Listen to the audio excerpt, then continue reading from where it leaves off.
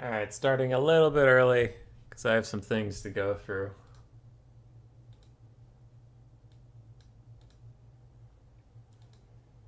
All right, starting a little bit early because I have some things to go through. How we doing, everybody? Audio sounds good. All right, starting a little bit early. Okay, we get it. We don't need to keep the loop going. I increased the bit rate that my streaming software sends to YouTube by over double. So hopefully it looks nice and crisp tonight for people. It might just be me, but it is looking real good. Maybe I'm just imagining it. I might be imagining it, but it looks good. Well, that is real good. All right, that's nice. Let's see, my channel live. Let's see what a different stream looks like. To start. Just garbage. Just fucking garbage. All right, tonight's gonna be great. Tonight's gonna be really great, dude. Look at that home screen. Oh, it's looking so good. All right, things are looking up. Looks like it's in better detail to me. Yeah, I was streaming in 5,000 bits, which now I'm streaming in 12,000. So that's a lot. I was talking to Indie Pride / Milk and Cookies, however you know him. Land battles meaning no air units? Meaning the land battle game mode, not dominations. You just spawn two armies and you knock the shit out of each other.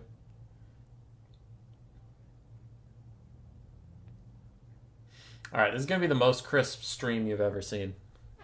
Most crisp ever. Also, if it randomly fucking crashes, that means we way overtaxed the system, and I'll have to deal with that. So it's going to be a risky night as we figure out what the fuck we can do.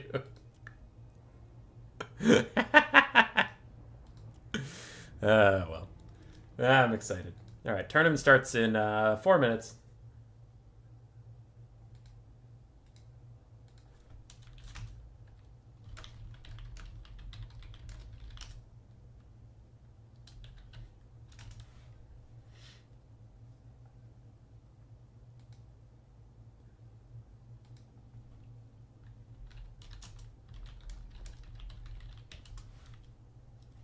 We do.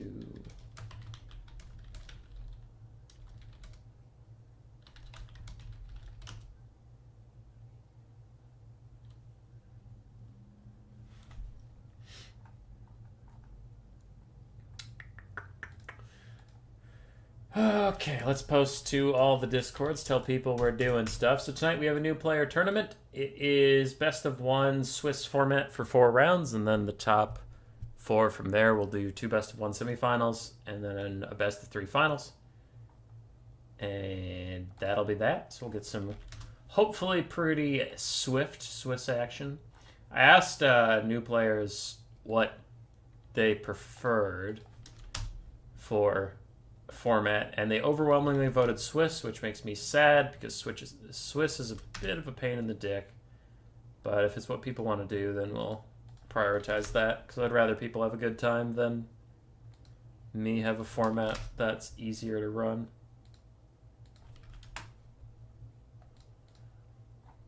I posted the promotions everywhere. We're good. Hey, Edwin. Doing great. Everyone's going to see me get pooped on at 4K now? Hell yeah, dude. Hell yeah. That's the spirit.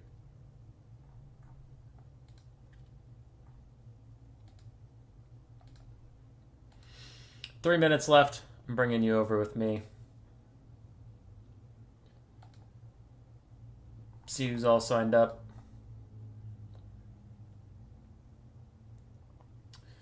Three, four, five. Wait.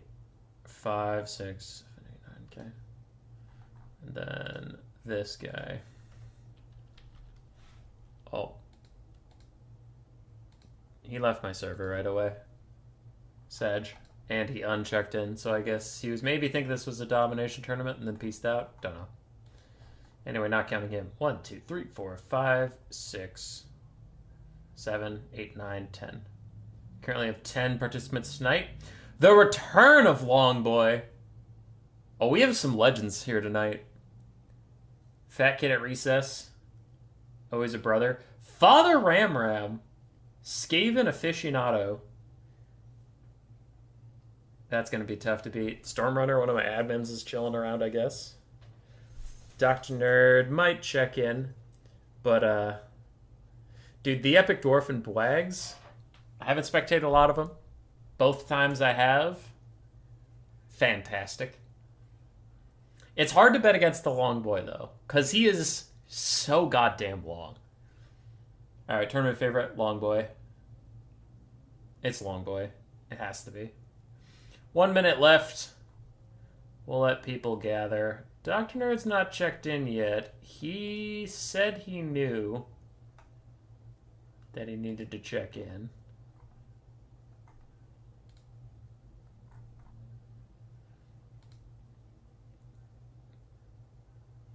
All right, he said I know.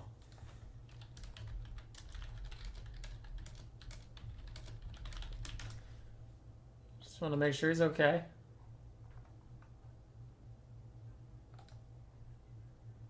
Not gonna lie, I kind of wish I was playing tonight, though. I can't. New player tournament. But, I want to play more Vampire Coast. I've been having so much fun on Vampire Coast, you have no idea.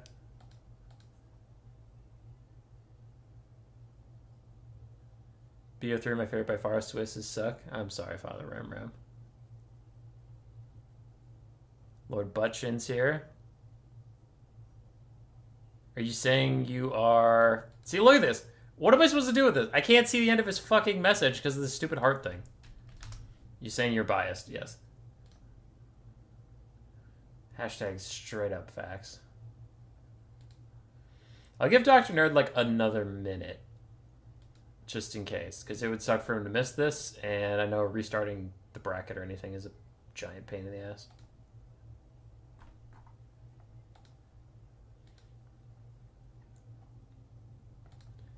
One minute left.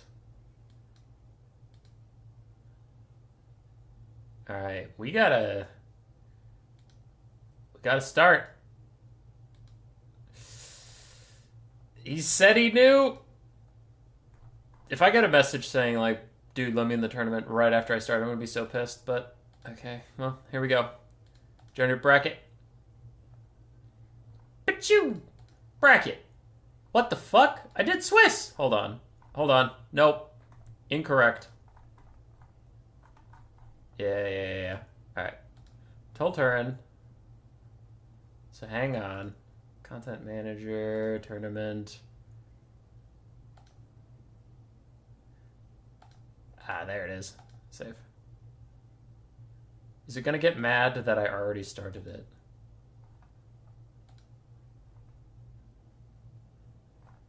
Okay. So generate bracket, yes. And now it thinks it's Swiss. Ah, I fixed it! Alright, that was kind of cool. Good job, Total Tavern. You fucking crushed that one. That one was my fault. You did great. Ha Alright. Cool.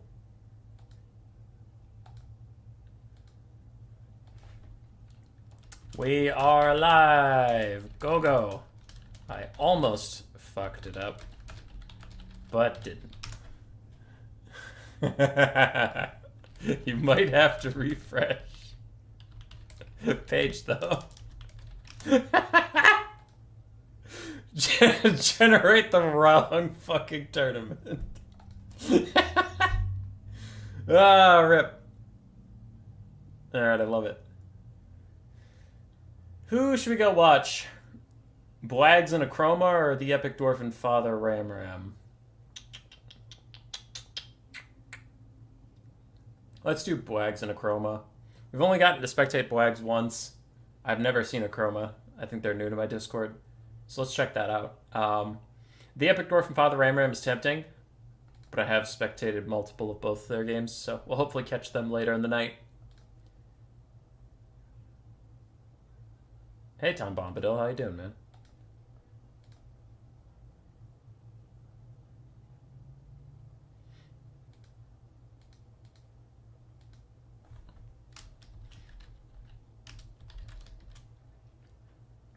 Achroma and Blags. Can I spectate? Fatcard versus Boynaroja, the first one.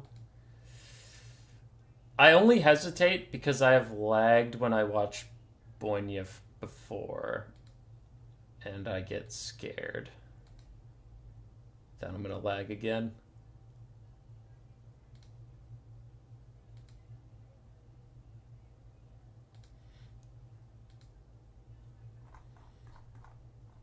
Okay. What is nice is no one will have a buy round.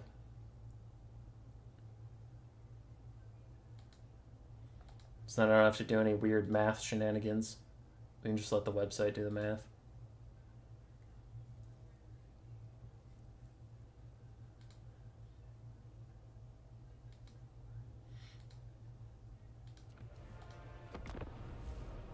Kaiju, I miss when you could play on these, but then you went and won one.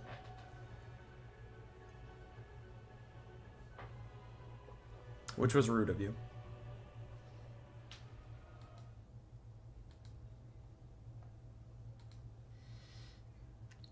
Has anybody here seen Black Lagoon?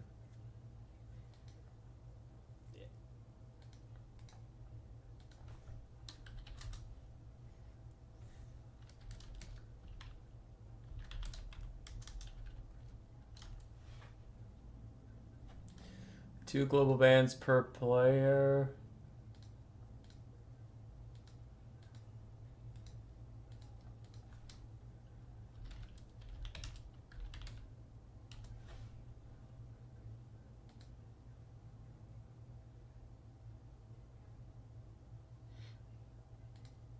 Chroma has questions. Why?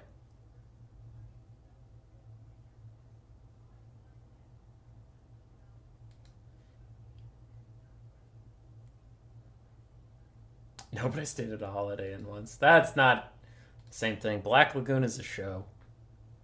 I think Cyrus recommended it to me. I don't remember. It's an anime, and it's like there are a lot of movies and TV shows like this, but I just have a hard time with shows that are like they take themselves seriously, but there are guns involved.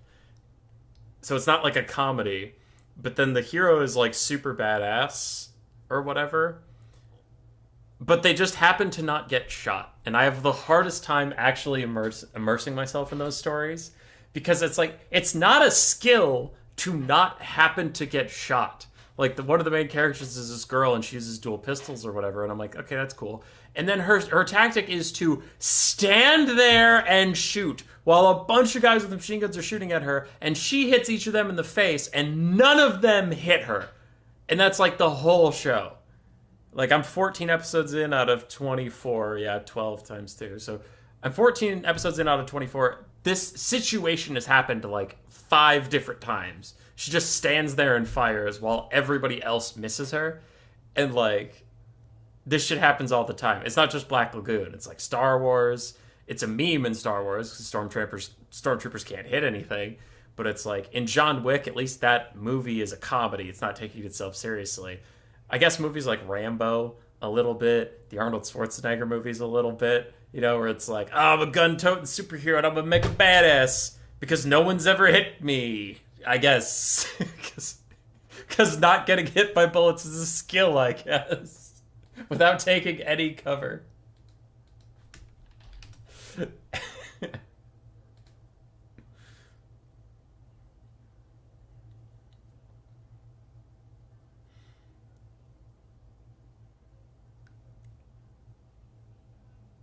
Bullet time isn't real. I wish it was. I wish it was.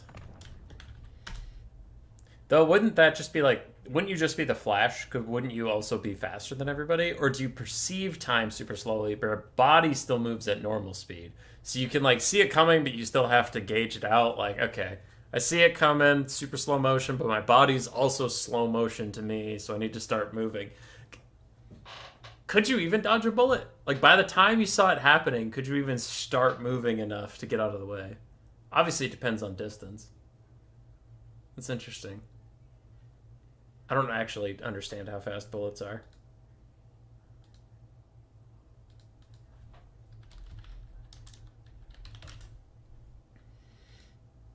I get fast, but not like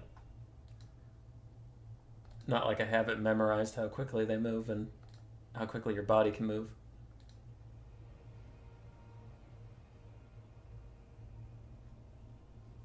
Anti-Kaiju, I will never get tired of yelling at you for bringing Throt. Throt sucks, and I need you to understand that. Oh, the Skaven Warp Lightning Cannon changes, by the way, feel awesome. Those were super underrated in the patch notes. They are great. They're super accurate now. They do decent damage, and they're only 950 gold. I hope most artillery in the game gets that treatment, where they get whatever's wrong with their targeting fixed. Because, like, Empire cannons, Vampire Coast cannons can't hit a fucking thing. Grand Cathay cannons sure can. Oh, they can hit stuff. Mortars can't hit anything.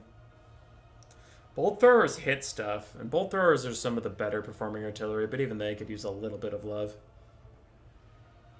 Dwarf cannons sometimes hit, but overall still not worth your time.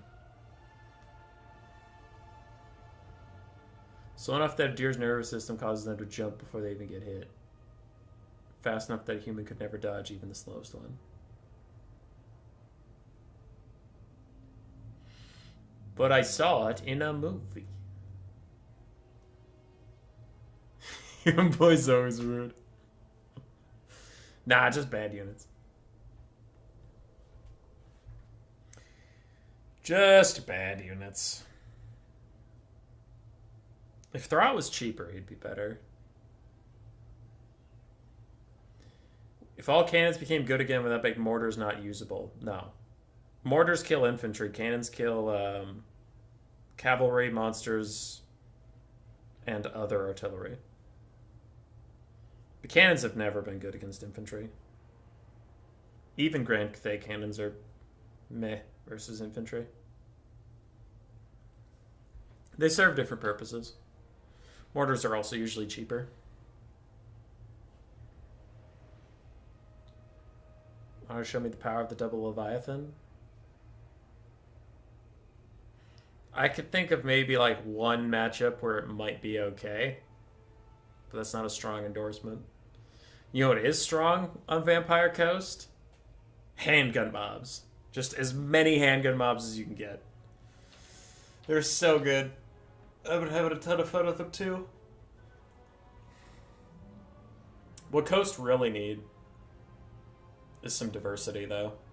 Whenever I'm building a Coast build, it's like, alright, let's take my list of good units on the roster.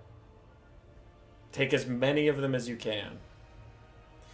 Well, I filled all 20 unit slots and I have 4,000 gold left over. Shit. Well, let's splurge. Let's take some Mongols. Nope, trash. Alright, Terrorgeist? Trash. Rotting Leviathan? Oh shit, it's also trash. What do I spend the money on? 500 gold animated Hulks? Great unit. Get 4 of them. 500 gold dogs? Not great, but they are serviceable. Get 4 of them. Handgun mobs? 5 of them, because they're amazing. The Shade Wraith Gunners, Deck Gunner RR, amazing. Grab that. Grab a Lord. Boom. You pretty much have a 20 stack. And you've spent no money. And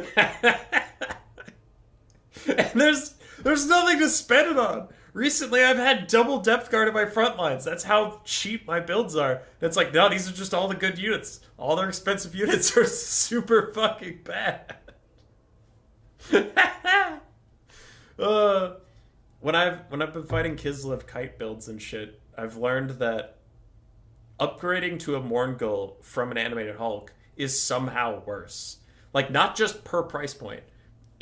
When I used the 2 units side by side, the animated Hulks had an easier time catching the enemy, did more damage when they did so, and were tankier somehow. And when you look at that, you're like, oh, cool.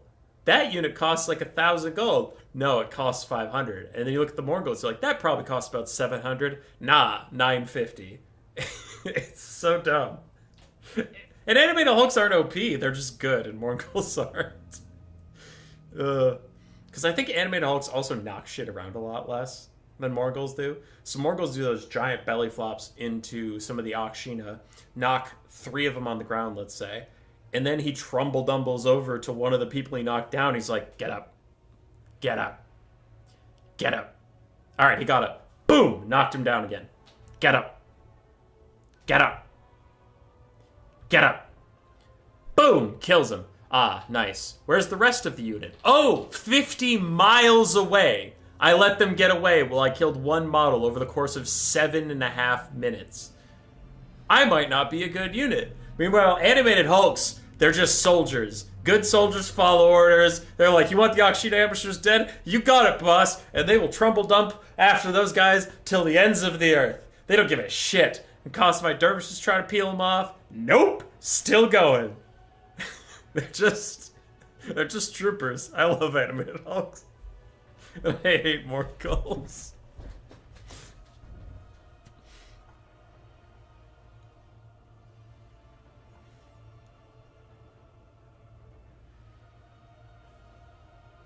Actually, you could gold chevron. You're right.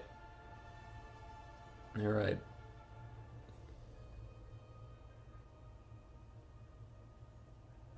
Are more goals decent? I've had mixed results. I've had games where they did very well, and I've had games where they get shit wrecked. But animated Hulks just do what I wanted the Morgul's to do for cheaper and more consistently. So that's the hard part. Is when I take Morgul's, I almost just wish I had taken an animated Hulk. It's like a guilt purchase. I'll buy Morgul's when I feel bad about how much money I have left over, where I feel like I should have more elite stuff. So then I turn a Hulk or a dog into a Morgul, and then I'm like, that was a big fucking mistake. Rip.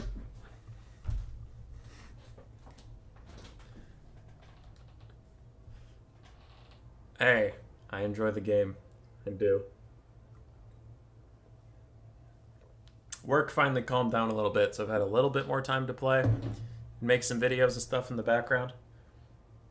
But there's an internal tournament in the clan I'm in, so we've been doing best of 5s, and those have been pretty fun. I lost a strat game, but I think outside of that, I think I'm 4-1 right now. 4 wins, and then I lost a strat game.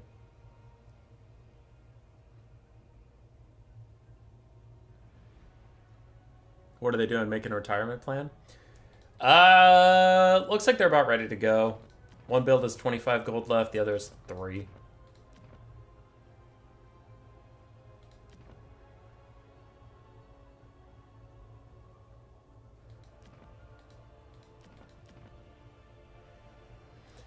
I think TK Chroma is pretty new to the tournaments, though, so it might take him a bit to get his wheels under him. Wags is ready. Chroma's on 3 gold, so I'm betting he's going to hit ready any second here.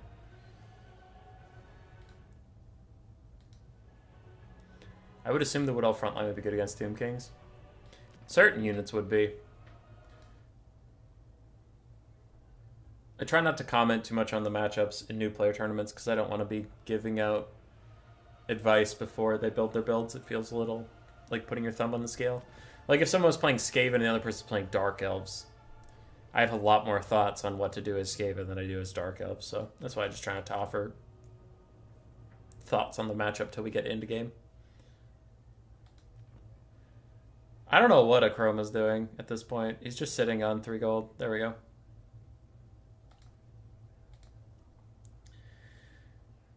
For the Wood Elves, Eternal Guard do nothing here.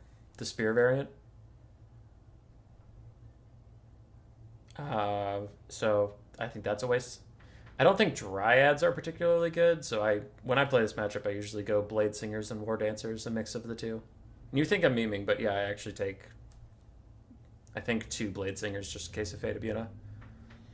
But they mulch through the front line, and then you get the Ushabti on the back foot, and you can chase them around.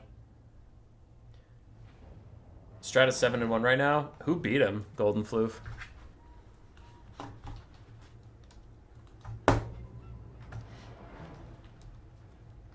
I played Sabres. That was a pretty fun series, honestly.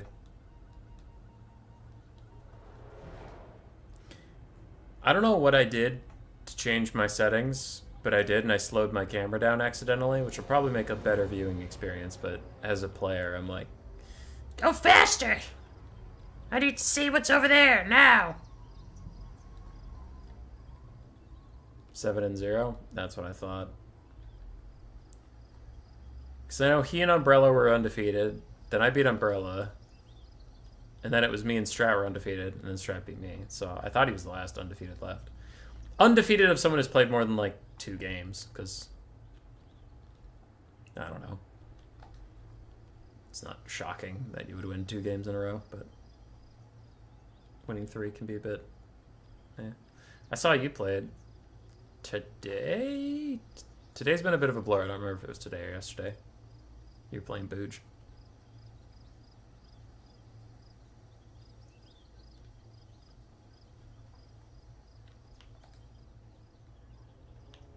Alright, timer reset to 600 seconds, which means we're all loaded in. And I'm going to check the dragon flapping to make sure we're not lagging too bad. Alright, looks good. Looks good, looks good. Oh, you're playing right now. Damn, good luck. Good luck, brother.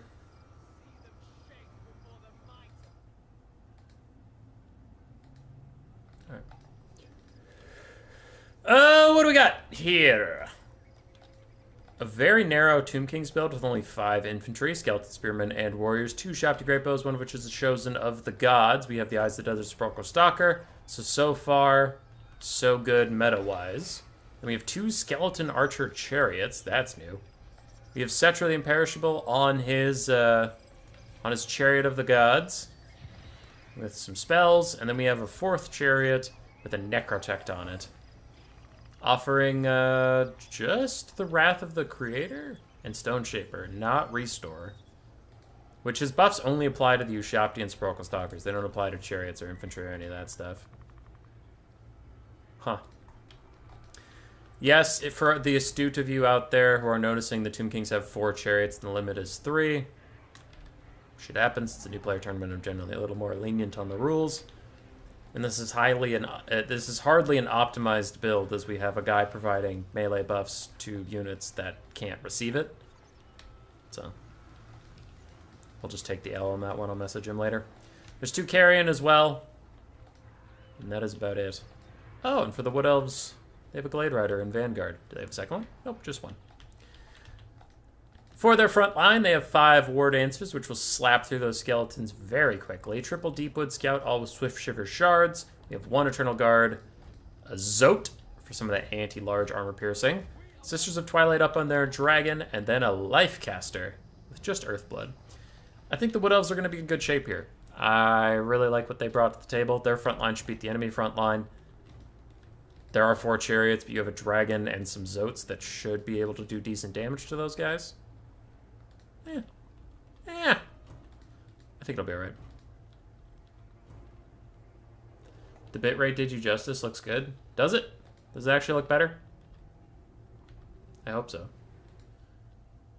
I'm going to turn it on HD just so I can see on the left-hand screen. Alright, cool.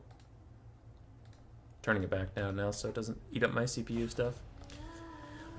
And let's go. Looks like Tomb Kings are set up, so they want to walk up onto the hill and start firing down range. I think that would be a bigger problem for the Wood Elves if their front line wasn't so vastly superior to the Tomb King's counterpart. Charging uphill into Skeletal Warriors isn't going to be much of a problem. I mean, if these were like Nakar Warriors or something, then people would care if they charged downhill. Sisters of Twilight and Deepwood Scouts firing into the Skeleton Archers. I actually don't know how Skeleton Archer Chariots do at range, like if they actually do any damage. I haven't seen this unit in so long, I kind of forgot it existed. Well, Deepwood Scouts are doing pretty good. Half health that Chariot already. And they're ducking and weaving as best they can, too. The Necrotech's nearby, like, trying to help him out. I understand what he's going for a little bit. He's trying to give them armor and missile resistance, but that only applies to constructs, so these guys aren't getting the bonus. Tomb King's taking that high ground, like we mentioned. And the War Dancer's running up, excited to get in here. Necrotech takes a downhill charge onto them, gets decent damage, but he stops dead in the middle of them, and now with Sundered Armor, he only has 50, and yeah, he's going to want to roll out. Nice job. Nice job from Akroma, not sitting idle in the enemy. Hello, I'm from Indonesia. Alright. I hope Indonesia as well. Zote's running up. Looks like they've been getting shot at by the Ushabti Great Bows. They will peel off these chariots and allow the War Dancers to stop taking free damage so they can get over here and fight some Skeleton Warriors. He says as soon as Cetra plows straight through them, poor War Dancers, they just want to fight some Skellies. That's all they want out of life. Sisters of Twilight diving down to take a fight. I don't hate this. There's not a lot of mass that can really block them in. And if the chariots all decide to block the Sisters of Twilight in place, then the War Dancers and Zotes will eat them alive, so that's fine. Archer chariots have so few actual bow models, they don't seem worth it. At least they don't sacrifice melee stats. I think they have literally the exact same melee stats as the regular skeleton chariot. Not saying that's great, but at least they're not paying for it. What is that? Usurian's Incantation of Vengeance on the Zotes, who are already down to half HP. They need to use their bound Earthbloods plus the Earthblood of their Spellsinger on themselves. Deepwood Scouts getting peeled off by Carrion, though they can kind of defend themselves in this instance. They'll be okay. This whole time they're not shooting at the Ushabtis is really what the Tomb Kings are after. But you remember how I mentioned the Skeleton Spearmen are going to have a bad time versus the War Dancers? Yeah, they're going to have a bad fucking time versus the War Dancers. Already one Skeleton Spear is about dead. This other one is under assault, though it looks like the Tomb Kings are able to bail it out with more chariot play. Skeleton Archer chariots, one is just about dead, the other one's at half HP. Though the Ushabti have been firing this whole time, they're getting good damage out. I mean, just look at the Zotes, look at the War Dancers, they're taking a lot. Carrying in the backfield, getting killed off by the Deepwood Scouts, like we mentioned, so good for you, Deepwood Scouts. You're good at something.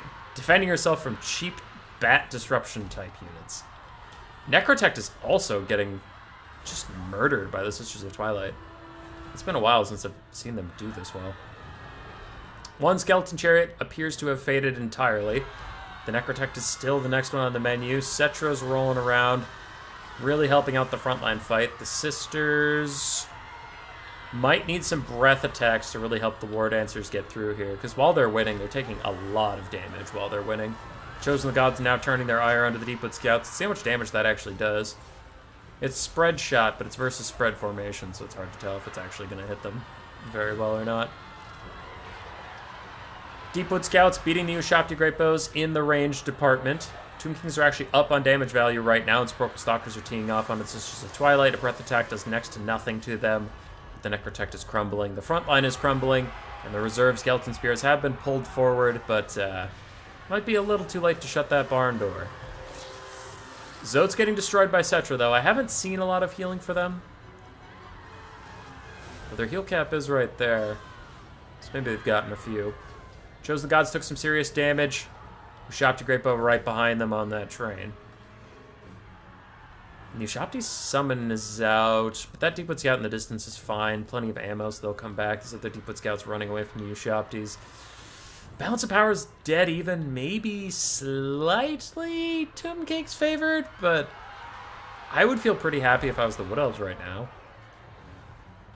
Maybe I'm just on drugs? Could be. Could I be wrong? Chariot's taking a little bit more damage. The Sisters are just vibing right now in front of a whole bunch of weapons teams, and they'll want to get out of there.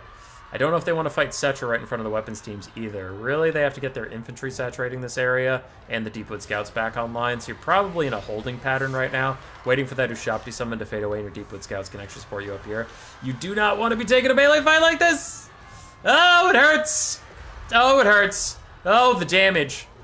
Again, you have a life caster, and the Sisters have their own self-healing as long as they can get up into the sky and leave this place, which they will if they rout. You know, if they rout, they'll take care of it themselves. If they don't straight up die, then they'll heal. And with all the damage the Sisters took right in front of Cetra, Balance power tanks away from them, and I do tend to agree. Now, they have plenty of healing, but the game doesn't feel like it knows that. Shopti Great Bows.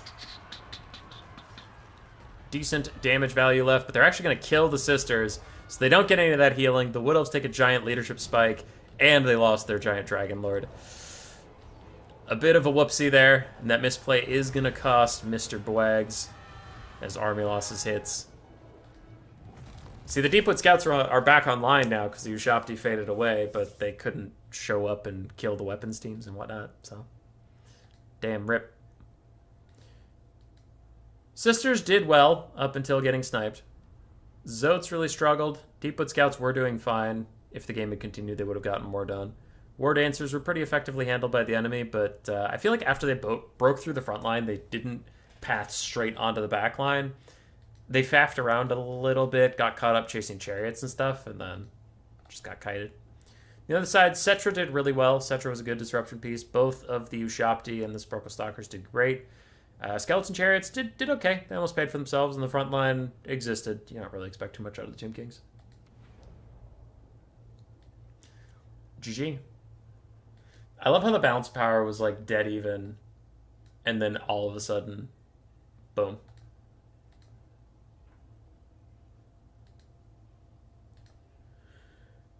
How we doing? Stormrunner defeats Longboy. Father Ram defeats the Epic Dwarf. I see Fat Kid at Recess's lobby, so they either haven't started yet, which would be a tragedy, or they've already finished.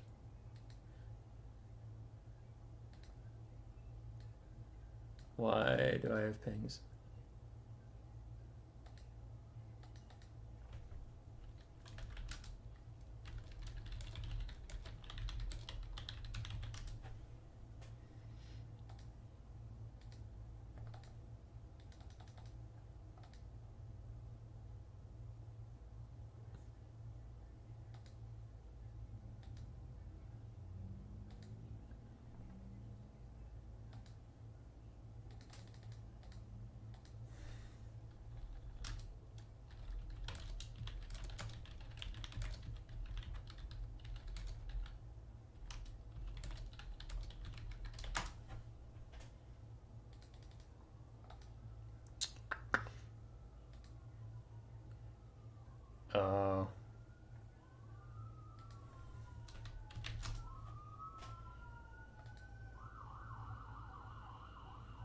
Alright, Fat Kid at Recess and Nahwell have not started yet.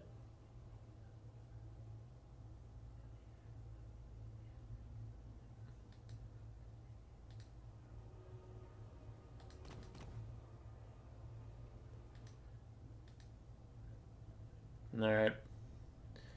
They're starting now. They're in the game. Hopefully that goes better for them. Which means you all know what time it is. Boom! Quick battle while waiting. I'm gonna play some Coast.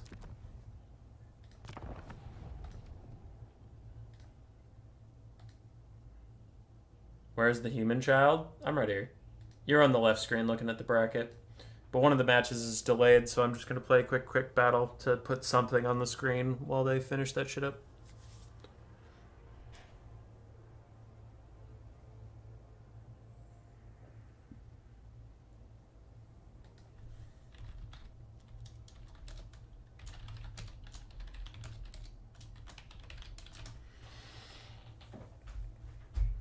Hummus is playing Coast. I want to play Coast, 1, because I've been having fun with them, but 2, because McRightface needs to be taught a lesson. Double Leviathan, you won't. You're right, I won't. Hummus Hut Tub stream when? I don't know. Hey, Father Ram. Alright, I'm going to do Coast. Let's go. We need to get McRightface thoroughly pwned.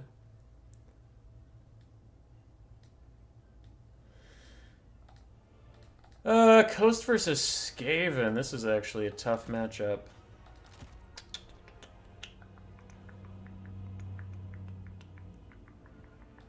Let's do Fleet Admiral. No, Solastra's better. But she can get... she can get Flensing Ruined, but I suppose that's just how it goes, huh? Because it doesn't matter. This game's going to be over quickly one way or the other, so if he has time for multiple Flensing Ruins, then I already fucked up. Alright, Shade Wraith Gunners. Gunnery mobs could still be pretty good here. Animated Hulks. Dogs. I could put you on your Leviathan just for the HP factor. Alright. So we have most of what we need. Sirens cause terror, which is cool. But they are weak to globes. Isn't everything weak to globes? Is it really worth planning my build around what is or is not weak to globes? Yeah, you're right, human boy. You're right, as per usual. I know I am. Always am, always will be.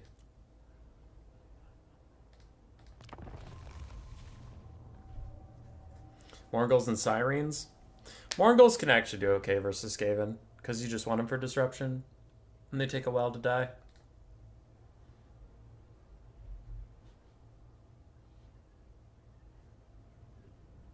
More bloats. Skaven are one of the worst factions to use bloated corpses on, because Skaven slaves are worth... You can get 3 Skaven slaves for less than a cost of a bloated corpse.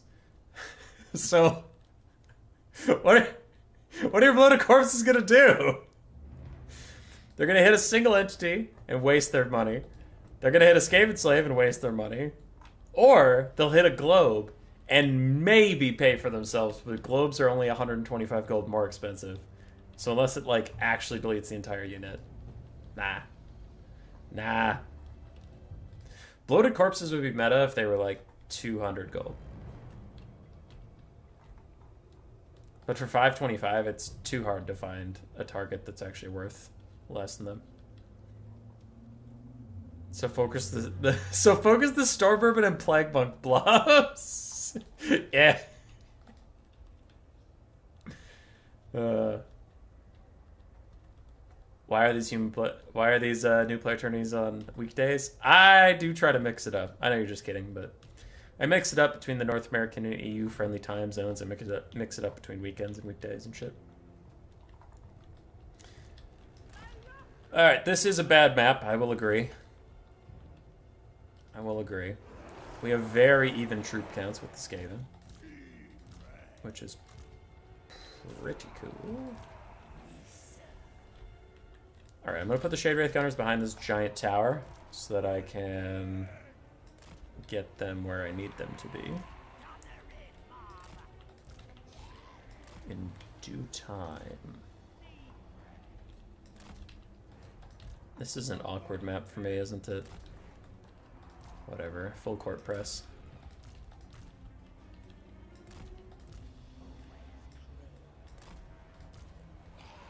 We're just gonna saunter around like we own the place. That's fine.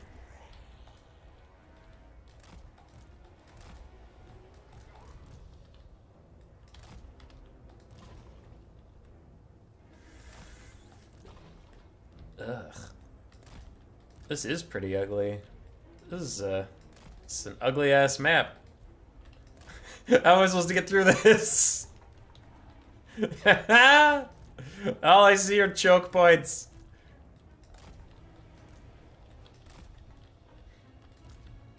Alright, good enough.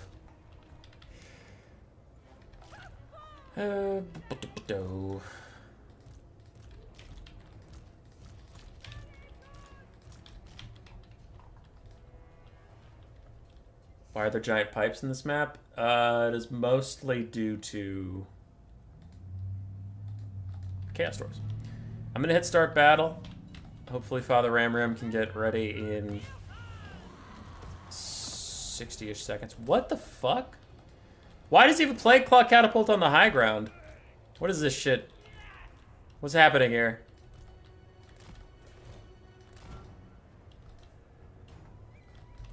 What the hell? Why is that up here? What the fuck? Oh god, Ramsey. You're a good one. You're a good egg. Alright, you want to see something fun? It's called Wolf Rat Leadership versus Discouraged Gunners.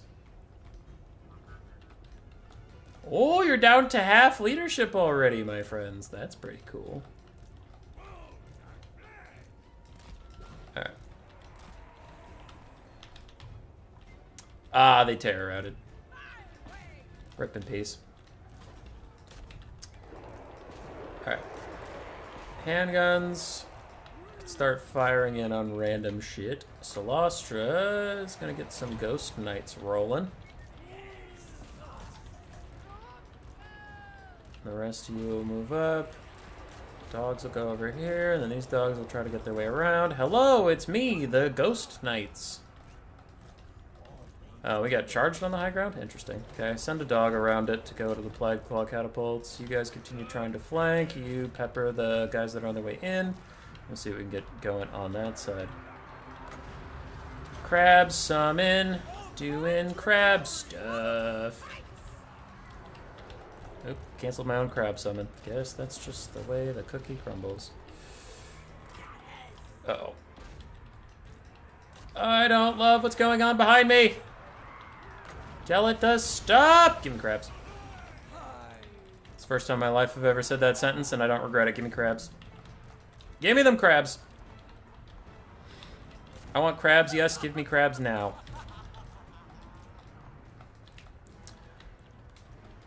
Alright. That is too many of you chasing off that thing. You scurvy dogs, go get those dogs. Goodbye, those dogs. Edge of the map's right there. They'll run off on their own. Scurvy dogs can chase down those things. Sloster's doing good. Sloster's doing great. Sloster's doing fine. You guys come over here, deal with that. Zombies, wander. Just wander. Dogs, chase off those things. You there. Shoot at the Packmaster when you can. If you can't, then you can't, and that's okay, too. Sirens, I don't even know where you are. Go over there. Dogs, don't do that. Stop doing that. Stop being dumb. Sloster's not having a great time, but you know what will have a great time? More crabs! Ladies and gentlemen, more crabs. Beaver Boy, that was wasteful. You didn't need more crabs there. That was wasteful. You're stupid. No, I'm illiterate. It's different. You're not illiterate. You can read. Stop being stupid. No. No, I refuse. I'm gonna keep being stupid now. That's me. I'm gonna be dumb. This is good old dumb human boy being dumb. Alright. Dogs, if you recharge those rat ogres, will they break? Like, maybe. Alright, Sloster's still just tanking stuff up there. We have a weird fight around the central pillar that I'm gonna get everybody that's tall to walk away from so that my gunners can actually, like, do something about this.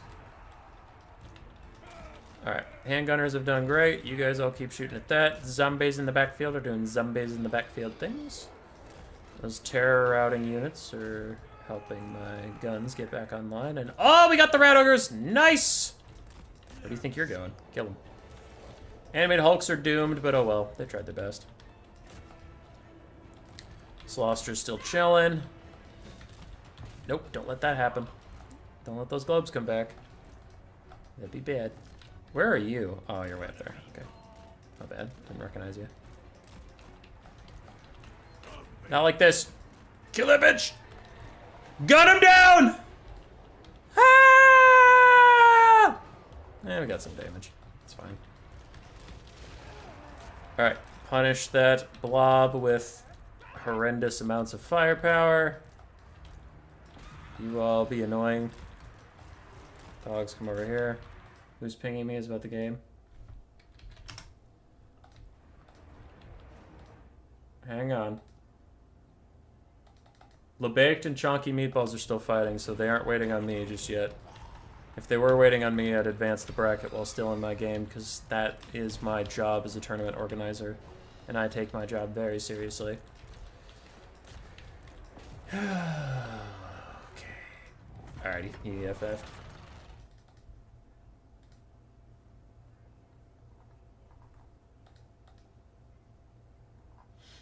I like Coast. I like Coast right now. They're strong.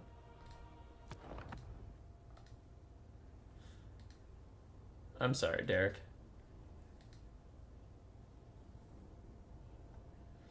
How is Slosher going to cast any spells? I figured the game would be over one way or the other based on the first couple minutes of the game. So I just brought the Crabbo summon, that's it. I liked the spicy deployment of the Plague Claw Catapult in the middle of bumfuck nowhere. That was cool. If you're wondering why I didn't just bum rush the Plague Claw Catapult, I wasn't actually sure how that fight was going to go in melee. So I just advanced my my handguns, and I was going to shoot at the rat ogres and force them to take a little bit of damage. And Father Ram realized that very quickly and just bum rushed my ass. I'm like, okay, guess we're finding out how this goes. Alright. So the one we knew was going to be delayed. There we go. Alright, Advanced Swiss. The one we knew was going to be delayed is finished now, but we had some other stuff, so we're good to go. Let's do it. Let's watch Fat Kid at Recess and Father Ram. Let's go, dude. Oh, or I could watch Long Boy and the Epic Dwarf. Ah, don't make me choose. Don't make me choose between two awesome matchups. We got to go with Fat Kid. I haven't had Fat Kid on stream in forever, so we're doing it, but I'm not happy about it. I'm not happy to be spectating Fat Kid at Recess. Let's fucking go. Let's do it.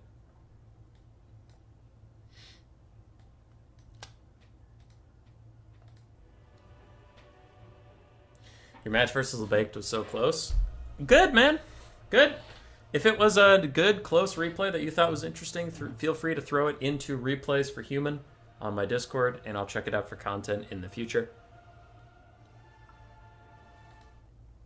While we get everybody... next round is up. While we get everybody together here, let's do some self-promotion, huh?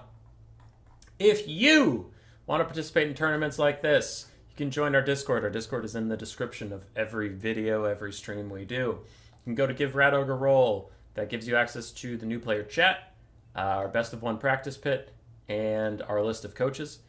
All these coaches, if you want to learn a faction, you just go to this list. You find the faction you're trying to learn. You message any one of these people. They're happy to help you. Their names wouldn't be here if they didn't want messages from you. They could take their names off at any time, so you're not bothering them, right? Also, if you don't want to play in a tournament or you don't want to play in a new player tournament, you can just go to our Vermin League, find matches. It's a bot that matches you for best of threes, plays by tournament rules, so you don't get like quick battle cheese or whatever. And if you aren't interested in any of that stuff, if you just play quick battles and you're happy with that, you can still hop in here, go to Replays for Human, and throw your replay files in here from games that you thought were good or interesting or nice.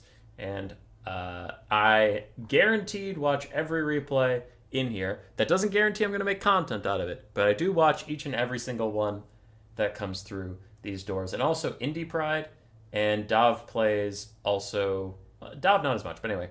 Other content creators also steal replays from here. Tactical Itch does as well, I believe. So, yeah, if you want some of your games cast, feel free to throw them in here, and various casters will have a peek at it. Doesn't mean it's going to, per se, happen. Things you can do to increase your chances is take off-meta builds, have good, fast-paced games, and they are usually close. Because one-sided slams are not fun. And if you're like, oh man, I'm a new player, I make a lot of mistakes, that's fine. Like, just post a close game. Because it is what it is. New player battles are fun if both sides are making mistakes, because then there's things to talk about. If one's, like, you know, if you throw in a replay here that's just one guy forgets his caster, and then his entire army gets completely dicked in like 20 seconds. Okay, what am I going to do with that replay? Like, I'm going to watch it, go, yeah, he forgot his caster. If I make a video out of it, it's going to be 3 minutes long. I'm just going to be flaming the shit out of that guy. So don't do that one. Anyway. There, that's all the self-promo. We have a ton of channels for various different dumb bullshit if you're hanging out and talking with us, but that's all I got.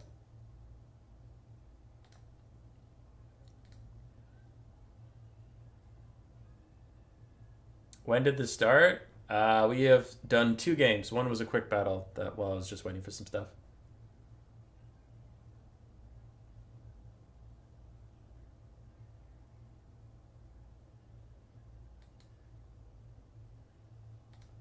What up, Umbrella?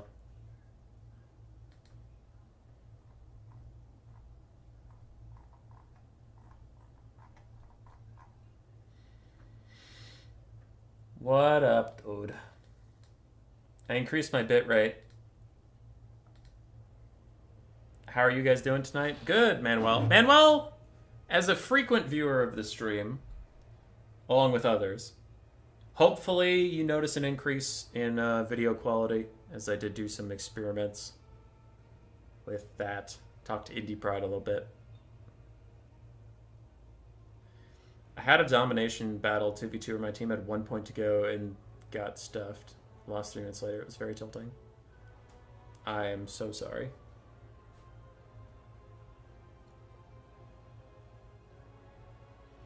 I had a cap point mod battle, which is just like domination but with 1 point.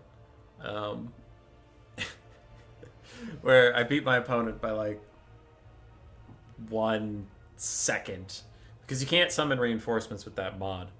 So, you know, my last unit on the entire field died, and he was capturing the point, but the last little victory point ticked over. That shit was awesome. It was on a stream somewhere, but I'd have to go back and find it. It was months ago.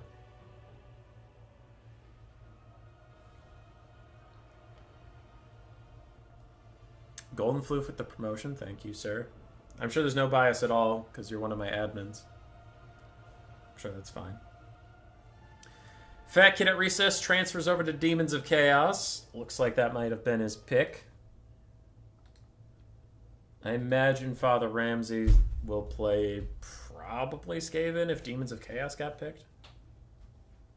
Though if he picked Demons of Chaos first, then he's just living his best life.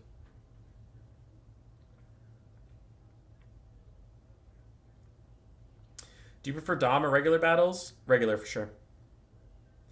For sure. I'm not into Dom personally. I can't do it. It's not for me.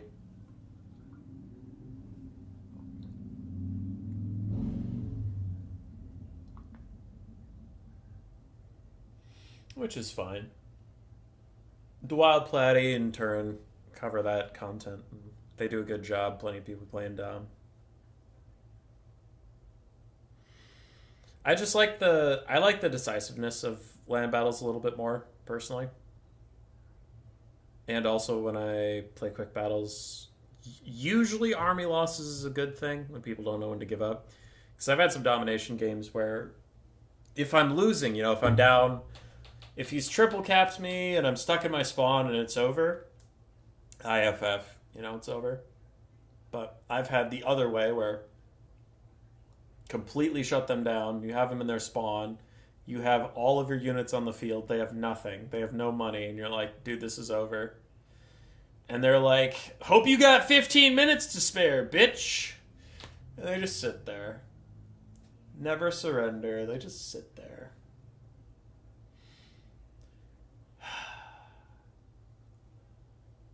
That gets pretty tilting.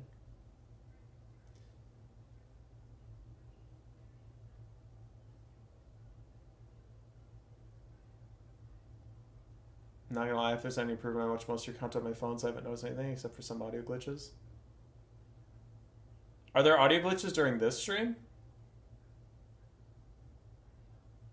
Because that's been happening to me a lot overall. Been trying to solve that. Yeah, he's going Skaven. Skaven's the Demons of Chaos. It's a decent matchup for the Demons. One of their few. I wouldn't say it's Demon favored, but it's playable, which is better than they can usually get. Demons of Chaos, I actually think they're favored into vampire counts. Yeah, they're favored into vampire counts. Skaven's playable. I don't know if Beastman's playable. It sounds like it might be, but I would have to do more analysis on that. Greenskins is playable.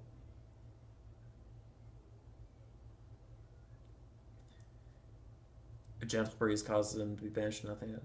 Nice. Yeah, the audio stuff sucks. Because there's this way on my recording software to change from MP4 files to FLV. And the FLV supposedly changes the way the audio is encoded, so there's less errors. And that would be nice. But then my editing software doesn't acknowledge that FLV is a type of file format you can use. So it's like, okay, well, that wouldn't help with live streams. It only help with recordings. And if it helps with recordings, I would have to change my file type and then get a new editor, learn the new editor, and see if it solves the problem, which seems like a lot. Spam frogs into rats. Skaven slave slingers go burr. But yeah, frogs are pretty good. Frogs are pretty good, even though Skaven have answers for it. The Skaven build appears to be ready. Demons of Chaos have less than 1,000 gold to spend. Skaven have readied up. 5 gold left on the kid with recess. If Slanesh lowest your chariots got more models, they'd be worth it. If they got like 12, yeah, that'd be probably too many. Chariots in general just need a fix, though. Thanks for streaming, baby boy. I am a baby. That's true. I am, in fact, an infant. I think last time I checked, I'm 3 years old. Triple Rattling Gunner, which is not a meme in this matchup. Triple Rattling Gunner, the RR Warp Lightning Cannon, Skrulk, Warlock Engineer. I don't know why we have Skrulk and the Warlock Engineer. That seems a little risky, but the rest of this is actually pretty solid. Triple Rattling Guns is not a meme here. I like Triple Rattling Guns into Warriors of Chaos, Demons of Chaos, and Khorne. Spam terror units. That's what the Rattling Guns are for. Also, Nimbus Way is not here, and he missed a Plague Claw Catapult game yet again. Isn't 3 pretty old for a Skaven? Nah, dude, nah.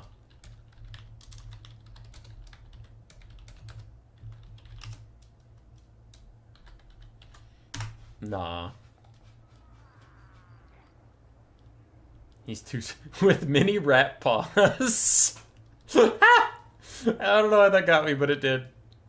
Rat baby boy with mini rat paws.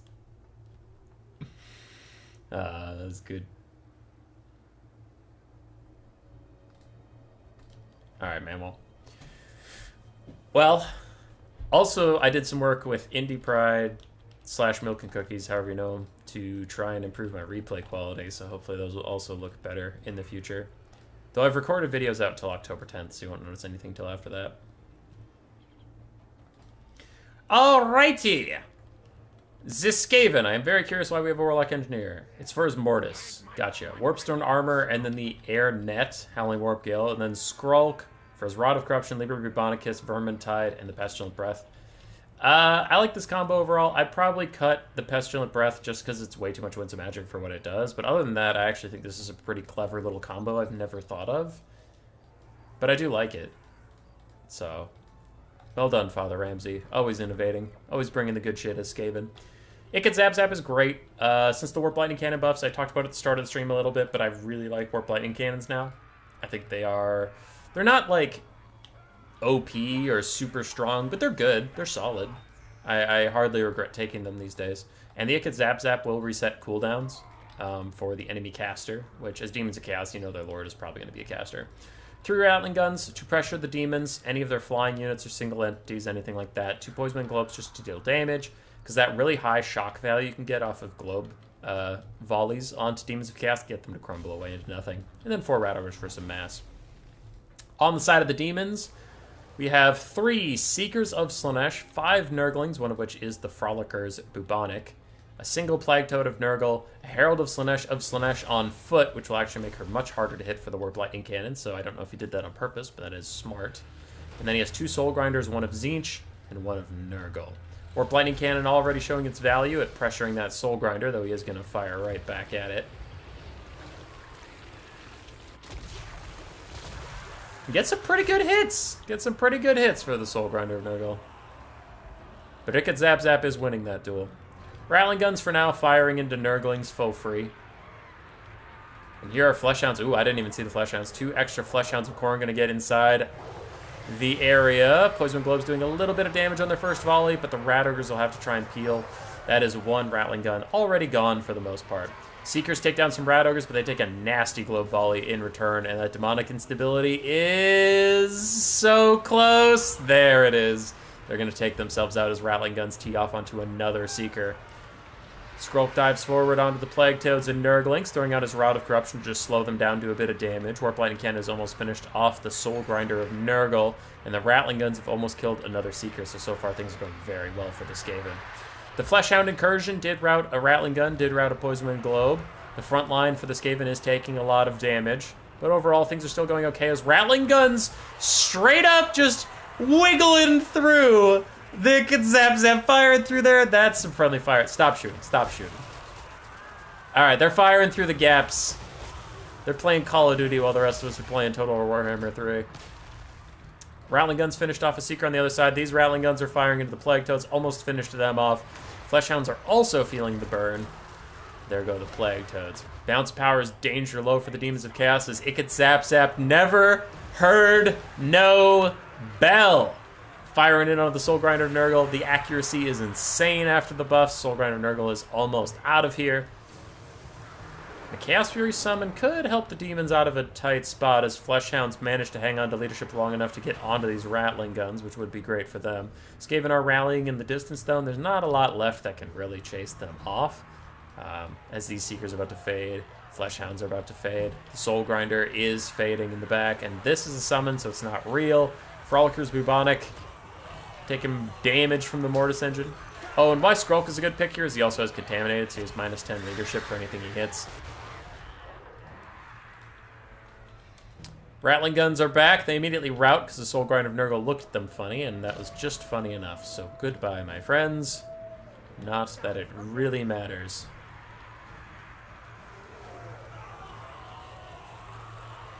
I suppose there is still like a full Soul Grinder of Tzeentch that is sniping out Skrulk pretty good right now. That is something the Skaven have to be worried about. What the fuck? A Pavane of Slaanesh used on the Warp Lightning Cannon. Wow. Alright, Fat Kid at Recess was not fucking around. He's like, you know what? This thing needs to die immediately. Rattling Guns firing at the Herald of Slaanesh.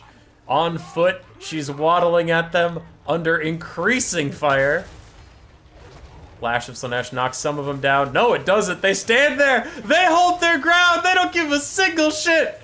And they chew her up on the advance.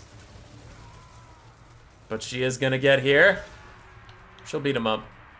She'll beat him up nice and proper. Soul Grinder's still trying to snipe out Skrulk. Which honestly, like, if he could, maybe the demons would have a shot just due to, like, constantly routing stuff. But there's a lot of Rat Ogres left. There's even some Rattling Guns left.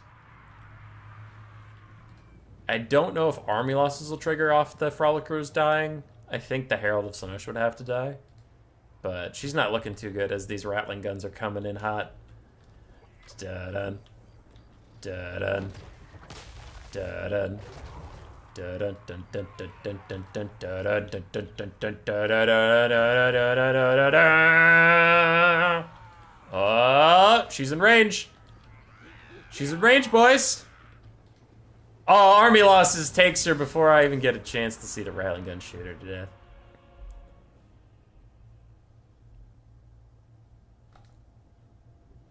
Warp Lightning Cannons did great. Skrulk did really well. Rattling Guns, 2 of them got shut down, but 1 of them got really nice value. Globes both did fine. Rat Ogres did some blocking stuff, and Clan Rats held off Nurglings forever. On the other side, Herald of Slaanesh did okay. Soul Grinder of Tzeentch did well. Soul Grinder of Nurgle struggled a bit. Seekers struggled a lot. Fleshhounds did great. Plague Toads struggled a lot. Nurglings struggled. GG.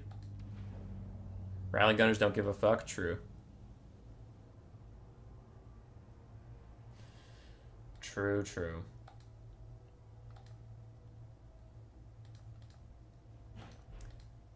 Yeah, I'm sure Demons of Chaos losing is not something everyone's like, what? How did that happen? That's crazy.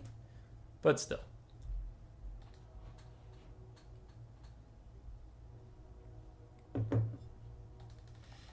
But still.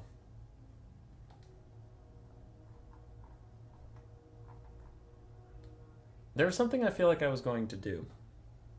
Oh, yes. Write myself a note.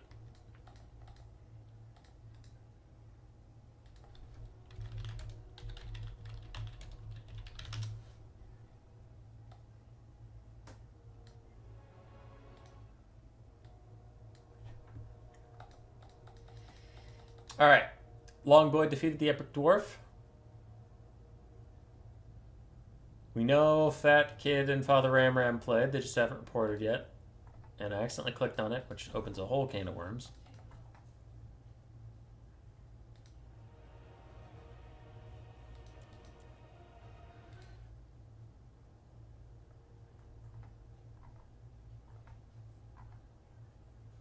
Where is Stormrunner?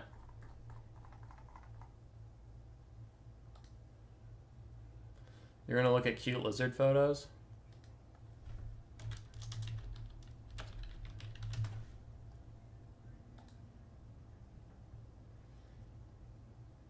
Those are some cute lizards. Oh, look at his little feet! He's giving himself a high five with his feet. Oh, goodness, that is a cute lizard. Oh, that's a cute lizard. Look at that lizard! Look at him! That's a cute lizard.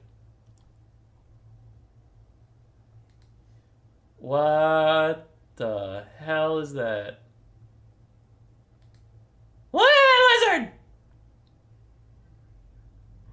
Look at some of these lizards. Oh, they're so cute and small.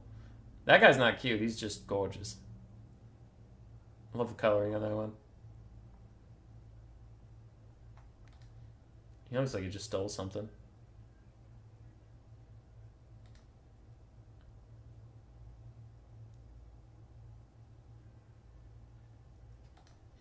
There. No one can say I'm not a man of the people.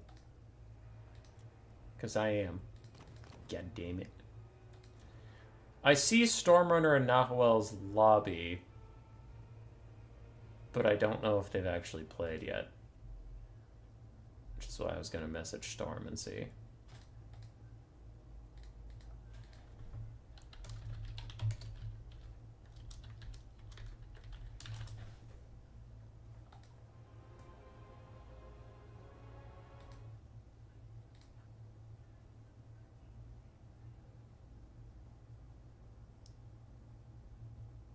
Gorok before beefing up.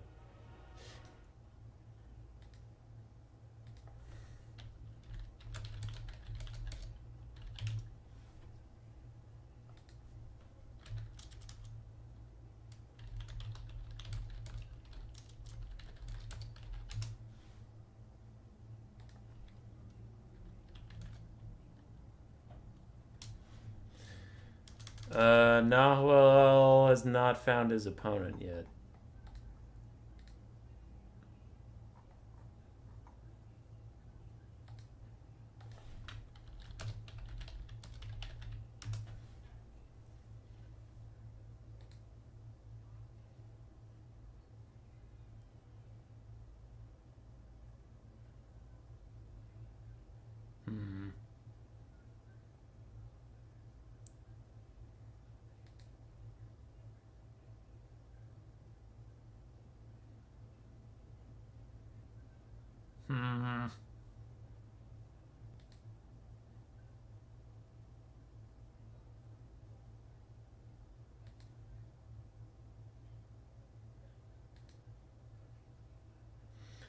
Alright, Nahuel's not answering his opponent. So if Akroma and Lebaked finish, I'm going to have to just give Stormrunner the win on that one, because we can't keep getting held up. So how would this work? Oh, I clicked on his profile. Okay. So match 8. What if I click that? What does that do? I'm learning how to do Swiss stuff in real time. Score 1, score 2. Player 1. Oh, so I think... Oh. Okay. I think I know how this works now. Ho, ho, ho. Oh, oh, oh, oh, oh. Oh, human boy's learning things. Hey, world beater. It's been a while. How you doing, dude?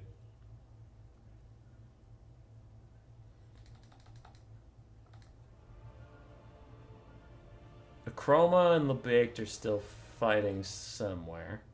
Hopefully they've got that all figured out.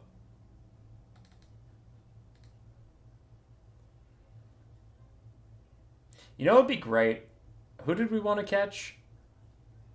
We wanted to catch the Epic Dwarf or Longboy. I hope Chonky Meatballs fights Longboy or the Epic Dwarf, because that would be fun. We get to see someone I haven't gotten to see yet, and we get to watch one of the lads. One of the gits.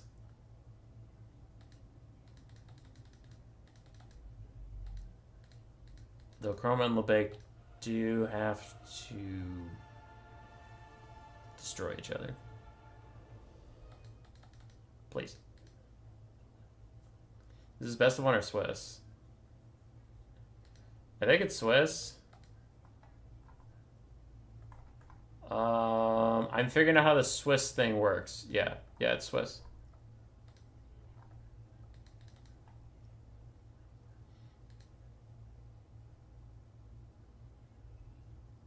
Three words: college, college, and college. That's fair, world beater. Finish your games. Finish your games. I am an impatient hummus boy. My impatience is legendary.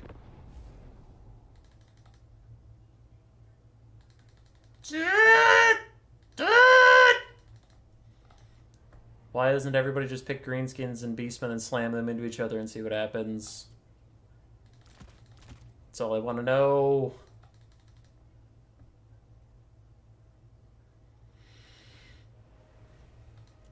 That's it. That's it. I'm pissed. I am now forced to fill time, which is my least favorite thing to do.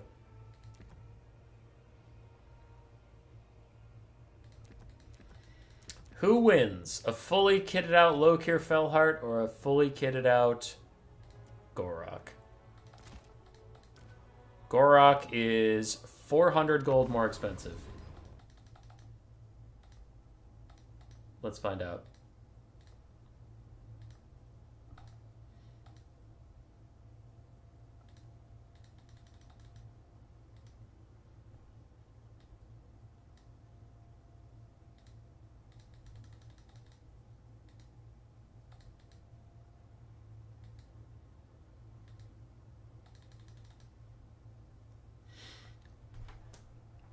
What's fucked up is I kind of am betting on Lokir here. So is the game. The game also thinks Lokir's got this. 400 gold less expensive. Let's go, Lokir! Ah!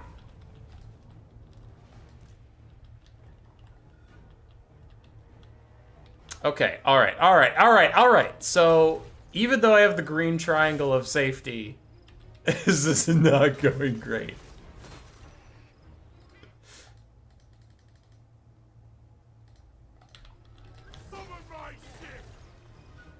Uh-huh.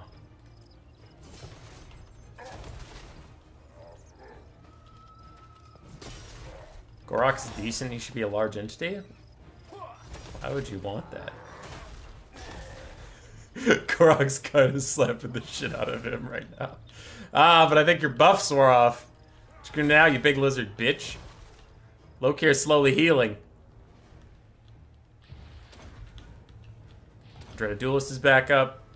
Making me goddamn buff. 84, 94. Don't give a single shit. I'm ahead on HP, which is bad for you, because I have healing. But Dreaded Duelist is wearing off, and I don't think he's popped around 2 of his buffs yet. Yeah, there it is. Actually, that's just cold-blooded. Where are your other buffs, dude? You better get after it, or you're gonna lose.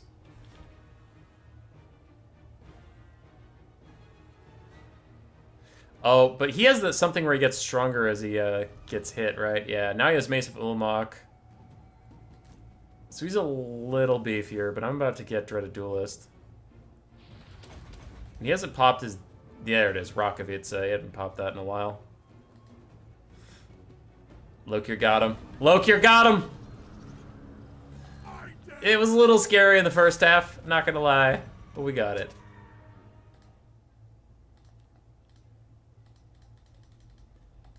I have now completed 2 games in the time it took anybody else to finish theirs.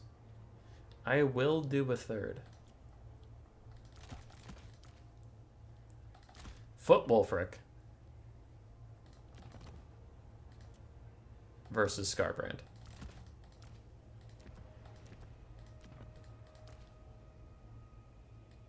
Yes. Fueled by rage? Fine. I'll give him his stupid powers. If Wolfric gets his powers, I'll give him his stupid powers.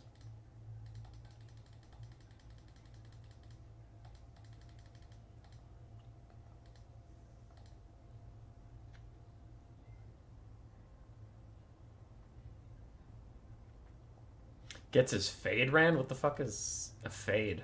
Am I too old for this? Isn't a fade a haircut? How does that work? What are we talking about anymore? Why Footwolfric? Well, that's easy. He has higher base weapon damage so that the Sword of Torgold actually does stuff. When he's on his Mammoth, the Sword of Torgold actually does very little. It's so stupid, but it's true. I'm gonna Hunter of Champions this guy, and then hit him. And I'll pop Fight or Die after Hunter of Champions wears off, because he already has 10 melee defense, so what's the point of giving myself more melee attack? I'm gonna hit every shot anyway. Alright, it's looking a little rough. I'm getting my shit kicked in. No! Fight or die just to stay in the fight. No, I terror on it. Scarbrand just 3-shot him. Oh, no, I'm not upset. I'm not upset, though. You love to see it. I'm surprised. It's a pleasant surprise, but it is still a surprise. Okay, real shit, what about Throg?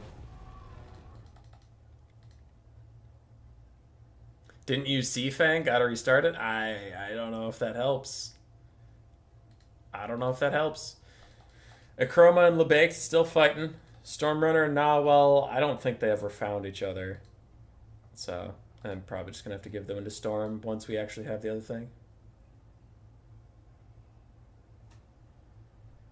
Kugath versus Scarbrand. I think if Kugath has no spells, then Scarbrand might win. Oh shit, wait. Fuck. Breath attack quick. Take that, you dumb bastard. Ow. Alright, hit him. Dun dun dun dun dun dun dun dun dun dun. Wintertooth Crown. A Wintertooth Crown. Wintertooth Crown! Holy fucking shit! Scarbrand's scary! He just smoked him! Oh my god. Why isn't Scarbrand in real games like he is in testing? In testing, when there's no one getting in the way and no problem whatsoever, he can kill some fools. I'm curious. Kugath with no spells. No spells, no summons. Alright, Akroma and Lebaked finished their round, so I need to deal with the Stormrunner Nawell thing. Alright, so Stormrunner's player 1, I'm going to give him a point. And then save.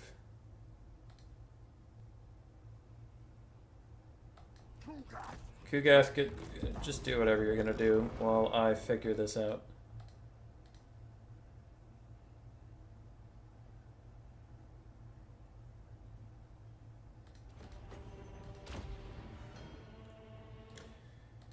Alright, Refresh bracket. So now I reported the score. I'm going to advance the Swiss.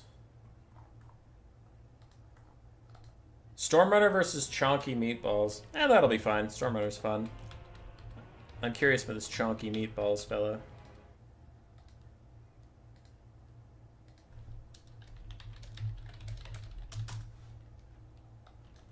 Scarbrand's holding his own for now. That's nice. Next round is up. I have told the people. And I know what game we're going to try and spectate.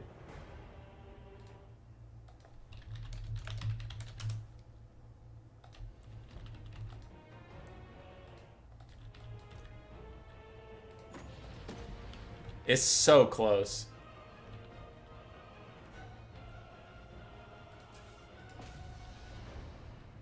But I have Plague Father's Oration. What now, Scarbrand? Oh man, he is angry though. He is very pissed.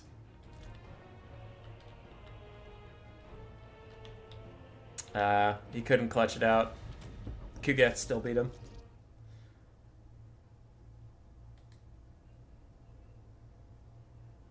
Alright, let's go find a game.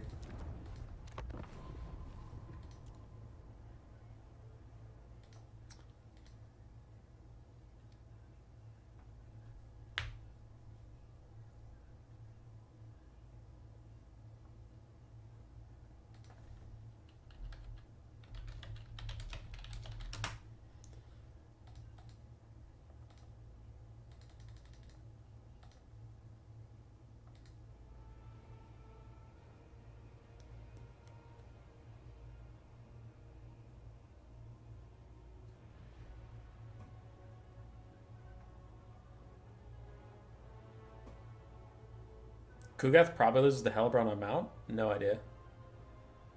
Shredder versus Kugath. That might be something. Now you're thinking with portals.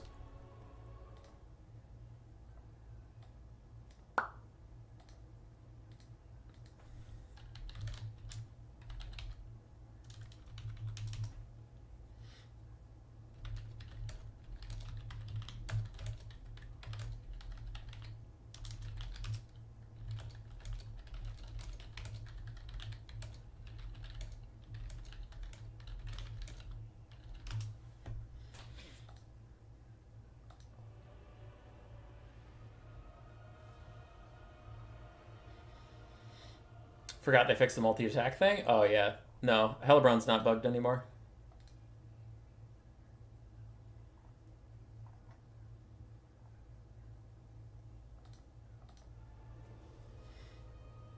Alright, we have Chunky Meatballs. I've never spectated this person in my entire life. I'm curious if they are going to be the next Warhammer 3 Pro God. Or are they just another pretender?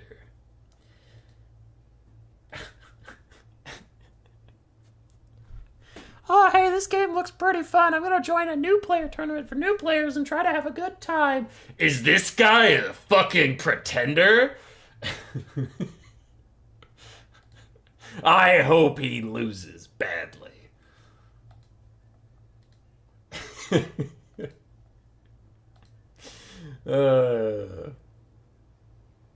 Nah, I'm a shitter.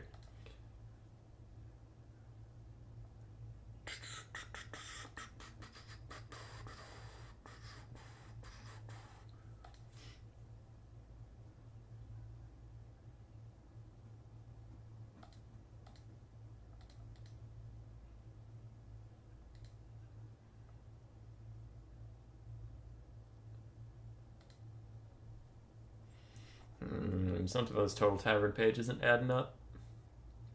It doesn't count the win I gave to Stormrunner for his score. I'll have to keep track of that manually.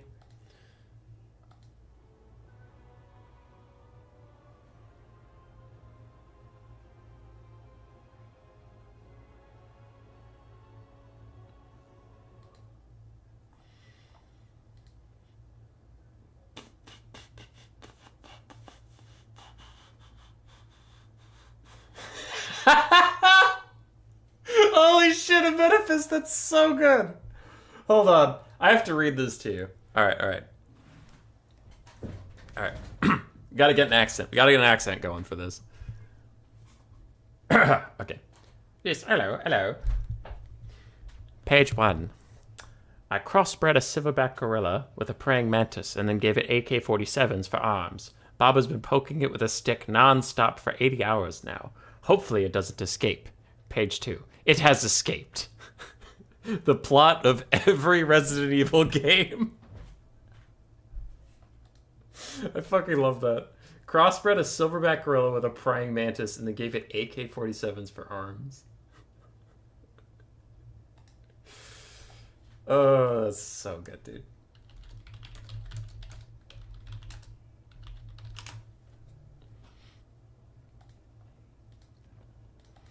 I forget if Chunky Meatballs was Kislev this whole time or if we have Kislev versus Lizardman.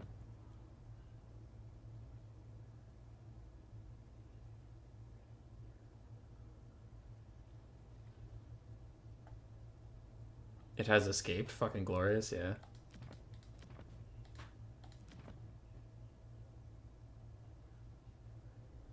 These bioweapons we made to be unstoppable will never escape, though. Oh, wait. I did like, I watched the Jurassic World movies with my friends recently. We had a marathon. Recently, I mean like a couple months ago, because I don't do anything quickly. Oh, it is Kislev versus Lizardman. Dang. But we watched the Jurassic World movies.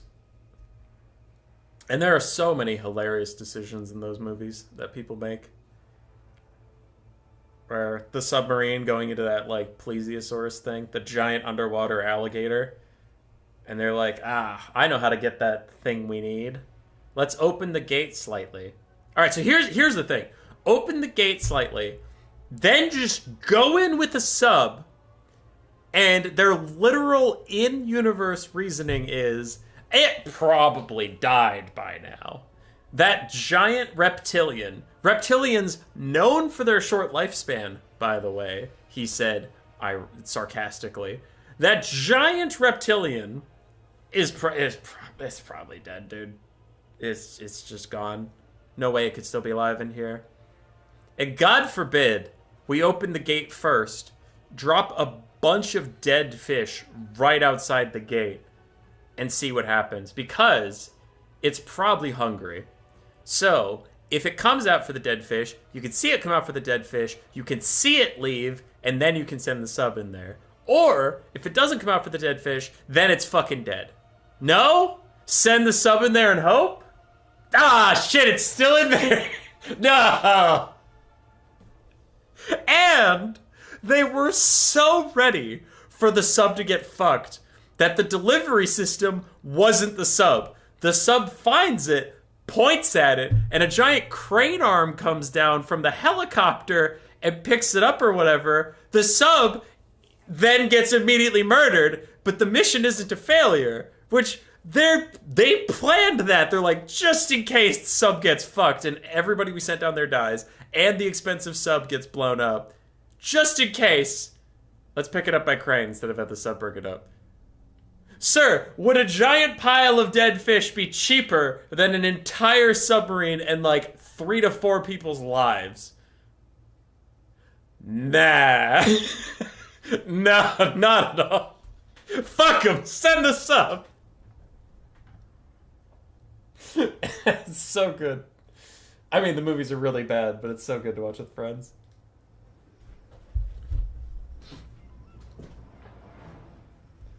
I killed the camera. Oh, I probably rested my feet on the connection. All right, Nolan McRae saying he's Kislev. Let's go. Expendable. Kislev versus the Lizardmen. Oh, I haven't seen this matchup in quite a while. It used to be, before the DLC, it used to be Lizardmen favored because Feral Cold Ones are good 450 gold armor piercers. You can bring a cheap front line that can just muck down the armored Kossars, and then Ripperdactyls can tear up the backline with some healing and stuff like that. Post DLC? Dude, I have no idea. And in a new player tournament? Dude, I have no idea. Skaven in Lustria. I'm here to play God. Let's see what happens. Every Jurassic Park movie. Kislev endures! It's true. They do endure. Also, we have Stormrunner. He is an admin on my tournament Discord. Doesn't play in a lot of tournaments, but he generally likes to faff about, have a good time. Plays a lot of quick battles and stuff. And this looks like a Stormrunner build. We have 2 Horned Ones, 2 Pterodons of Fireleech Bolas, Lord Croak, Krokgar, 3 Saurus, and 2 Skink Hordes with Javelins. No healing whatsoever for Krokgar. Lord Croak is, honestly, the couple times I meme around and pick Lord Croak, I actually end up doing pretty well with his magic. I think his magic isn't bad, but you definitely want to pair him with a Rev Crystal if you're being serious. Horned Ones, some people swear by them. I have a bad time with Horned Ones, but I can acknowledge I have seen games where Horned Ones do well, so I know this isn't a bad unit. I'd say the only actually bad unit here that Stormrunner took is probably Krokgar. Especially Krokgar with no healing, but Krokgar in general is just kind of bad. On the other side, for Kislev, I see no DLC units. This looks like an OG army. We have 2 Streltsy. Oh, Streltsy. How I've missed you. You were legitimately one of my favorite units on the Kislev roster. I loved your look. I loved your gunfire. I loved the noises that it made. And then Akshin Ambushers came out and are just better than you. And it makes me really sad because they're dumb bow units. Anyway, 2 awesome-ass Streltsy, no bias. 2 Zargard. Oh, hello, Zargard. Hello, my friends. A couple Kossars, some with spears, some without. We have a Boyar on horseback with just Heroic Resilient and Blood of the Motherland. Frost Maiden of Ice with Frost Blades and Ice Maiden's Kiss. And then we have Little Grum. I haven't seen this in legitimate months. Yeah, I don't think I've seen a single Little Grum in several months. We do have the Oath Brothers of Tor, Warrior Rider Regiment of Renown, and then 2 Cosphite Dervishes on the flank. And a Snow Leopard! Hey! Look at him! I'm gonna call him Ziggy. Look at little Ziggy! Ziggy is decked out. Holy crap. He has a ton of jewelry. Have they brought back any extinct species with CRISPR yet? No. No, those are all clickbait articles. I know exactly what you're talking about, and no, they're all clickbait. We are off to the races. Where is Great Book of Grudges? He's always asking about off-meta spells. Well, we have a game chocked full of them. Frost Blades and all of Lord Croak. Little Grom's firing at something. Firing at the Horned Ones is actually really good target prioritization, and while they're turning, they were super clumped up, but it's not the player's fault Little Grom didn't fire yet. He's trying. But, sideways shot into the Horned Ones could do a lot of damage if Little Grom ever feels like shooting! Shoot, mister! There we go, he fired. He hit, it did some damage. Nice, that was all worth it. Streltsy teeing off onto Krokgar, who is going to run away. Nice Ice Maiden's Kiss, hits 2 units. Deletes the Skink Cohorts with Javelins. I wonder, was that Overcast? It looks like it was. She took some damage from something. Cool. Fireleech Bows are here. They do have rock drops. They're probably going to throw onto the Streltsy, but man, those Saurus are not having a good time as the Streltsy sitting on this hill getting great shots into them. They should still have decent line of sight from being up on a hill like that, but here come the rock drops. Here they come. Nice little dodge, nice little dodge. Dodged with one of the Streltsy. All right, chunky meatballs. You got moves. Getting swifty with it. Horned Ones will find themselves very unopposed on this flank. Cossackite Dervishes are nothing in front of the most elite Velociraptors you've ever seen. Oath Brothers of Tor probably want to get out there, but they're busy. Looks like. Lord Croak plus Fireleech Bull is really getting rid of these Streltsy, which is a lot of the Kislevites Krokgar killing potential. Another nice Ice Maiden's Kiss, really damaging those Saurus, though. Lizardman frontline has had a terrible time. Their flanks also not doing so great as Little Grom continues to offer support, and Oath Brothers of Tor charge in. I'm waiting for the Giant Lightning Strike to lower these guys' stats down to nothing. Let me see it. Let me see the pathetic stats. Horned Ones, more like dumb baby biscuit ones. 21-7, nice melee stats, you fucking jag. Cossackite Dervishes have popped their Fireblow passive. Kossars are still firing in. Little Grom's still firing in. And Krokgar is here. But Ziggy's also here! Get him, Ziggy! Get him! Kick his ass! Kick his literal ass. You're literally kicking his ass. Doing your little side kicks, your little swipes on the Krokgar from behind. Boyar probably also wants to join this fight. Probably wants to help fight Krokgar as Little Grom's taking a ton of damage. Ice Maiden And the Boyar now going to fight some Skink Horse at Javelins. Not worth their time, unfortunately. It's Krokgar is really doing his best to kill Little Grom, and it's taking him a shockingly long time to do so.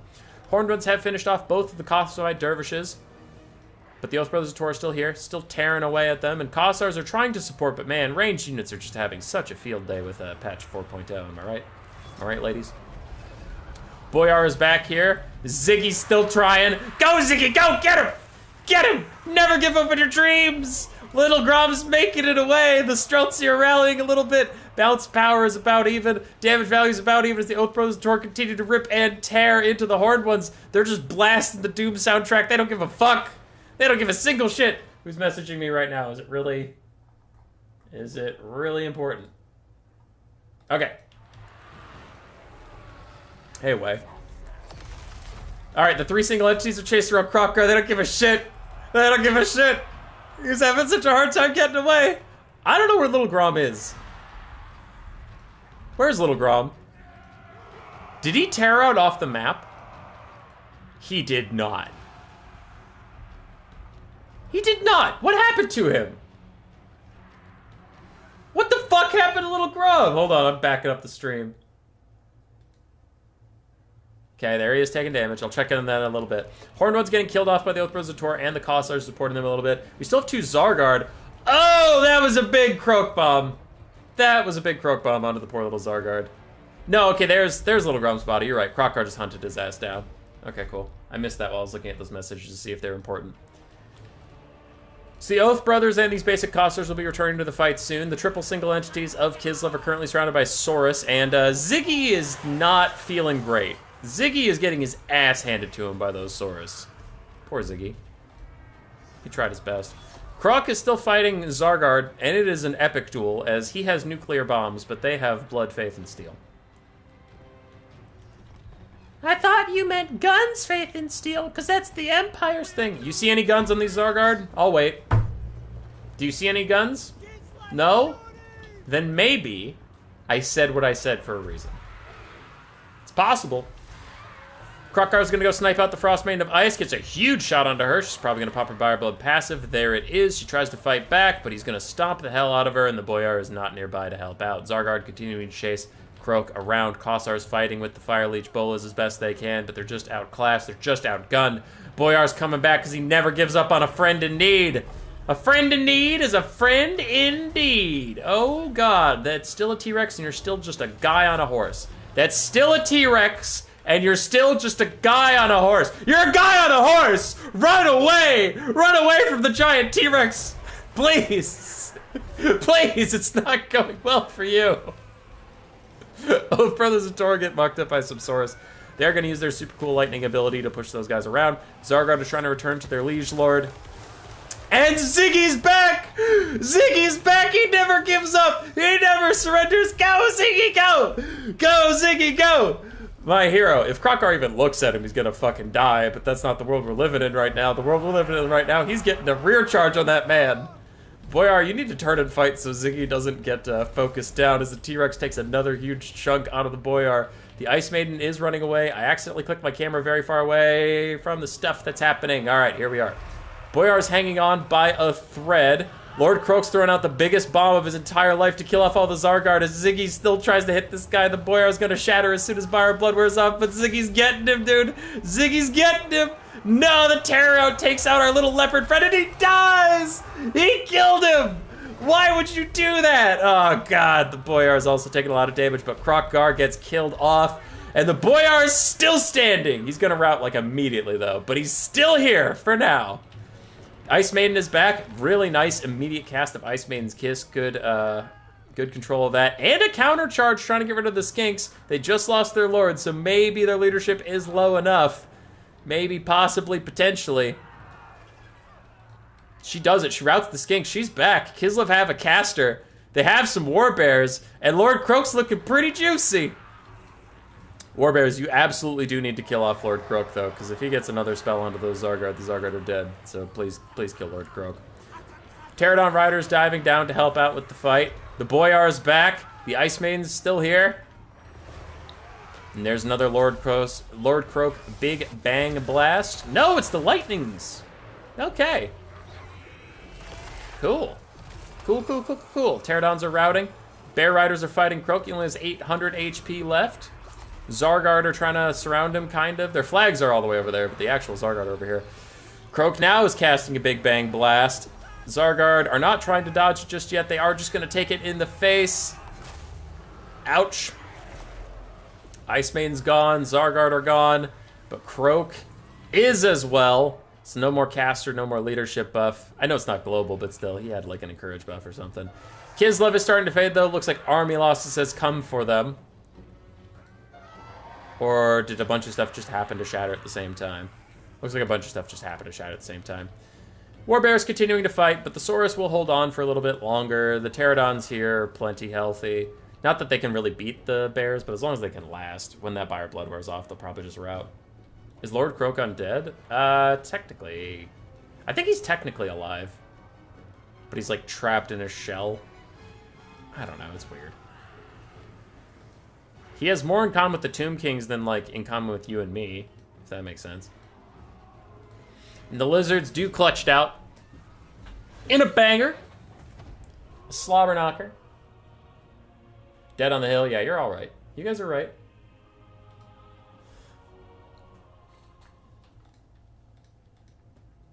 Boyar did good. Ice Maiden did good. Orb Riders did fantastically. Little Garam tried his best. Zargar did well. Streltsy got killed by the Fire Leech Bullies. The Snow Leopard, after all that, just paid for himself. Just paid for himself. Just snuck in there. And then Kossar's... That one was shooting at the horned ones. The other two didn't do that great. Kossar just did fine. Kind of like the Emperor of Mankind. I think he is the Emperor of Mankind. Krokgar, 3,300 value. Lord Croak, 1,600, which is pretty nice. Both the horned ones got shut down and destroyed. Saurus, one of them did amazingly. The others struggled a bit. Fireleech Bulls both did great. And Skin Coats of Javelins did well. A Fade is also getting a 1-on-1 fight. Fair, D1JA. Chonky, if you're out there, that was badass. Chonky Meatballs, that was a pleasure to cast, and we were glad to have you on the stream.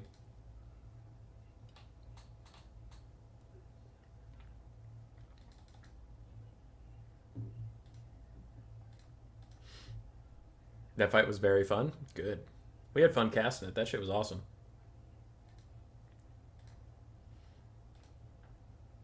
That was awesome.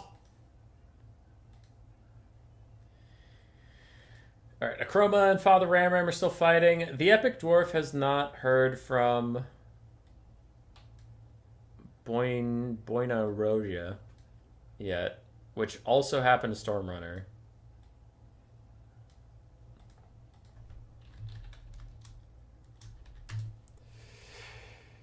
So, I'll give him the win.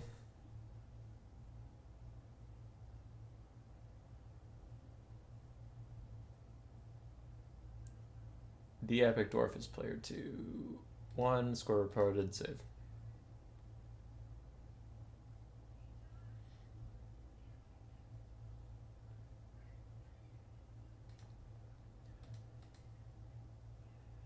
Alright. So we're just waiting on Akroma and Father Ramram. In the meantime, due to some bugs with the website, we're going oh Manuel.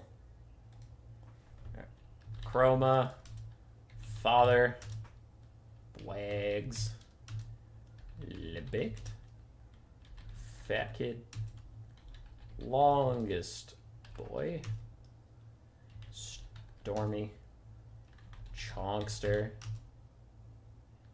the Dwarf, Nah, and Nerd checked in. Okay. Advanced Swiss, this is the final round of Swiss. We wanted to catch Longboy, but we've already watched Father Ramram. We wanted to catch the Epic Dwarf. We already watched Chonky Meatballs. We've already watched Fat Kid at Recess. We've already watched Blags. We've already watched Stormrunner. Okay. So now we can watch anything. So I'll do a quick update on the score and see who might fall out here. Okroma, I see 2 wins. No, wait, 3 wins. Yeah, 3 wins, so he's doing fine. Father Ram, you got 2. Blags, loss, win, so he's got 1. LeBaked, win, loss, win. Fat Kid, loss, 1. Long Boy, how you doing, Long Boy? 1, 2. Okay, so you got 2 overall. Stormrunner is 3-0. Chonky. Chonky's currently at 0. The Dwarf is currently at 1. And then Nas at 0. I don't think he'll be showing up. Okay. So looking at that, it looks like the Chonkster and the Epic Dwarf are going to have a hard time making it into finals. And I am not going to miss a The Epic Dwarf game. I will not. So Chonky, hope you're ready for round 2, my friend.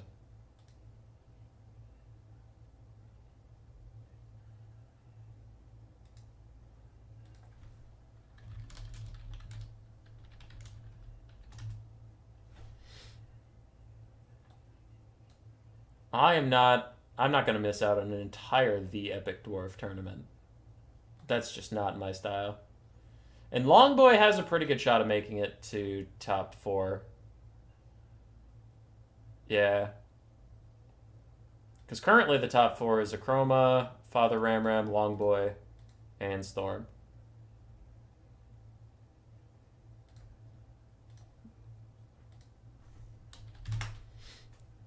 Fucking hype.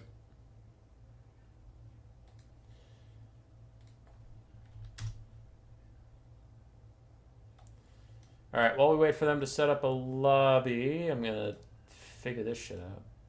Column B, largest to smallest.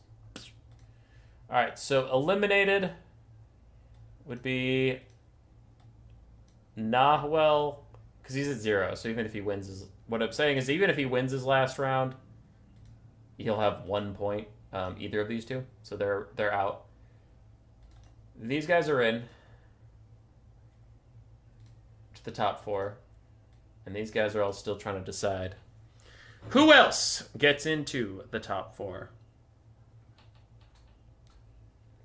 Top 4 or more, I guess.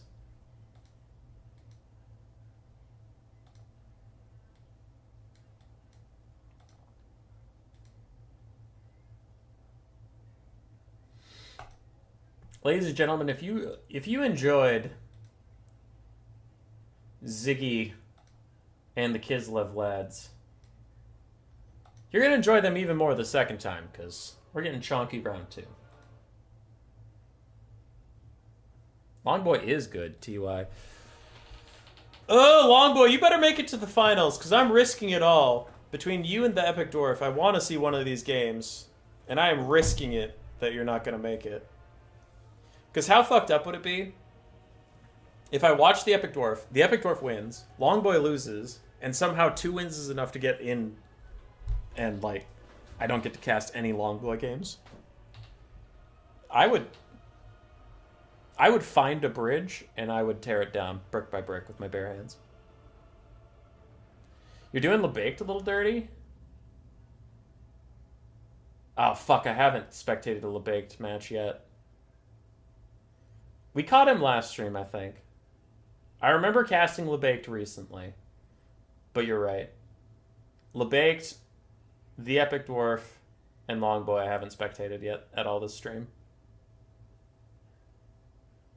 We also haven't caught Nahwell, but I don't think he's even here anymore, so that's why I'm not talking about him. But you're right.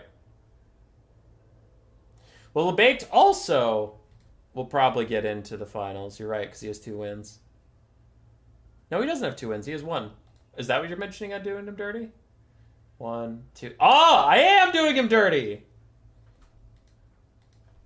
Yeah, he has 2 wins. I'm stupid. Nope, you're right. I'm stupid. I'm sorry, Freaka. You cast me last stream. It's all good, bro. See, the way you say that make me think it's not good.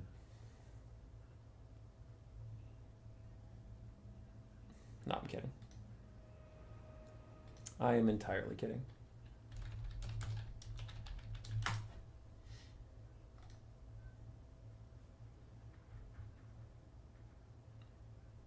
Do we think Long Boy's true name is Usopp? Maybe.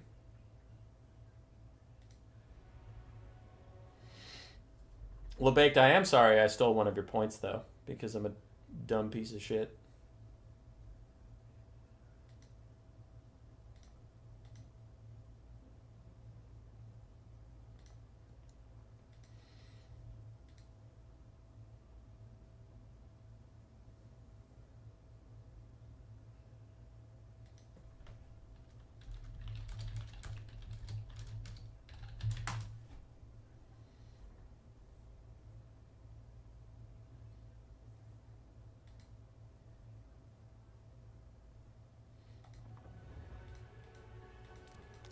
All right.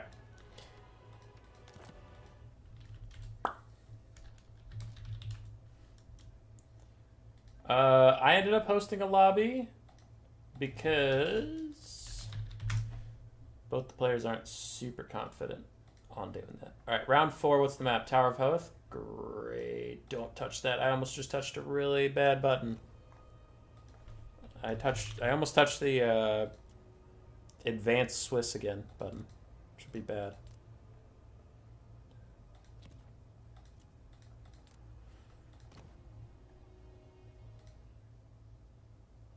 You're dead to me, but it's fine? Cool. Cool. I can appreciate being dead to somebody.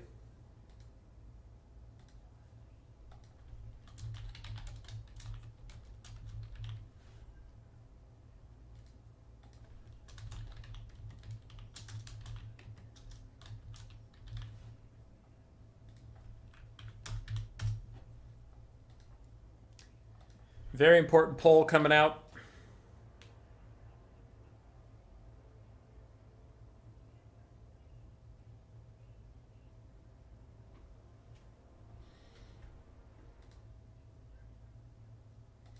We got the Epic Dwarf and Chunky Meatballs here. Map is set. We're good. JK, obviously, I got it. I read the subtext. What's up with all these Warhammer people and wine? I drank my last beer 2 or 3 days ago, so it's what I have. These are the 3 beverages I have available to me. It's not the 3 I'm willing to drink. It's the 3 in this house. Wine, but piss. Isn't that just piss, though? Strat and Cool Umbrella are drinking wine, too. It's because they're cool people.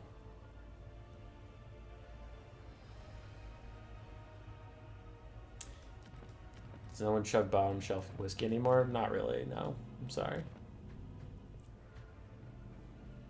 What kind of wine do you have?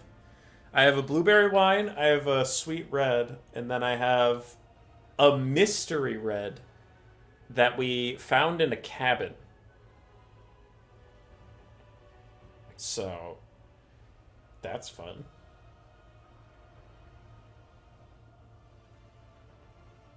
Looks like we have Chaos Dwarves versus Lizardmen. We have Chaos Dwarves versus Lizardmen. Okay. Alright. I'm here for it. The Epic Dwarf actually playing dwarves. Just a different kind of dwarf, but still.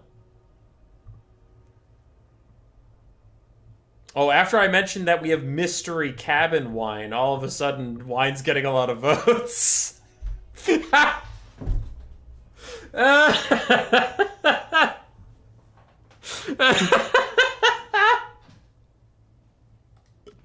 Hey man, you should probably drink some tea. And tea is winning again, but I like that. You should probably drink some tea. Some tea is good for you. What's that mystery cabin wine? Well, now you have to. Spoilers, it's actually blood. Alright.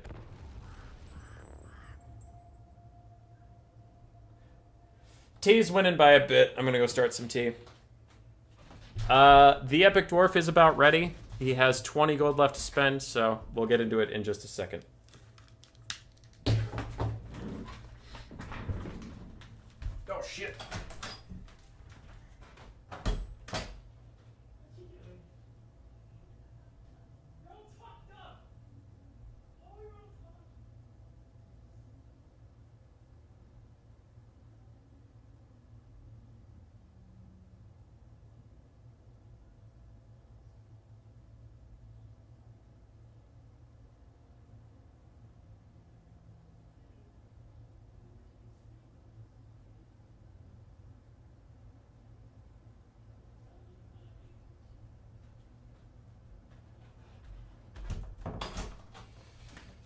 Don't let him start the game without me. I'm coming.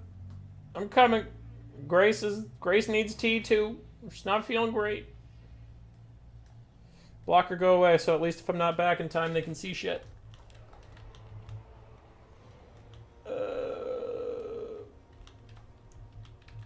Alright. That's what you get. That's the angle you get if I'm not back in time.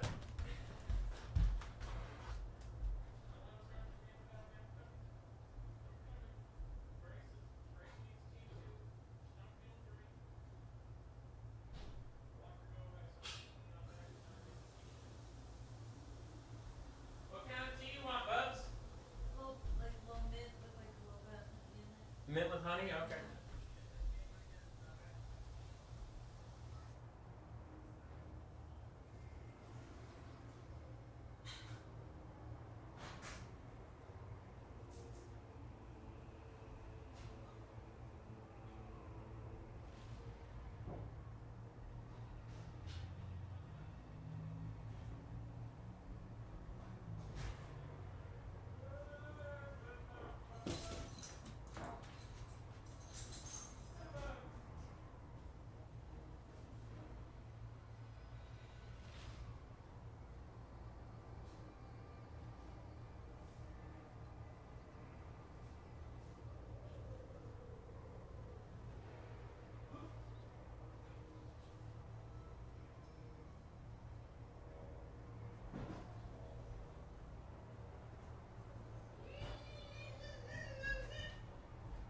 The dog wants to go outside too. At a bad time. How we doing? It shifted my camera. That fuck. Alright, this is gonna be wild. I'm coming, dog.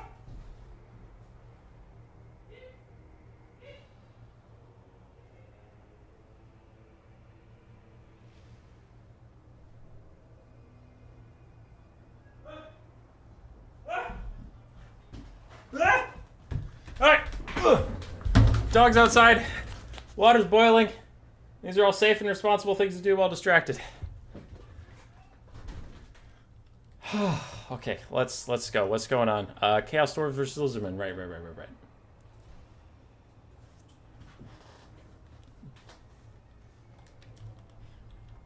You can do it, Meatball. Channel your inner lizard powers. Of course you can do it. Okay, what do we got? Red Crested Skinks, Chameleon Stalkers, a whole bunch of Crocsgores. Now, this is my kind of army. Fucking love Crocsgores. We have an Ancient Salamander, Feral Bastildon, the Cohort of Waddle, Sacred Boxagore, Regiment of Renown, itching their butts right in front of camera. Thanks for that, guys. 2 Cold One Spear Riders, a Red Crested Skink Chief, and a Heavens Caster with Wind Blast and Harmonic Convergence. Wind Blast sucks. Harmonic Convergence is fine. Good. On the other side, for the Chaos Dwarves, we have Hobgoblin Cutthroats, Orc Laborers, Chaos Dwarf Warriors, so that is the most elite. That's the most elite Chaos Dwarf frontline I've seen in a very long time. Some Hobgoblin Sneaky Gits in the back, more Cutthroats, 2 Chaos Dwarf Blunderbusses, a Sorcerer Prophet of Fire with Burning Head, and oh my god, it's a Dreadquake Mortar. It's a Dreadquake Mortar. 2 Hobgoblin Wolf Riders with bows in the distance, and yeah, Blunderbusses and a Firecaster. No one gives a shit about that. It's a Dreadquake Mortar, the Demon's Tongue. That is a thing that is happening.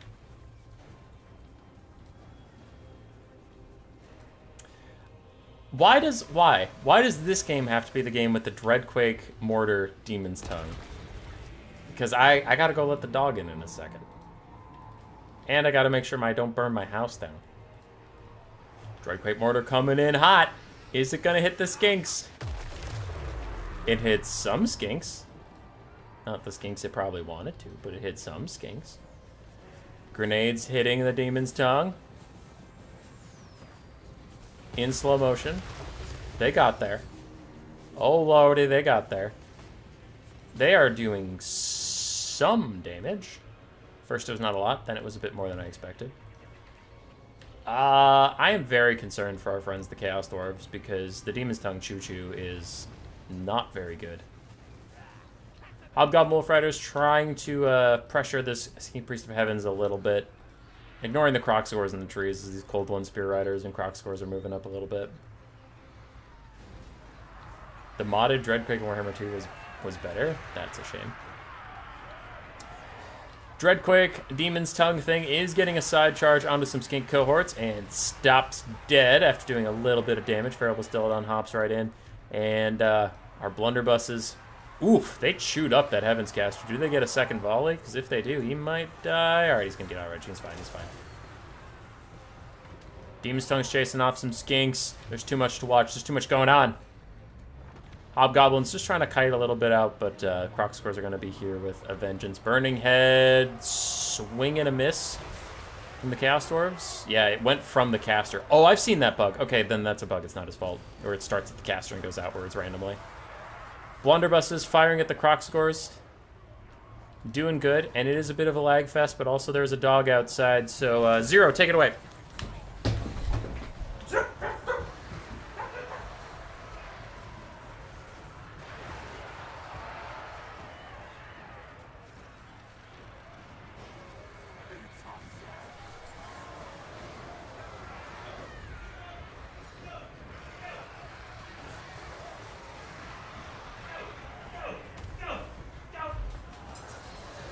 Alright, Hazel's safe. Ah. Hazel's safe. She's back. She's fine. The water's not boiling yet, so I'm not burning my house down. Red Crested Skate Chief found his way onto the Sorcerer Prophet of Fire, and he will kick his ass if he's given enough time to do so.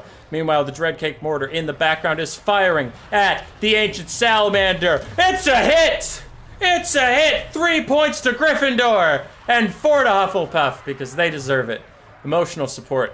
House. What did I miss? It looks like Crocscores are plowing through this bottom flank, along with the Cold One Spear Riders. Hobgoblin Wolf Riders are doing their best to stop that nonsense, but they're really not doing a great job of it. Blunderbuss is teeing off onto the poor Bastiladon. Oh, he just gets murdered! But it doesn't matter, because you know who else is going to get murdered? All of these Blunderbusses. But they do a quick about face. They're about to make the Cold One Spear Riders at least pay for their transgressions against the Dowie Czar. Things are looking really tough for the dwarves right now, though. Red Crest King Chief beating the piss out of the Sorcerer Prophet of Fire, like we said. We'll leave the Dreadquake Mortar to be the last thing on the field for the Chaos Dwarves, and when that happens, they're just going to have a terrible time.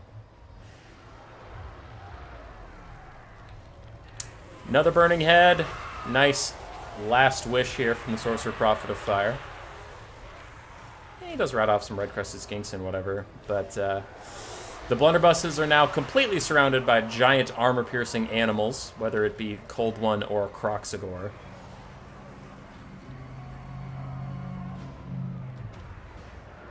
Nice little wind blast here for the Orc Laborers. All of them start to rout. Bounce power shifts a little bit against the Chaos Dwarves. I think it is very against the Chaos Dwarves, but I guess we're doing a little bit for now.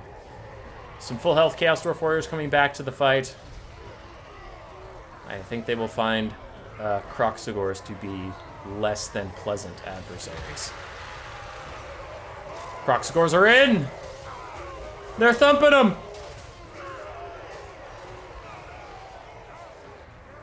Yeah, they've already lost a quarter of their HP. Alright, here's what we're gonna do. Since I have to go check on T. Why did I just see butt? Oh, goody. Oh, goody.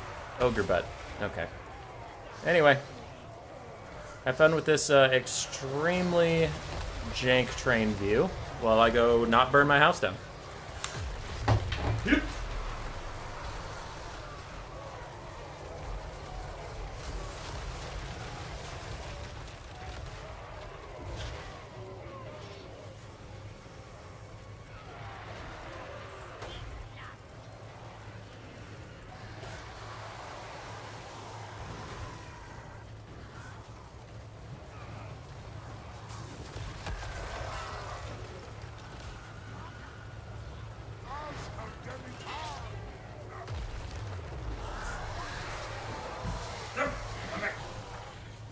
Tea is steeping.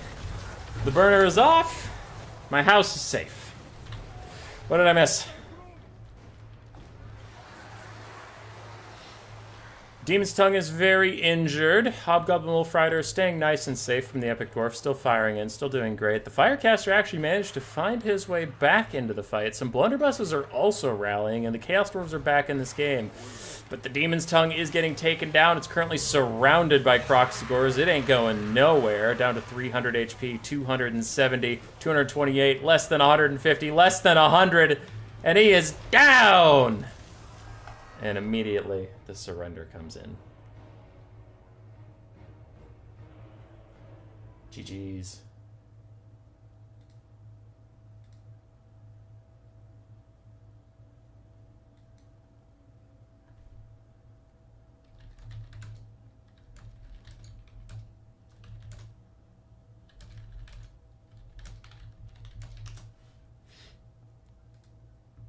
Alright. Source of Profit of Fire did okay. Thomas the Tank Engine got 2k value. It's not nothing. It's not nothing. Chaos Dwarf Blunderbusses did fine. Hobgoblin Wolf Riders did great. Hobgoblin Sneaky Gits and their Cutthroats did not do very well. GG's. Red Crested King Chief did great. Heaven's Caster got murdered somewhere off screen while I was busy doing random bullshit. Croc Scores were around. They helped out. They did things. Coldwind Spear Riders did well.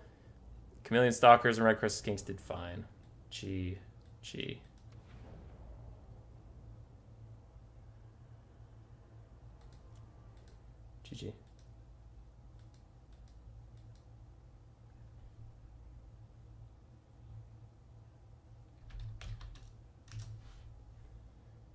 Alright.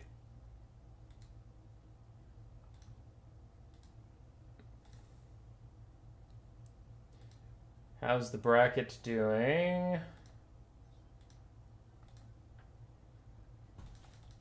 There's that. Long Boy prevailed over Father Ram Ram. So let's keep updating this thing. So Long Boy is at 3. Father's still at 2. We saw Chonky in the Epic Dwarf. Chonkster got 1. But that was not enough to change his fate.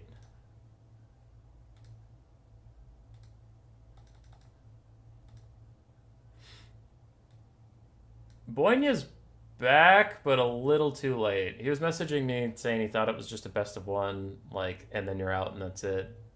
But like shit happens, but we also just can't go back in time to restart the whole tournament.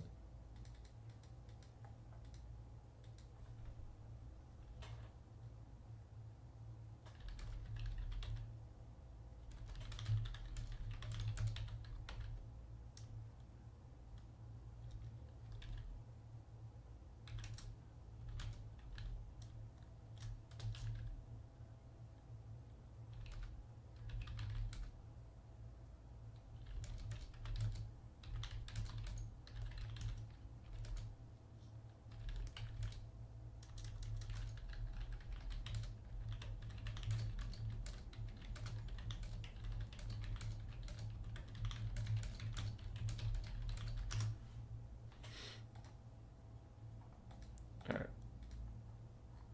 Sorry, just dealing with some stuff.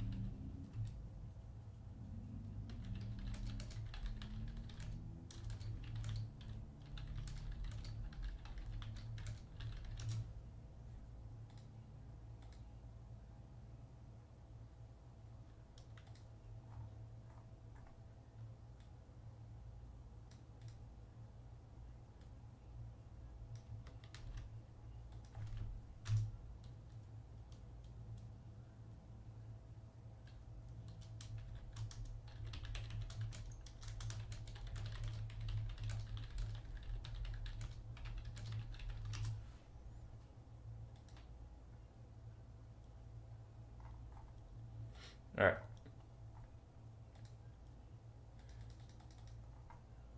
Okay, so we saw that.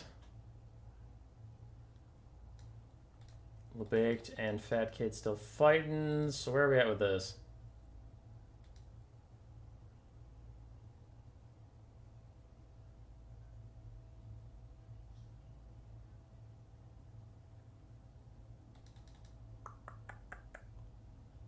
LeBaked and Fat Kid still fighting. Chroma and Storm still fighting. Chroma's in the finals. And now so is Longboy, because I don't think he can get knocked out with 3. In fact, I am sure he can't. So Longboy's in. Father's on the fence with 2. If Baked... Yeah, that's it. If Baked wins, no matter what, we have our top 4. Because we'll have 4 3s. And then Father gets knocked out with 2. If Baked loses, that gives Fat Kid a 2. And then we have a 2-2-2 tie. That's a whole thing. For simplicity, I'm rooting for Baked. And because I haven't had him on stream yet. But Fat Kid is a bro. It's hard to root against him.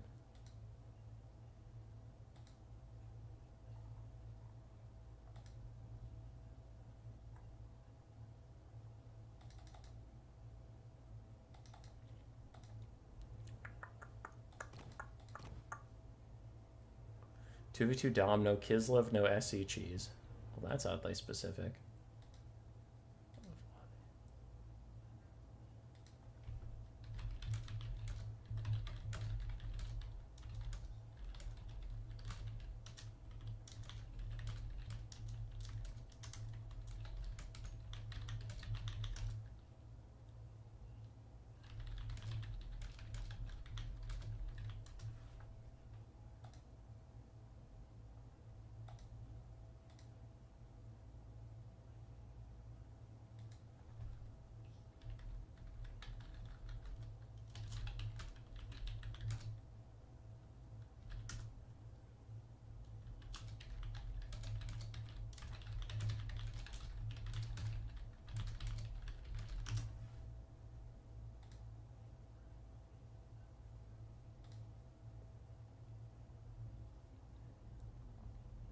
I'm thinking I should have joined this tourney. We host one every week, man.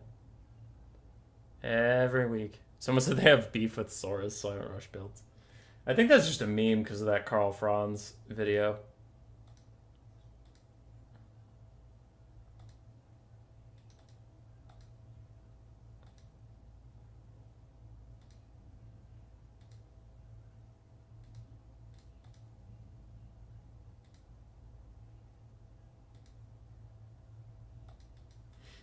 Alright, sorry. Just dealing with some messages. Of the dropped players back, and now we're dealing with what to do about that.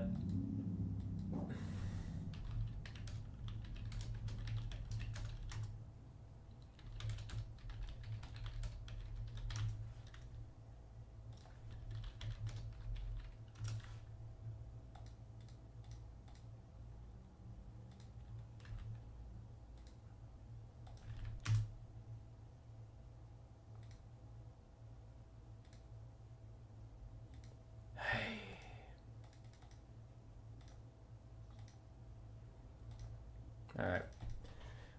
Still waiting on this. Do I see any of their lobbies? I don't see Fat Kid's lobby. It's a very obvious lobby name. So I'd see it by now if he was done.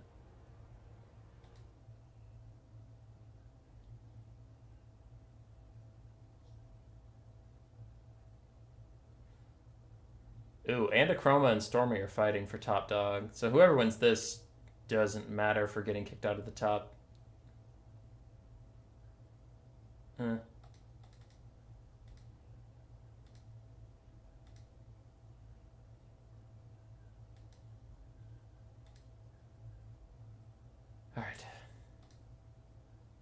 Okay, looks like that's dealt with now. Hopefully.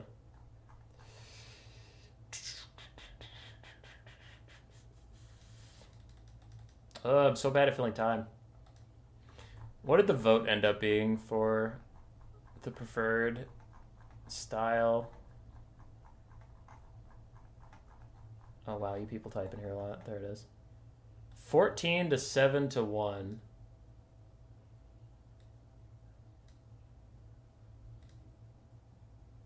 Yeah, so a lot of people like Swiss. For me, the trouble is when I get stuck with this, like these moments, I don't know what to do to fill the time here, because it's not like enough to start a whole game or anything.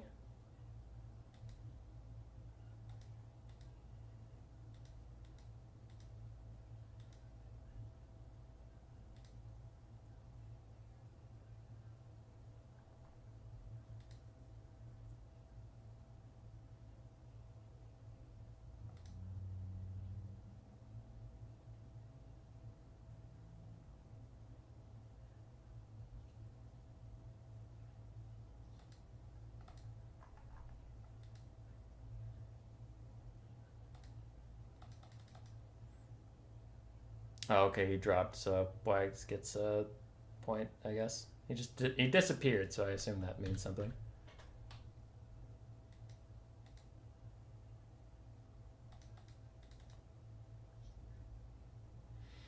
Alright. Still waiting on these other two. Best anti-hero in Warhammer? Malstar played easy. Easy clap. Alright, I'll be right back. I'm gonna finish the tea. Since you should be done steeping by now.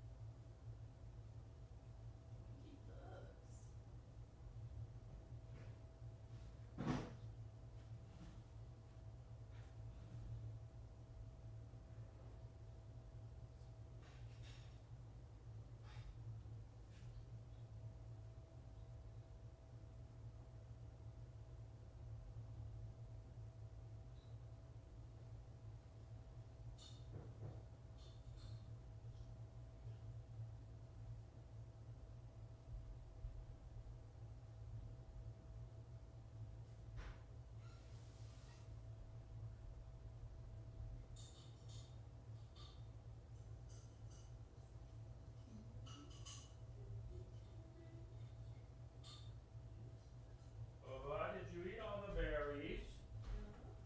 Bubba, that's not nice. You ate too bad. That is not nice. You are not nice to me. Winky Lux, here's your tea. You are not nice to me. I have this last I think one. that one was good. I thought it had mold on it. It's not mangy, but okay. You ate all the berries, Bubba. There's not nice. Thank you for the tea. Uh-huh. She wants to say hi to you. I don't know if she's capable.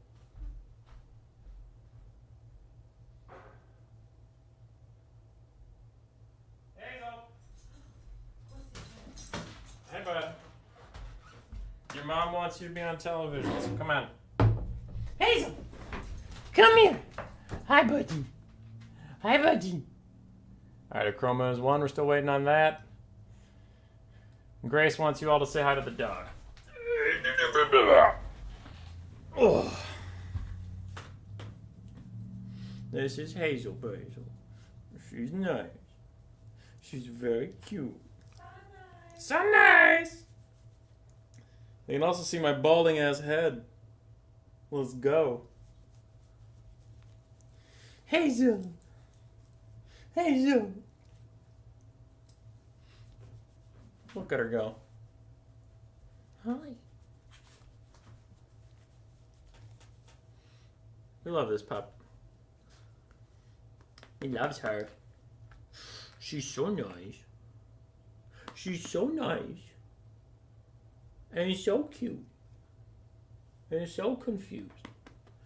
She says, Dad, where is my peanut butter?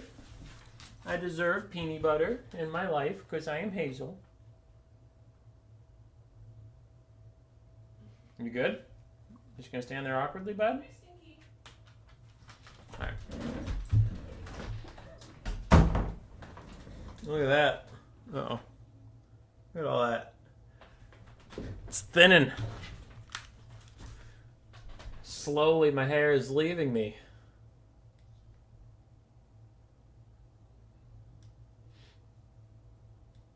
You'll love to see it.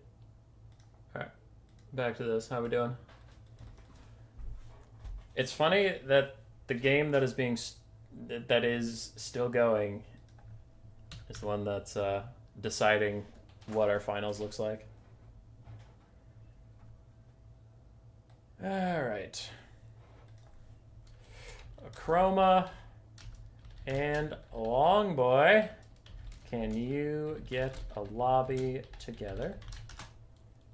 And we will be there in a moment. Since Achroma just finished up with Stormrunner, I'm not going to have them fight again. And since I know that all three of these players are in the finals, I'm going to have Achroma and Longboy fight. Because like I said, Stormy just fought.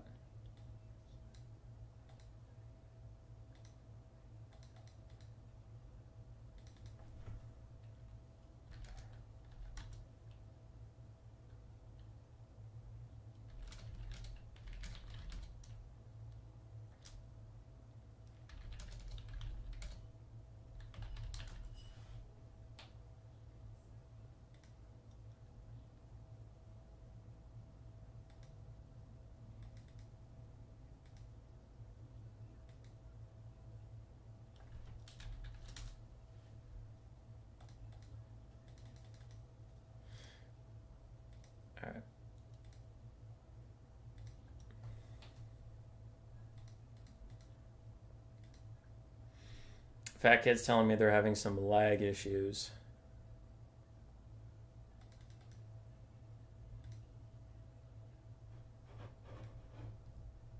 So we'll see how that goes. But Long Boy and Acroma are getting their stuff together. So then I can actually just do this down here.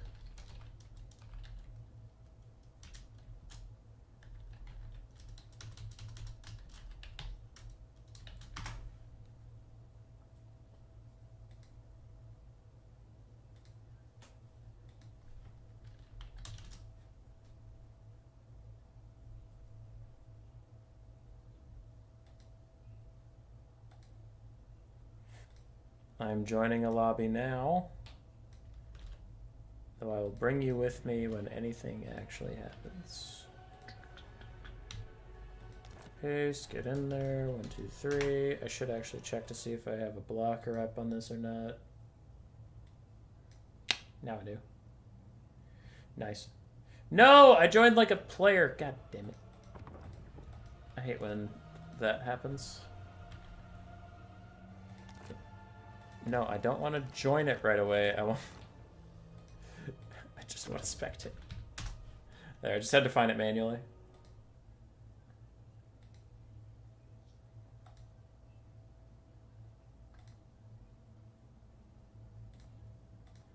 Back to the left screen.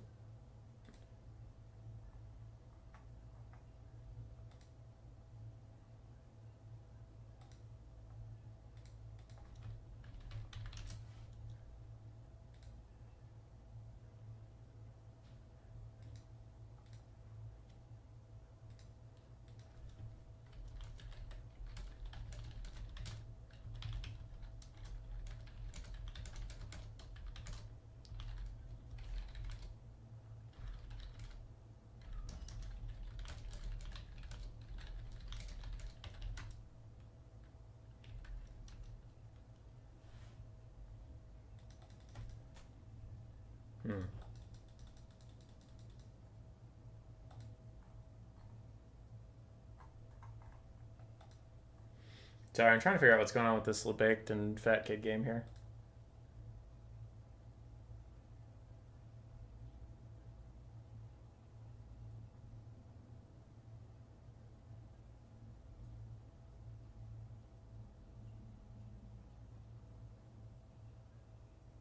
Free Kid's better than a pause, true.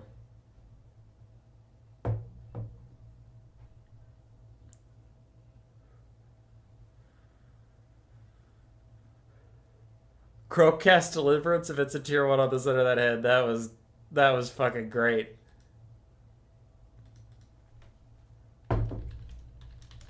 That's a really good burn. I love that Vanthus. Cause it's like it's a good burn, it's a good diss, but it's contextual and nice. So I like that. Like, cause we're doing Warhammer 3 stuff, and it's like it's soft enough so I don't actually like feel bad. Like it's not like yo, you a dumb piece of shit. Be like, wow, all right, dude, that was kind of rude. I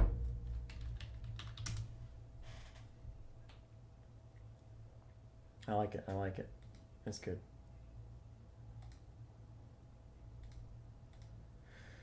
Oh boy, where are we at with this refresh bracket? So you are done with game? Yes.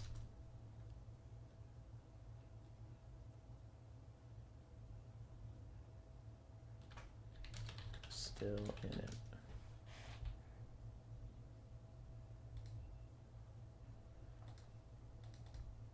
Trying to figure out what's going on with the LeBaked Fat Kid series.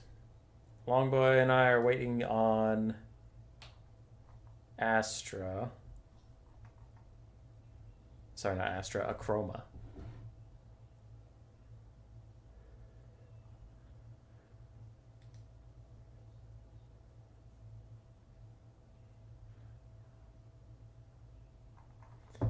Tom Bombadil, you still in chat? I see you're in the voice chat with Acroma. Can you get him in here?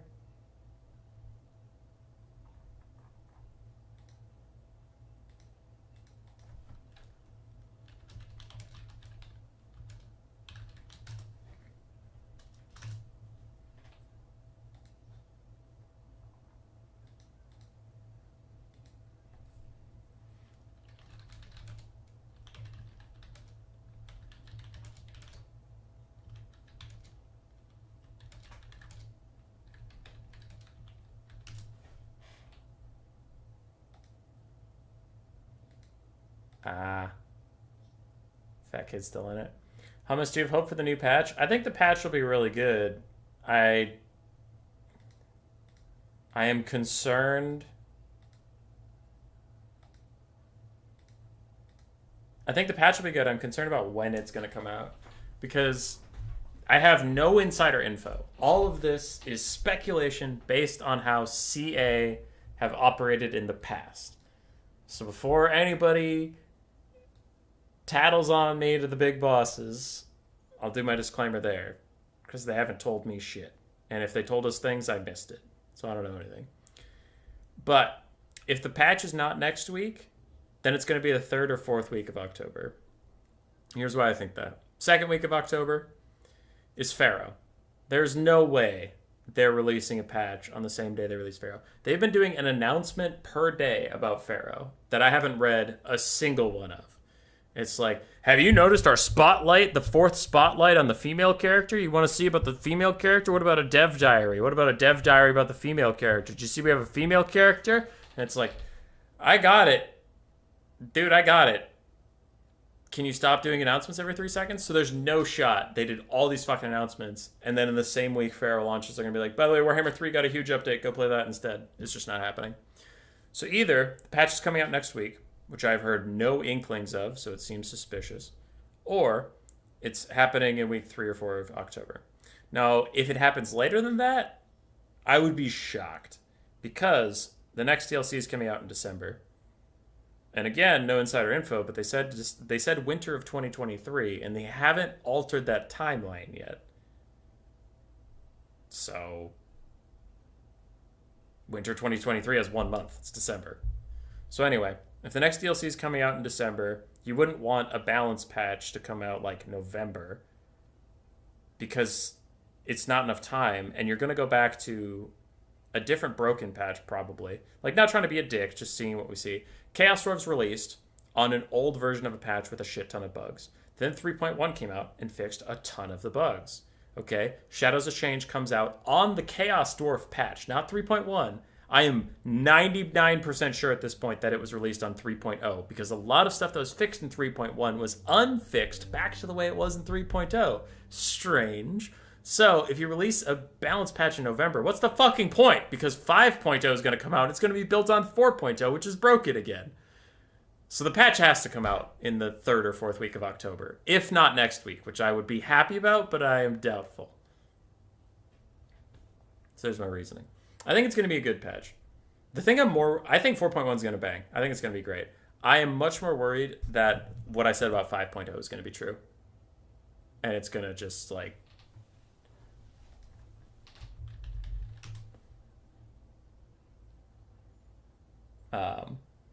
it's going to be awkward.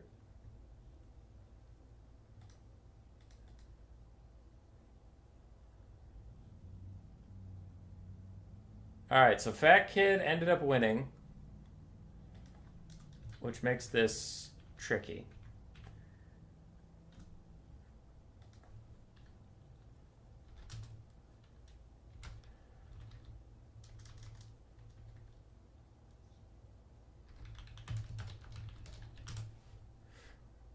Alright. Fat Kid has to leave. So I don't know what happened to Achroma. We have lost him. Tom Bombadil, if you're in chat with Achroma, could you tell him what the fuck? But anyway. So Fat Kid won, but he has to go, which takes him out. Now we have a three-way... We had a four-way tie. We now have a three-way tie between LeBaked, Blags, and Father Ramram. This shit's getting complicated.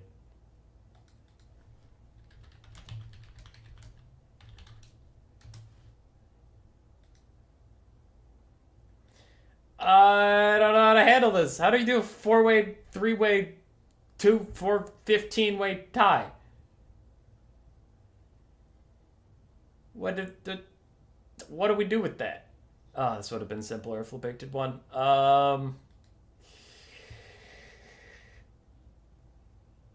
Yeah. Okay.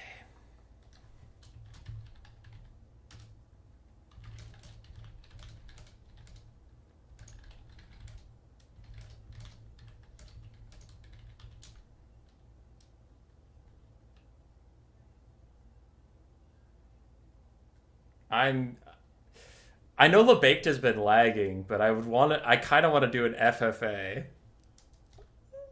Just put Stormrunner in there and do a free for all at the bottom bracket. Holy shit!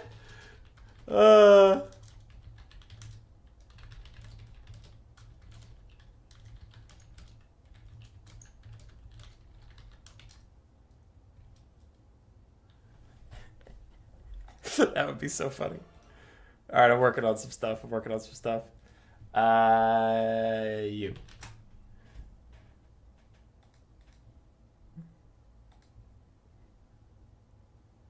All right, I'll figure that shit out.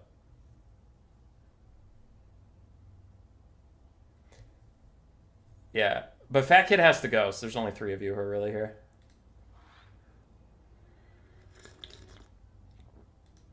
All right, I'll put you back on this screen while I read chat and figure out what I'm going to do here.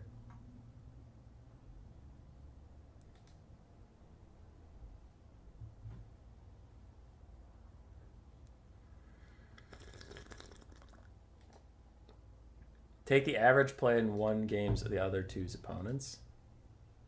That could be smart. I asked LeBake a question, so we'll see what he says about that.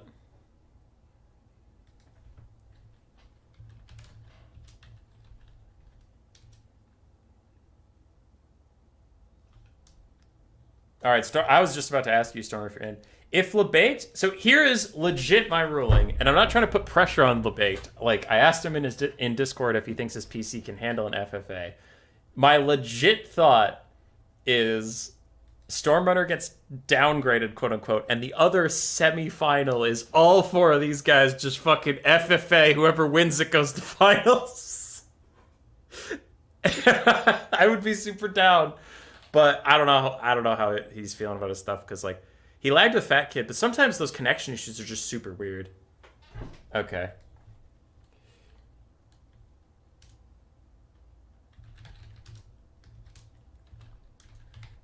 All right, Storm, LeBaked, Blags, and who was the other one that's still in the running here in my spreadsheet? Father Ram Ram.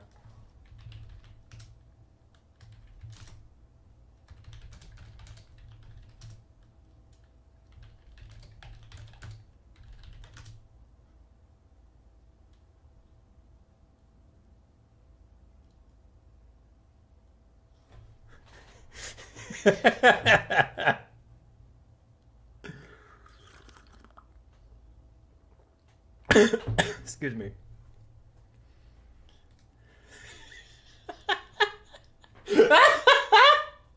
Oh, that makes me so happy, man.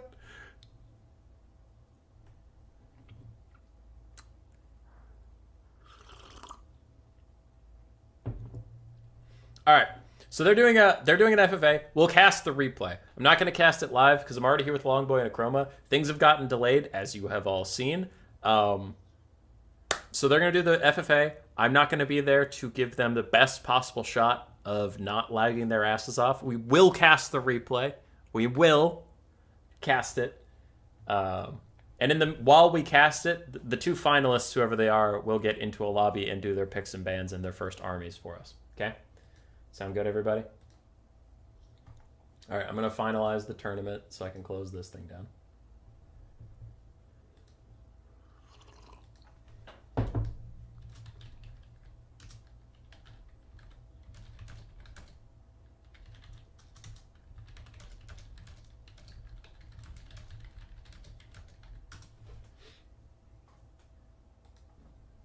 Man, this got unhinged really fast. Looks like for Achroma and Longboy, we have some Skaven Tomb Kings action. This is usually a pretty good matchup. Both sides have some teeth in it.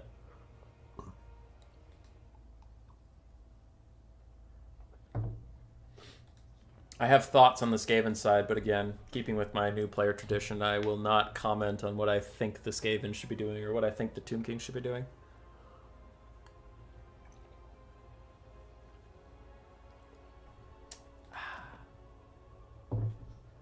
That is some delicious fucking tea.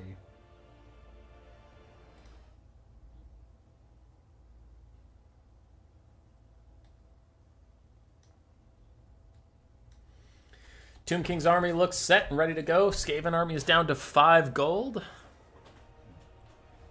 Should be getting into it shortly.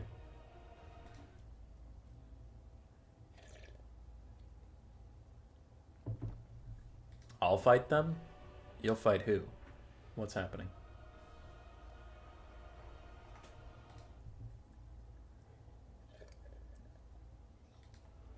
Oh yeah, I was gonna open the window. Because it is warm in here.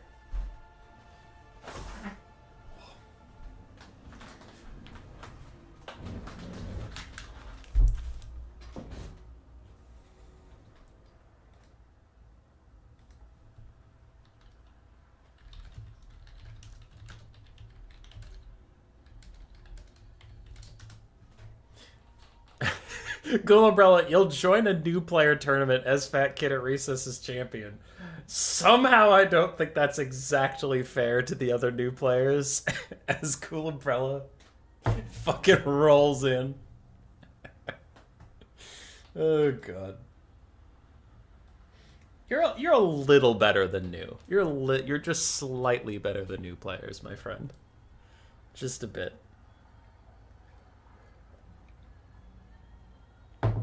Umbrella, have you been playing longer than I have? I'm trying to remember. Because we both kind of entered the scene around the same time. But you were streaming for a bit, and you've also taken breaks sometimes, so I'm wondering if I joined the game while you're on a break. I joined with... Oh, I believe I started playing in turns tournaments around the Icket Claw DLC. Would Rihanna's Umbrella play as his intro music? Yes. Yes, it would. Final Q in Vermin League. I think Strat was waiting there. Strat's always looking for a good time. After he bodied my ass in our internal tournament. 3-0, baby. Wrecked me.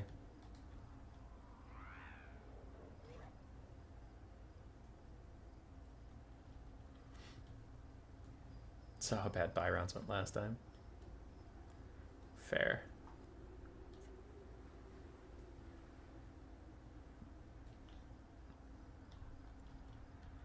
Yeah, Strat gave me the business.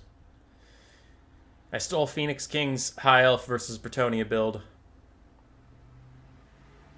But Strat didn't take any trebs. He only took good units. So, I think I have lost where the actual map is. I got turned around somewhere. Let's try and find it while they load in. Is that it? Yeah, I found it again. Alright, for the Skaven, this is largely what I would have brought. The only thing I was going to suggest is Skrulk and Plague Monks are really, really good here. And we have Skrulk. No Plague Monks, but we do have Skrulk.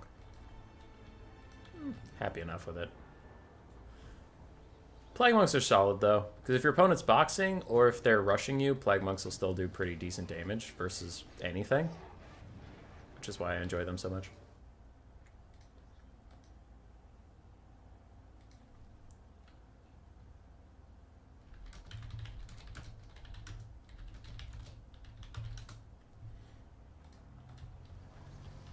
Nice looking lizard temple. Dude, Vanthus, you're just having the best night, okay? We have had multiple lizardmen games, and now we're on a lizardman map. You're just chilling.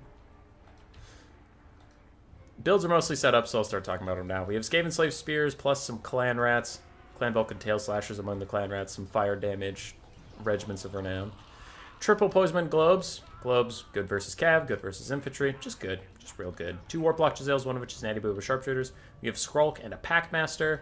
And then the Pit Fighters of Hell's Deep, plus another Rat Ogre that's over there in the trees. Ooh, and a third in these trees. And then 2 Wolf Rats, both with poison. For the Tomb Kings. Looks like we have 2 Skeleton Chariots, 4 Carrion, some Nehekara Warriors paired with Skeleton Warriors, 3 Melee Ushabti, 2 Skeleton Archers, including the Blessed Legion of Flach, and Ark in the Black with just Spirit Leech. No Fate of Buna for him. He might want that Fate of Buna if he ever gets in range of the Giselles, but not well. Can be a little risky for him to get all that close. Globes can be good if they actually shoot. Frika is triggering some repressed memories from old hummus here.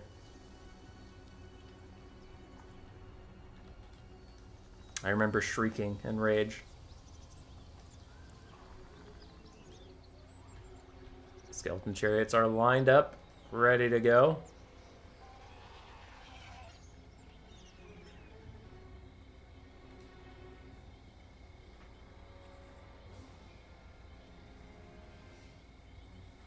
I never realized that the skeleton warriors just fidgeted around like that.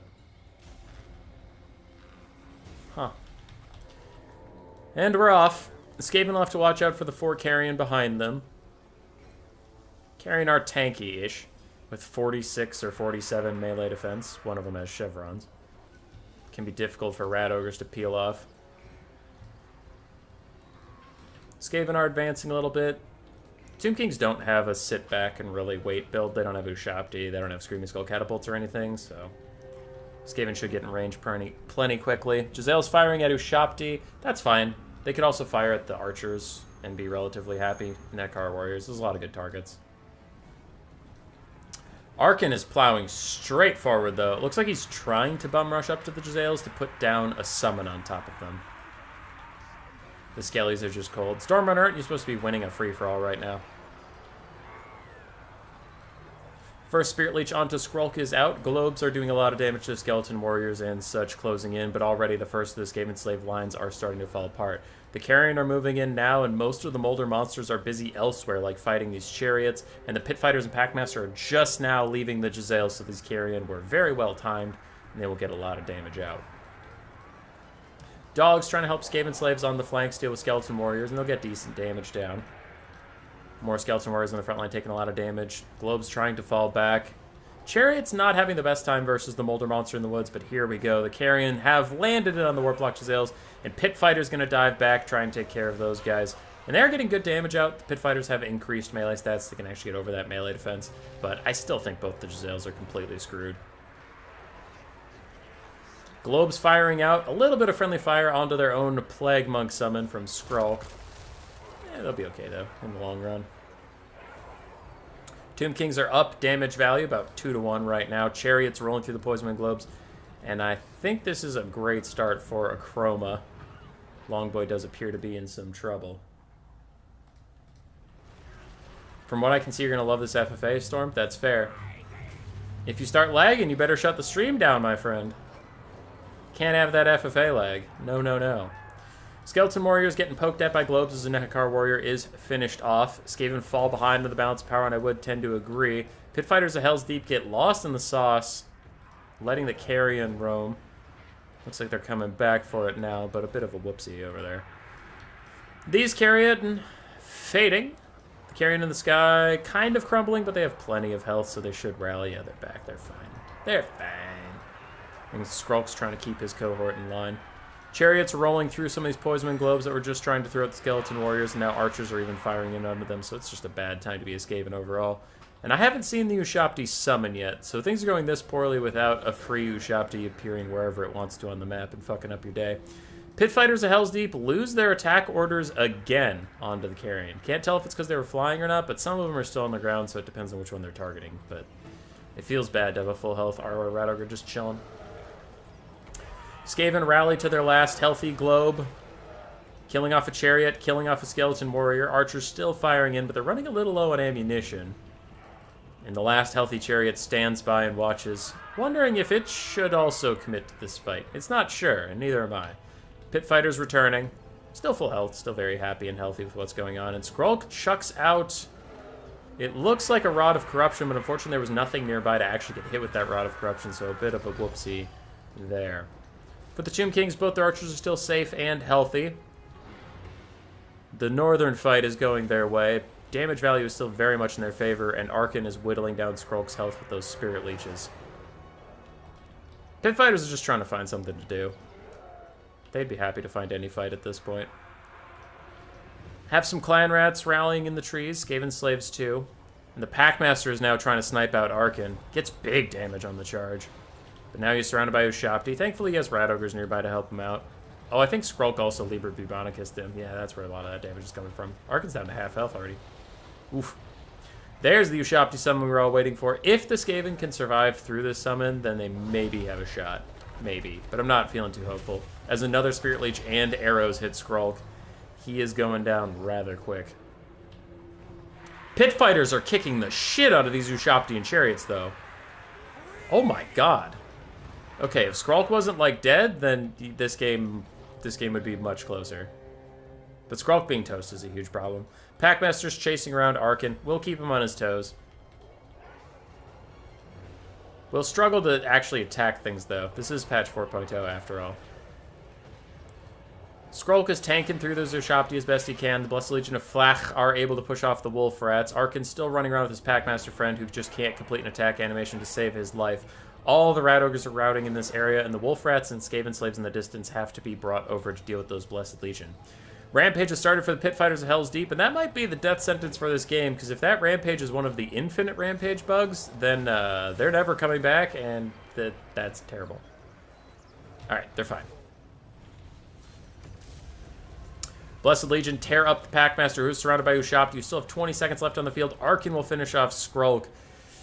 And that's probably GG. I don't think the Pit Fighters can carry it, as all of a sudden army losses hits. That was a good game.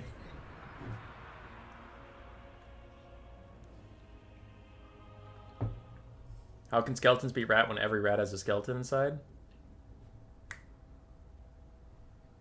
Yukari, you might be onto something there. Skrulk did okay. Popped out some summons, otherwise died. Pit Fighters did amazingly well. Giselles were shut down by the Carrion really early. Globes did fine.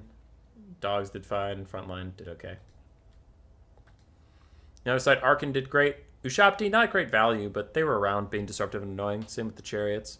Archers did fantastically. Nehekar Warriors did okay. Carrion sniped out those Giselles and then were just annoying for the rest of the game, so good for them. Do replays lag? No.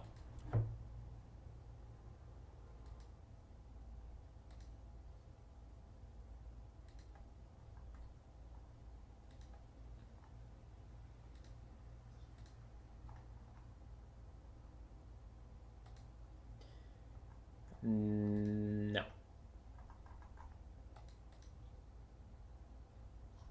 This just proves that rats just hold the skeleton back. I see.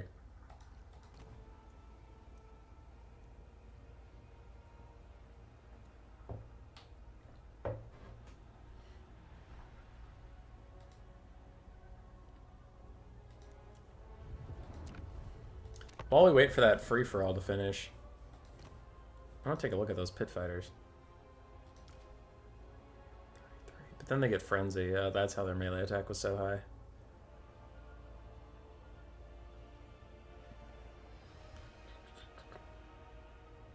Berserk.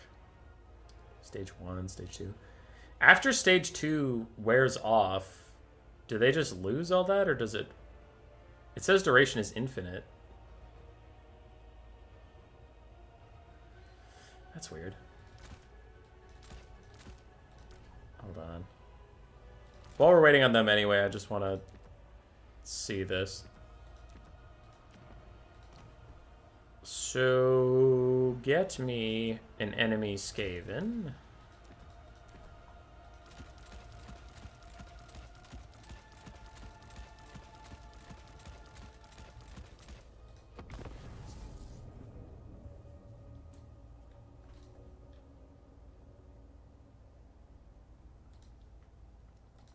I'm wondering if these guys lose their Berserk.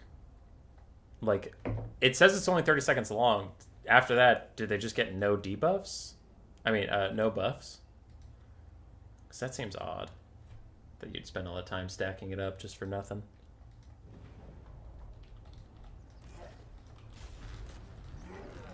I brought Throt to heal them if they get damaged. And just Skaven Slaves. Okay, so Pit Fighters are in. They're in their 60-second phase of phase 1.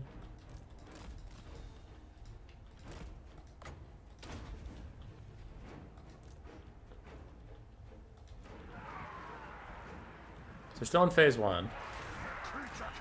Throt got distracted. There's phase 2.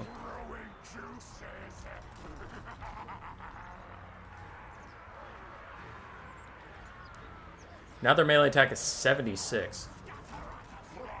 Good lord. Okay, 10 more seconds on rage. 7, 6, 5, 4, 3, 2, 1. Oh, and then it resets back down to stage 1? Or where are we at right now? Intensity 99, intensity 100%. So it just keeps flipping back and forth between stage 1 and 2. That's funky.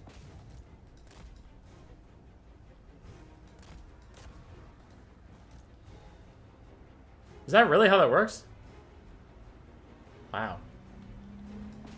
Okay. It's a weird fucking way to handle it. Because its intensity is 100%. You think it would just be at a static point.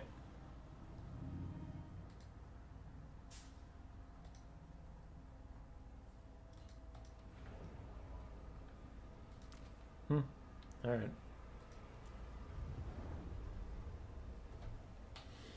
Okay, so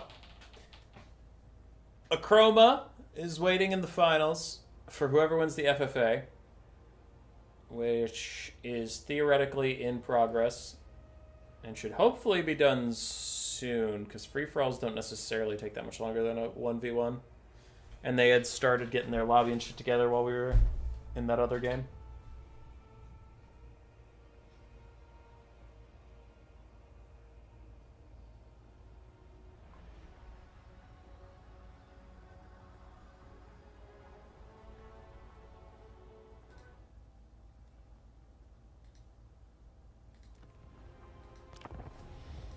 All right, back to our very important research.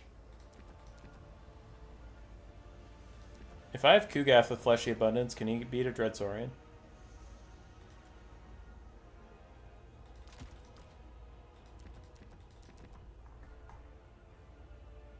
Let's do the Shredder Blast, yeah. Let's fucking do it.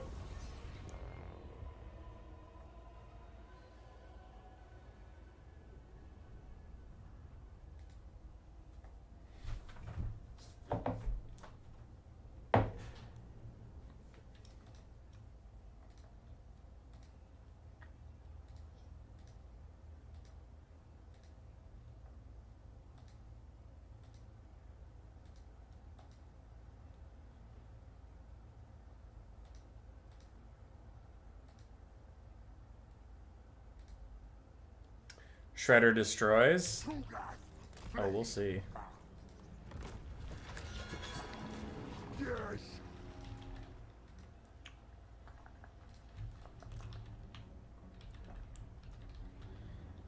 Racy getting a few free bombs on him. Now we go into the melee. Actually, yeah, I could just keep throwing at him anyway. Fuck that guy. Plague Father. Virulent Contagion, I guess. If the Red Crescent King Chief is seriously just going to stand there, not do anything.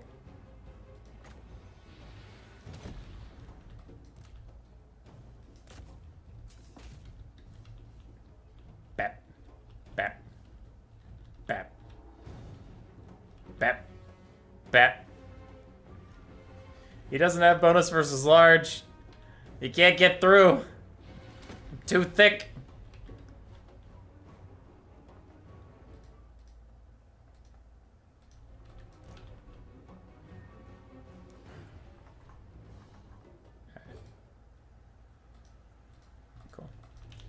I was checking something.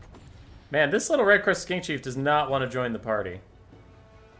I kind of want to save a Virulent Contagion to kick his ass, but... I guess I'll keep going. 88 melee defense. Shredder, what you gonna do about it? Is that my heal cap or is that a tree? It's both. Oh, it's both. Well, it's time like the present. Might as well heal cap. Boop. Take that, Shredder. I love how this Red Crested King Chief is just not giving a single fuck. He is not going to help the Shredder one bit. I respect him for it. He stands by his principles.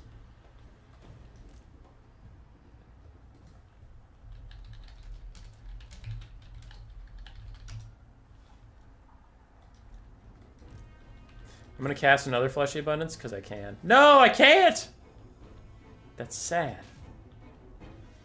And this red-crested skink bitch is just over here. Look at him! He's just not even helping the poor Shredder. Fine, I'll use the contagion.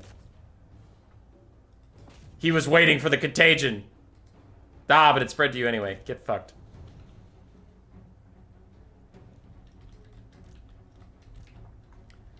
Shredder is back, but I'm busy killing a red-crested skink chief. And army losses. Yeah! Overcast it? True. Them's facts. I wish I could heal up the enemy with this. Kugath got 3,800 value. Easy clap.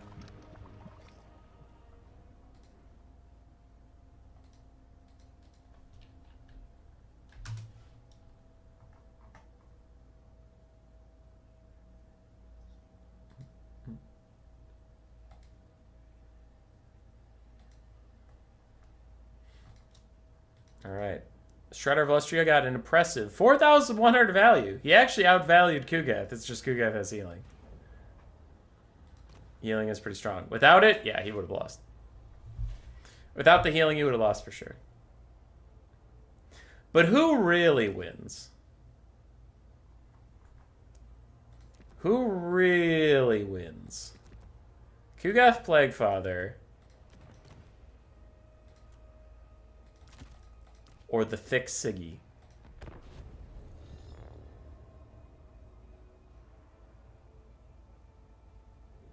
Spellbound? It's true. I couldn't agree more. Now do it again. Watch as Sigvald bodies him. That would be so funny. I know he's not going to, but... Bring a Rev Crystal? Oh yeah, then the Shredder would win pretty easily. Yeah, without Fleshy Abundance, I mean, it would have been the Shredder show. Bum bum bum. Bum bottom. Alright, let's get him.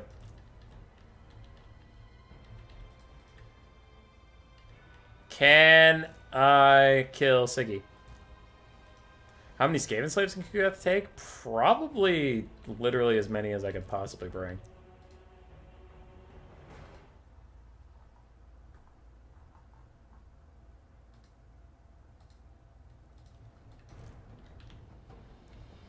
Siggy out here just grinding with coups.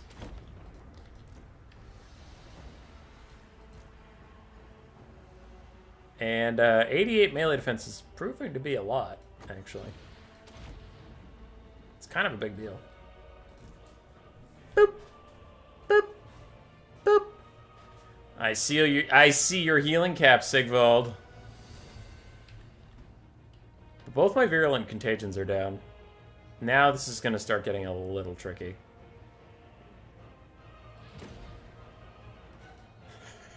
He's doing better than Scarbrand. And that's kind of fucked up. He's not doing better than Scarbrand. He's doing about as well, but that's intense.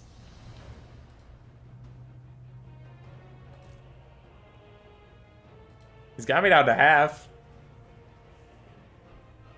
If I didn't bring Virulent Contagion, he actually might have had this. Virulent definitely helped.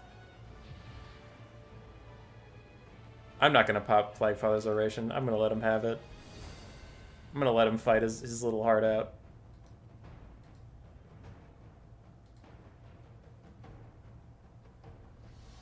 There we go. Dude, he did good. He did good. Honestly, kudos to you, Sigvald.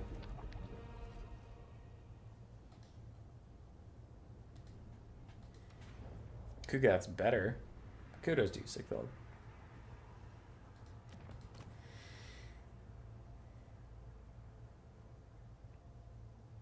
Who else even dares? I know Imric gets bodied.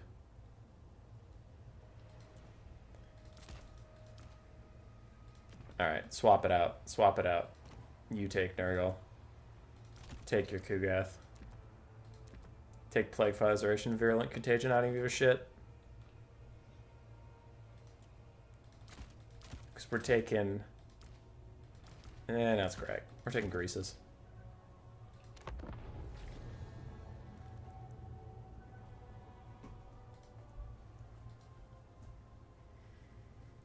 Melee expert. If Grease's Goldtooth is a melee expert, then I'm something of an expert myself. Village with the Severed Claw. Oh, I feel like they would beat him, probably. Because you can just infinitely regen their shields. They'd never actually take damage. Alright, let's see if a real human being with Grease's Goldtooth can beat a dumbass AI with Kugath and no spells. And no summons. Yeah.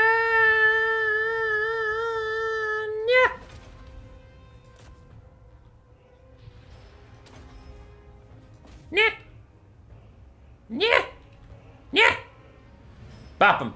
Bop him, Greases. Bop him. Bop him. Run. Run. Ah. Ah. Ah. Ah. Ah. Ah.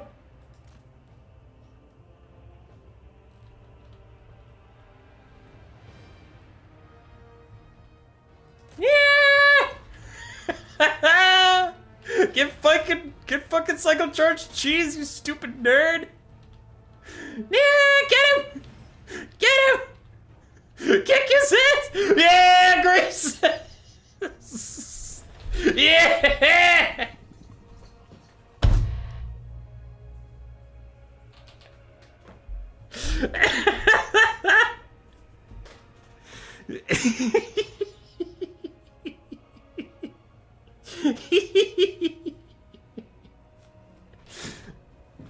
I fought fair.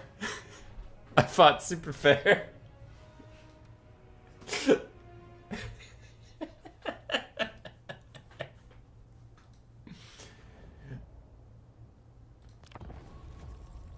Alright, let's see how it goes if I don't cycle charge him.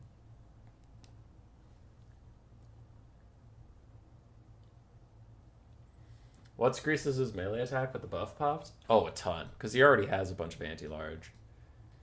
So, anyway, what I mean by cycle charging is just where I fucked off until all of my cooldowns came back and then abused the AI with it. Alright, so Greases has 65 melee attack that's already magic damage, I guess. That's strange. And then he already has 25 bonus versus large. So he has a base 90 versus Kugath, and then he gets 24 more with Scepter of the Titans. And I do have 2 different debuffs that I can stagger. I'm also not a super dumb AI, so I didn't pop both my debuffs at the same time. Because it's like more melee defense for me and less melee attack for you at the same exact time. It's just kind of a waste. Alright. Go, Greases, get him. This time, no running away. Bat. Bat. Bat. I mean, he's still actually doing pretty admirably.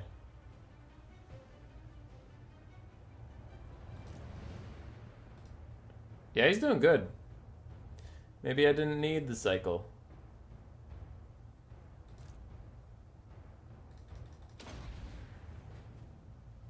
Holy shit, Greases is getting him.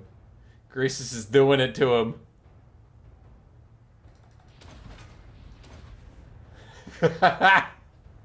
Holy shit, he fucking bopped him.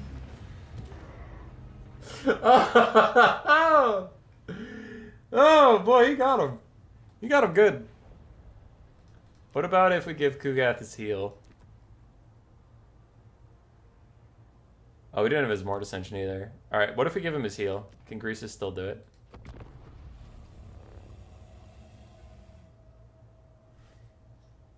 Because he bopped his ass without healing.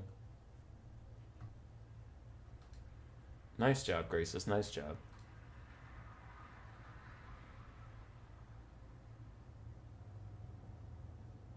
Is that free-for-all still going?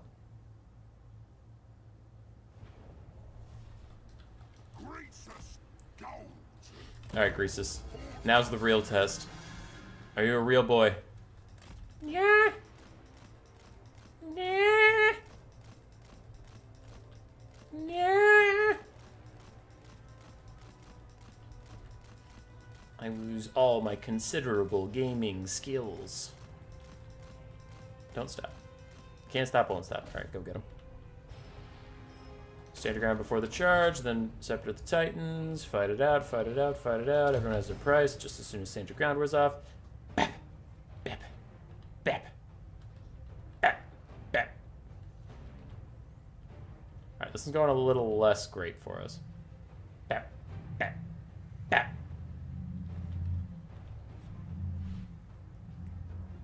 Alright, he's trying to keep bonking, he's trying to keep bonking. There comes another heal from Kugath.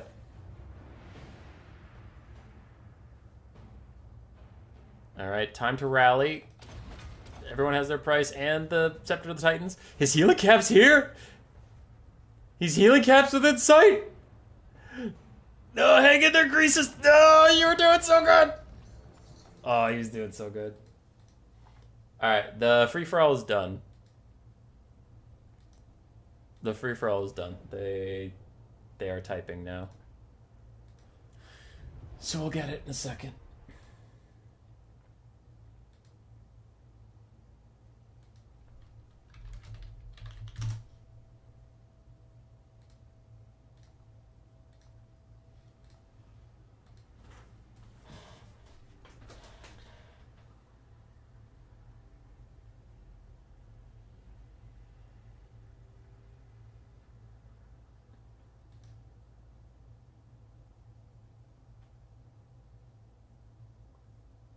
Add Ogre Healer, then Greasus would win for sure. For sure.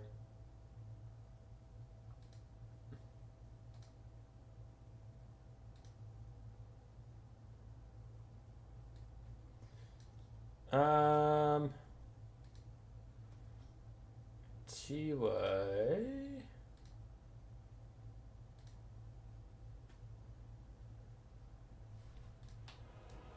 Alright, I'll see who... I'll ask Storm who won.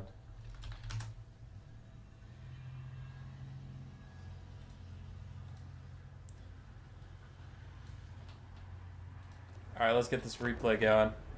The dreaded FFA.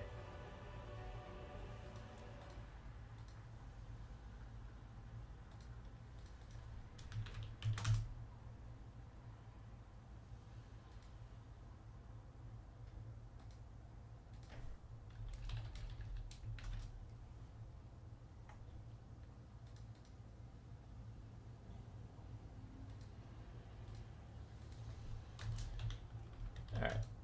Oh, shit.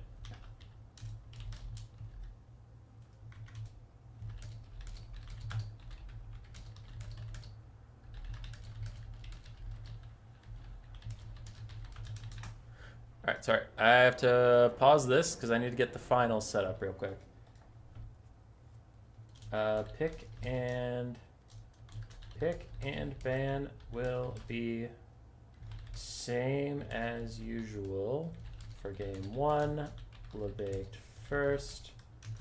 Game 2 will flip Acroma first.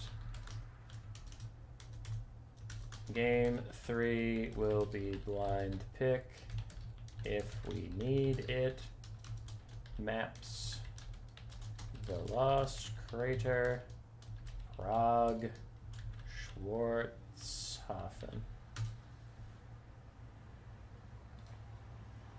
Alright. So we're here. Nice. We get the gold damage values. So if you don't know anything about free-for-all, the very quick version is whoever gets the most damage value wins, not who's left alive. Stormrunner is saying he was playing King of the Hill. So apparently this is Stormrunner. Yep, Laughing Abyss. And it's the Wood Elves. So he spawned in the middle with Durthu, a Branch Wraith, a whole bunch of Skirmishers, and some Dryads. Okay. He also has 2 Arwar Cav, the Lost Sylvan Knights, and the Great the Wild Hunters of Kurnos. For Bwags, we have Khorne. We have some Fleshhounds of Khorne in the Vanguard. 2 over there, 2 over here. And we have Skull Crushers of Khorne and double Bloodthirster, one of which is the Exalted Bloodthirster. And the Fleshhounds are getting massacred by the Wood Elves right now. Father Ram brought Skaven. We have a bunch of Rat Ogres, Wolf Rats, Rat Ogres, a Hellpit Abomination, more specifically the Thing, and then some Avalanche Mortars, Teeth Breakers, and regular Rattling Guns with Ikit Claw on his Doom Wheel. And then LeBaked also has Skaven with Ikit Claw, 2 Plague Claw Catapults, Natty Booba Sharpshooters, another Rattling Gun, 2 of them, and then Rat Ogres and Skaven Slaves and such. Okay, 2 Skaven. I'm here for it. And the Bloodthirsters have something to say to Durthu. It's not anything nice. They are here to beat his tree ass into the dirt. They both have flaming axes. That is like his worst enemy as a tree man. He summons a Manticore to try and help himself out, but there ain't no help in this. And look at the damage value right now. It's just Khorne and the Wood Elves beating the shit out of each other. Everyone else is just trying to participate. Stormrunners, Elite Cavalry are fighting Rat Ogres in the woods. That's pretty good targets for them, honestly. They have good anti-large. They don't get debuffs from the forest. Okay, they'll take it. Durthu lives. He escapes. He's fine. He's chilling. And the Bloodthirsters decide they don't want to fight on the Wildwood Ranger ROR anymore. They want to leave this horrible, horrible place. The Skaven are fighting some of the tree people, just trying to get involved. Plagueclaw Catapults firing up and over the trees into the other Skaven.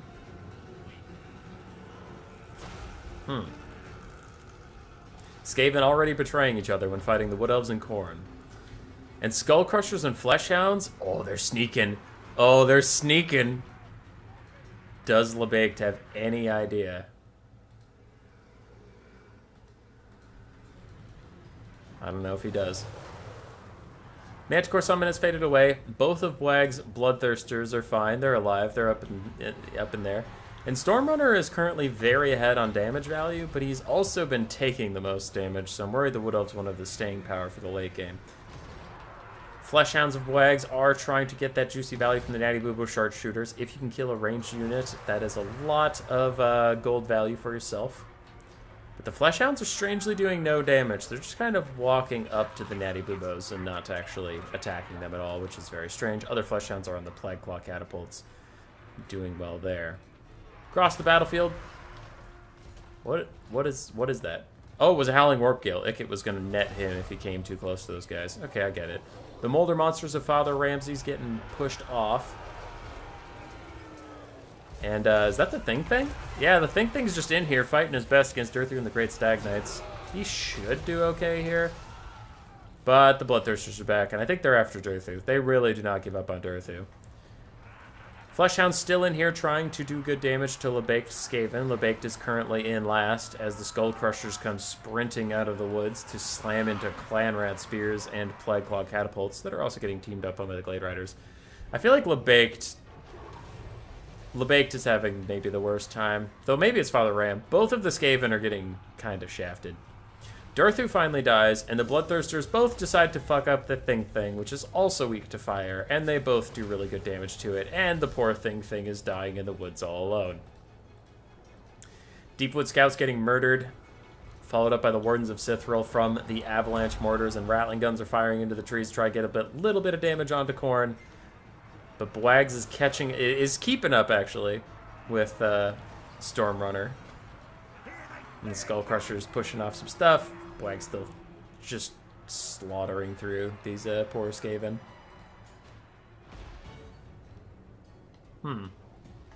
It's looking like a 2-horse race as of right now. The Thing is pushed off. Both the Bloodthirsters stuck still fighting as Rattling Guns shoot at them in the trees. They'll get a little bit of damage, not a ton. Trees blocking most of the bullets before they get there. Why are they both green? I don't know, man. FFA picks weird fucking colors. Deepwood Scouts trying to rejoin the fight. Brass Orb attempts to predict them, but it will not work. Rat Ogres all getting routed off by the Bloodthirsters, and Bwags takes the lead for Khorne. Skull Crushers continuing to fight, grinding through these Rat Ogres. The Jezzails being healthy on the sidelines and Rattling Guns also making it away could be a problem, as the Fleshhounds are now fading. And LeBake throwing his Icket Claw in there, a little risky. Skull Crushers do surround him. They could get good damage out, but they're currently spread out through a bunch of other stuff. Chaos Warriors with Khorne with Halberds still trying to join the fight, currently blocked by some Dryads. 10,000 is reached by Khorne. Next highest is 8,800 on the Wood Elves. Bloodthirsters for Bwag still alive and well. Wood Elves are looking pretty out of gas. They have a Branch Wraith at a 3rd HP. They have very injured Deepwood Scouts. And some Dryads in the distance. I just saw the Avalanche Mortars massacre some of the Skaven over there. But, in the meantime, we do have the Exalted Bloodthirster netted in the sky in front of these the Teeth Breakers and the other Rattling Guns. And they're very scared to be there, but they will finish off the Exalted Bloodthirster before he can get to them. Never mind. He will get down there, but he's still going to die. As Icket just shoots him. Jesus. Anyway, purple Skaven have turned on the blue Skaven. Still firing in on those guys. Looks like both Skull Crushers were dealt with and pushed off. So were the Chaos Warriors. And Bwags, while he has a lead, he's running out of tools to use it. Stormrunner's also, like we had said, not feeling so good. Hey, the Thing's back. Hi, Thing. Welcome back to the fight, buddy. He's doing his best. Another Brass Orb onto the Deepwood Scouts, just trying to take them out. But if Wags can stay ahead of Storm, maybe he's got legs left in this game. The Blue Skaven have the closest thing resembling an army left, but they are in last place points-wise.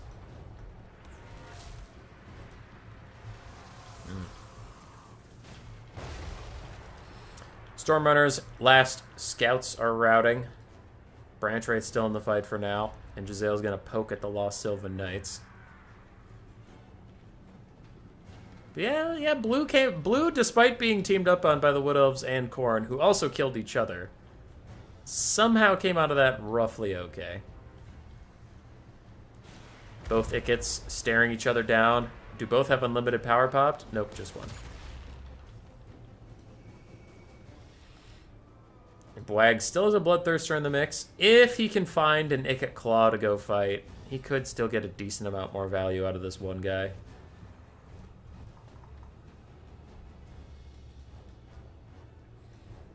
For Stormrunner, we just have some Dryads and a Branch Wraith. Hey, and the Lost Sylvan Knights are back. For the last time. What does Purple have left? What does Father Ramsey have? Skaven Slaves, a summon of spears, so that's the Thing summon. So the Thing died and popped out those spears. And Icket. Oh, Blue is all of a sudden looking real good to be the last man standing, but are there even enough points on the battlefield left for him? Icket and Claw are fighting Icket and Claw. Rat Ogre's trying to surround Icket, but on his Doom Wheel he does provide terror, and they're all very low on leadership. There's a Stormverm with Halberds? There's a real Stormverm with Halberds? I didn't know Blue even had that. It's going to mess up this Branch Wraith for a little bit. Nice Overcasted Cleansing Rune from Blue onto Purple. And the Rat Ogres found their way onto the Avalanche Mortars, but it looks like the Bloodthirster is here to have some words about that. Wants to get some damage value, wants to stay ahead of LeBaked, who is successfully sniping out Father Ramsey.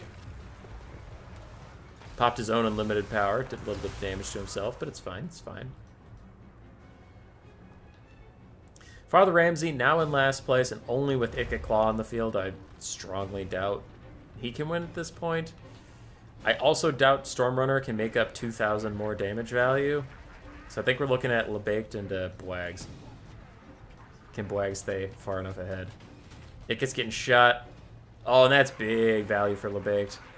Alrighty, routes graying out Father Ramsey. Bloodthirster's hunting down some Rat Ogres, hunting down Icket. The Chaos Warriors with Halberds actually finding some Stormvermin, and that's a decent fight they could take. They'll get some damage value out of that. Ah, but the teal Rattling Guns trying to friendly fire their own so that the enemy can't get the points. Melkoths? Oh, from the Branch Wraith, she overcast it. Alright, Stormrunner's name is grayed out, but Father Ramsey's back! His name's ungrayed out, he has something somewhere. It's a Skaven Slave! Oh, that's funny. Bloodthirster's fighting with Rat Ogres and Ikid. If he can turn and fight Ikid, he can get decent damage. Because I think we all know he's not going to win the whole... He's not going to be the last man standing. But if he could fight Ikid, get some damage value. I think the winner gets, what, 1,500? Or is it 2,500? Flensing Rune onto the Bloodthirster. It is just Bwags and LeBaked in here. Bwags is still up by 2,600. But a net is going to keep him in the sky right in front of the Giselles. And Rattling Guns are trying to get a beat on him. He dives in onto Ikit, gets some good shots. Rattling Guns are going to point blank him in the back. Does he have a tier 2 Corn Army ability? He does not. And he dies. And it says it's a draw. I extremely doubt that. LeBaked wins by 126 points. That is one more value than Escape and Slave. That's a close free-for-all. That's a close free-for-all right there. That was good shit. That was real good shit. All right, thanks for doing that, boys. We have a final to go cast.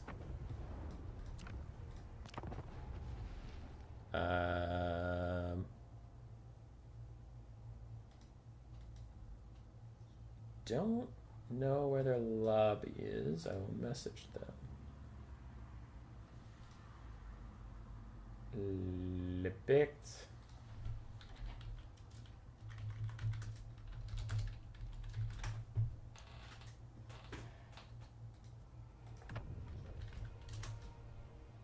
I wonder if it's this.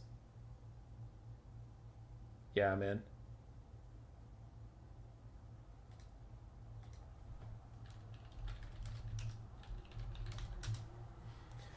Alright, so this is the finals. Best of 3, LeBaked versus Akroma.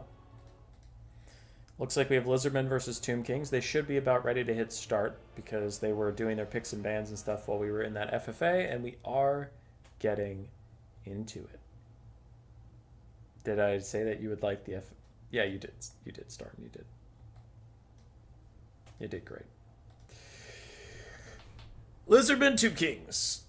Let's go. That's double Bone Giant. That right there is a double Bone Giant. I'm going to have to transition to my quiet voice because Grace is going to bed about now. So we're going into ASMR mode. And yeah, Vanthus, you're just having the best day.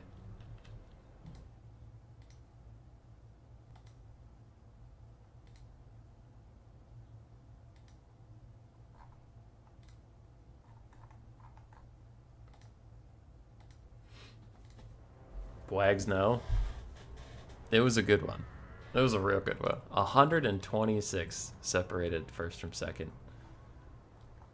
What a glorious FFA.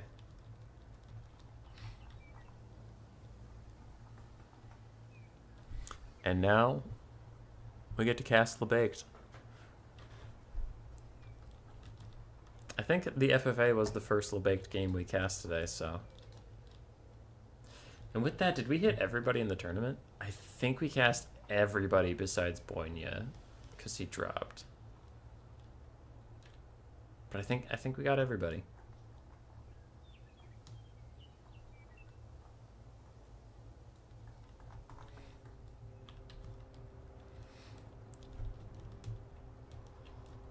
Ooh. Sleepy. Alrighty, for the Tomb Kings. I know they aren't formationed yet, but I can see their entire army.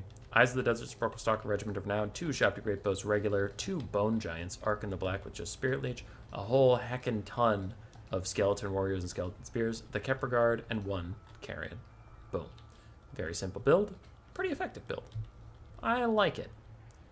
On the other side, for LeBaked and the Lizardmen. Got ourselves some Skinks. Got ourselves some Saurus. 1 Saurus with clubs, 1 with spears.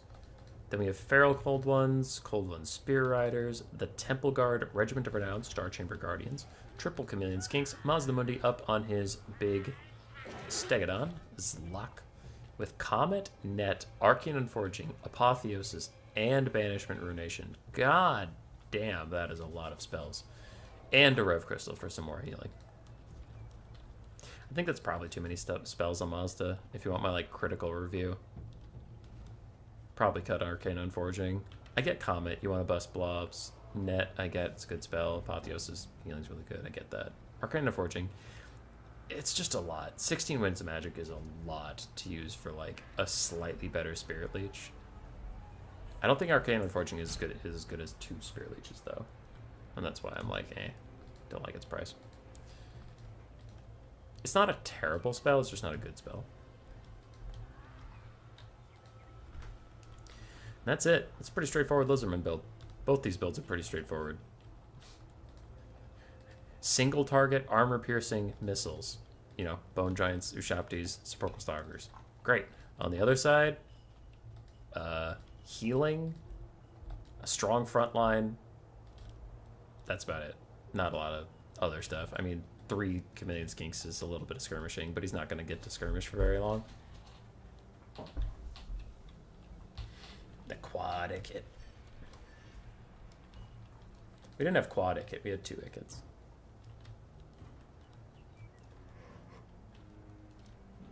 Whew.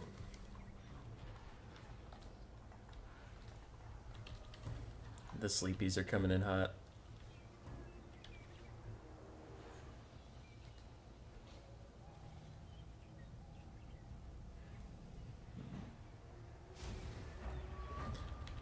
I feel like my game looks a lot prettier right now, and I don't know why.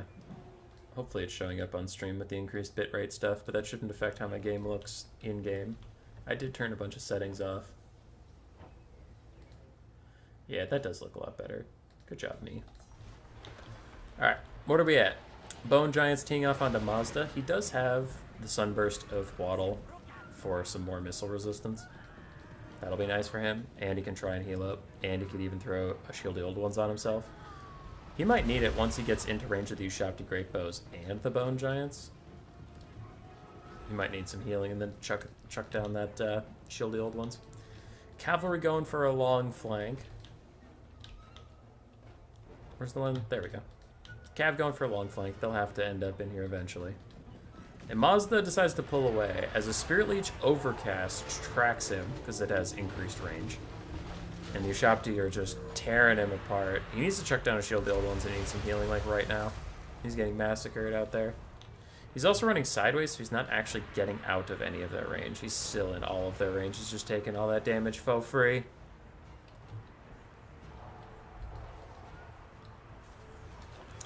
Skinks have reached the front line. Saurus are still waddling up. The Rev Crystal chucks out some healing onto Skinks, not onto Mazda, who could really use it. Mazda also needs to Apotheosis himself here pretty soon. Banishment's rolling through the back line. He's doing okay over there. I think he's also trying to get a Ruination of Cities off, but he needs to Apotheosis himself like right fucking now or he's gonna die.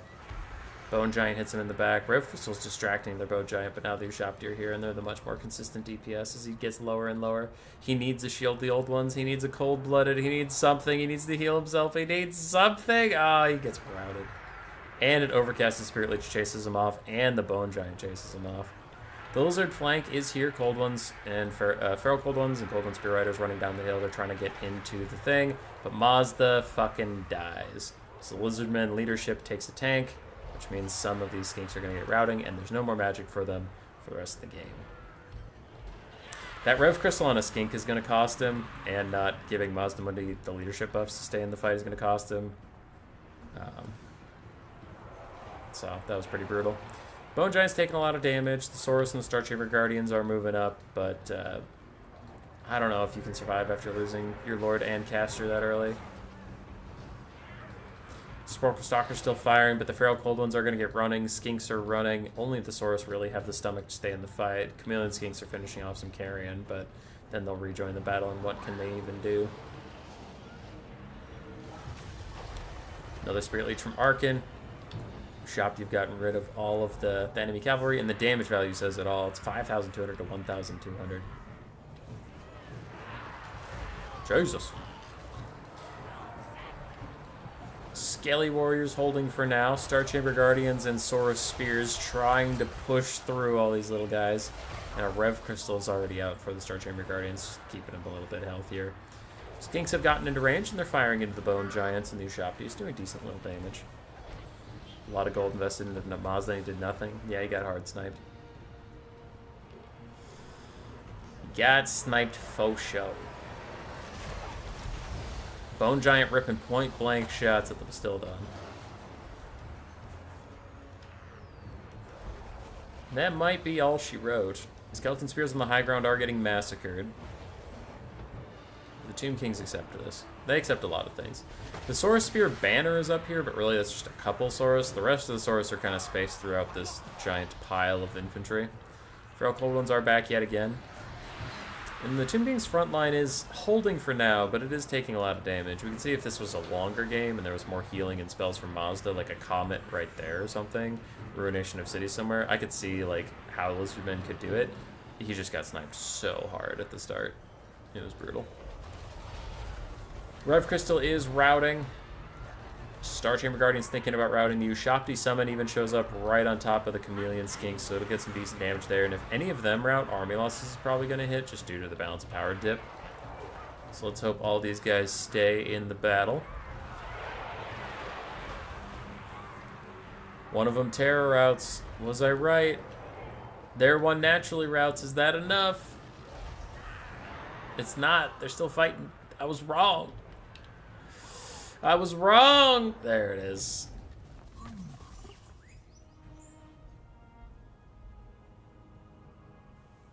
Mazda having less missile resist on Zlok than on Toilet Seat is... if that's true, that's really strange. Not a lot to analyze there. Chameleon Skinks did fine. Star Chamber Guardians did what you needed them to do, but shit happens. Bone Giants did okay. Ushapti Great Bows did fine. GG's, brother.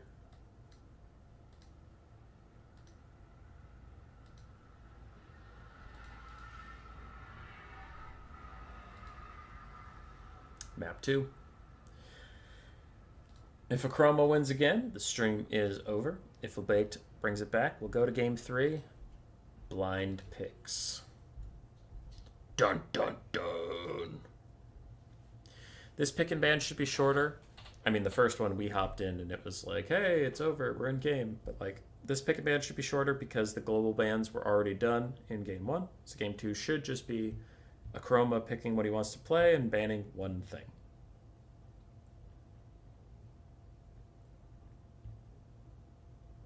Rip the land before time. The Lizardman had it too good for too long.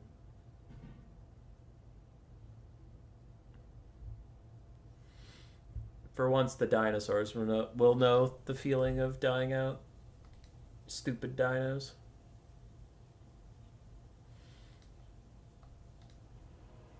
I see dinosaurs all the time, yucking it up. Smoking their cigars.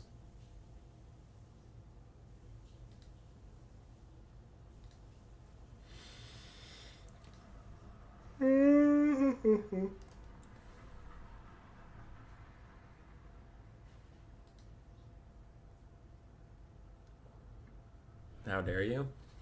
How dare I? How dare I? How dare you?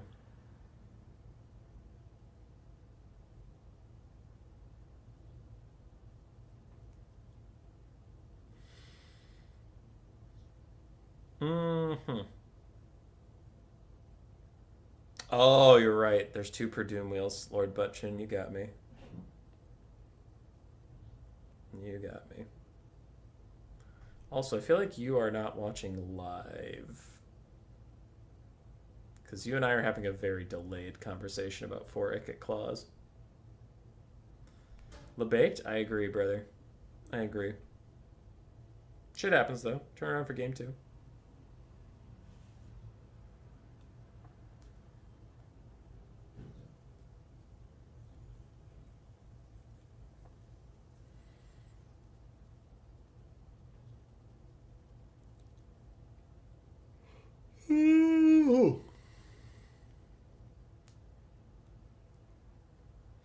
Alright. I'm gonna go say goodnight to the lady. I will return when I feel like it.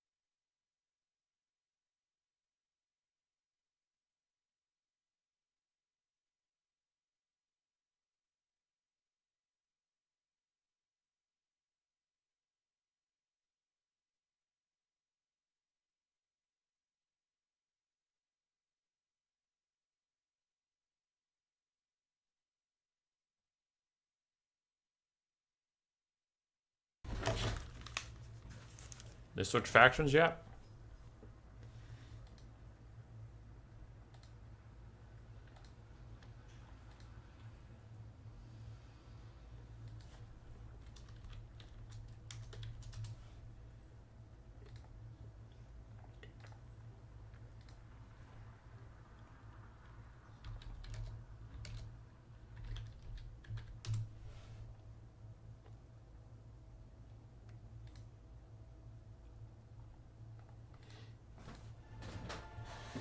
All right. Why haven't they switched factions yet?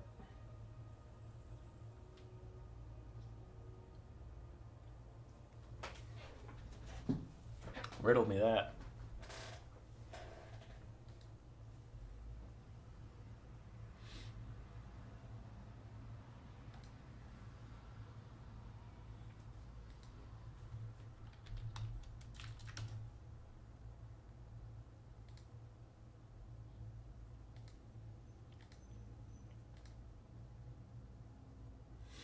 This is what I'm doing now.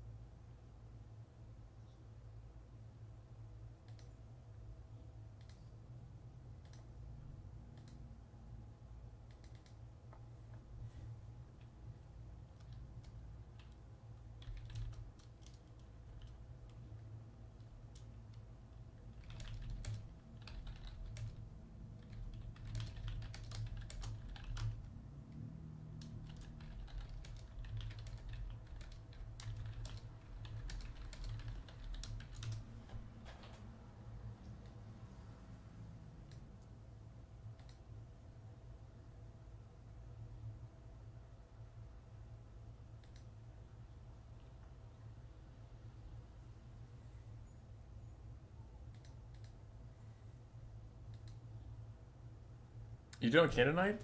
Hell yeah, dude. Honestly, things were pretty good. Things were pretty good.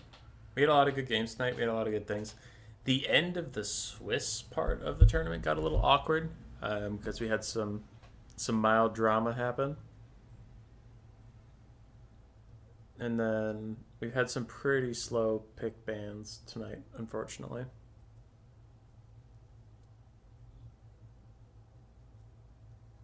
But overall, yeah. A lot of the games have been great when they happened. Oh, also some players have had lag issues.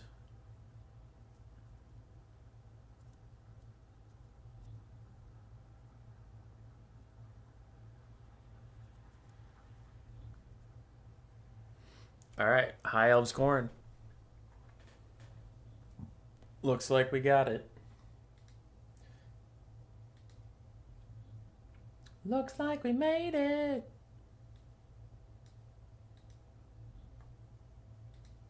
Whoa. Zeldrim with the $50. Don't know I deserve that, but thank you so much, dude.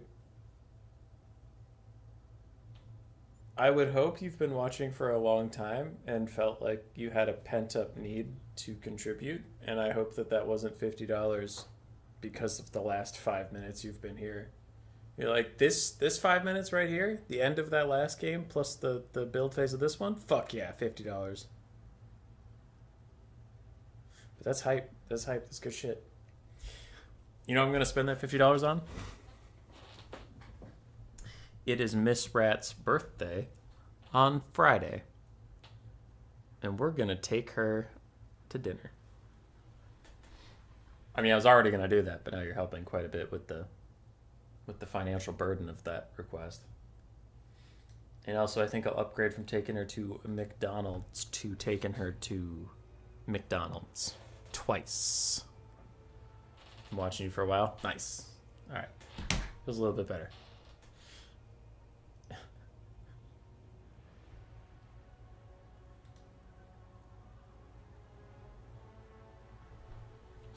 So, hold on.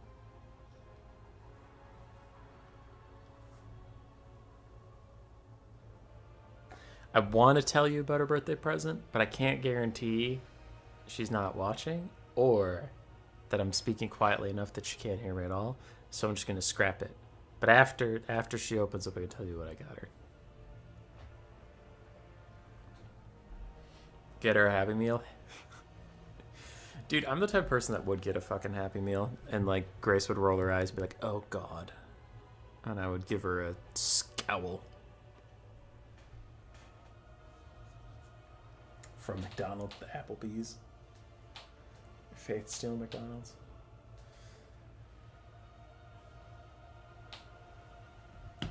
All right, high elves are ready. Corn is getting there. They are in chevron/unit type juggling. Wait! Wait!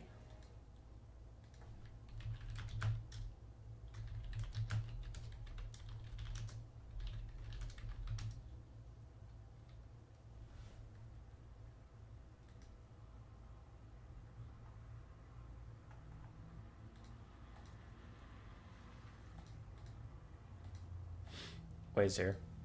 The Plague Claw report must be issued.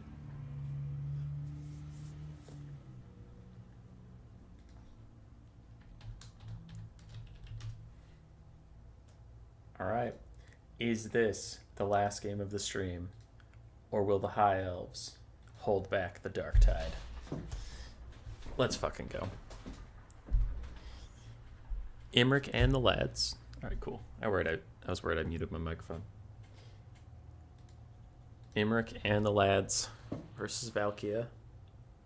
And a wild pack of animals. We have horses, we have dogs, we have big dogs, we have cows.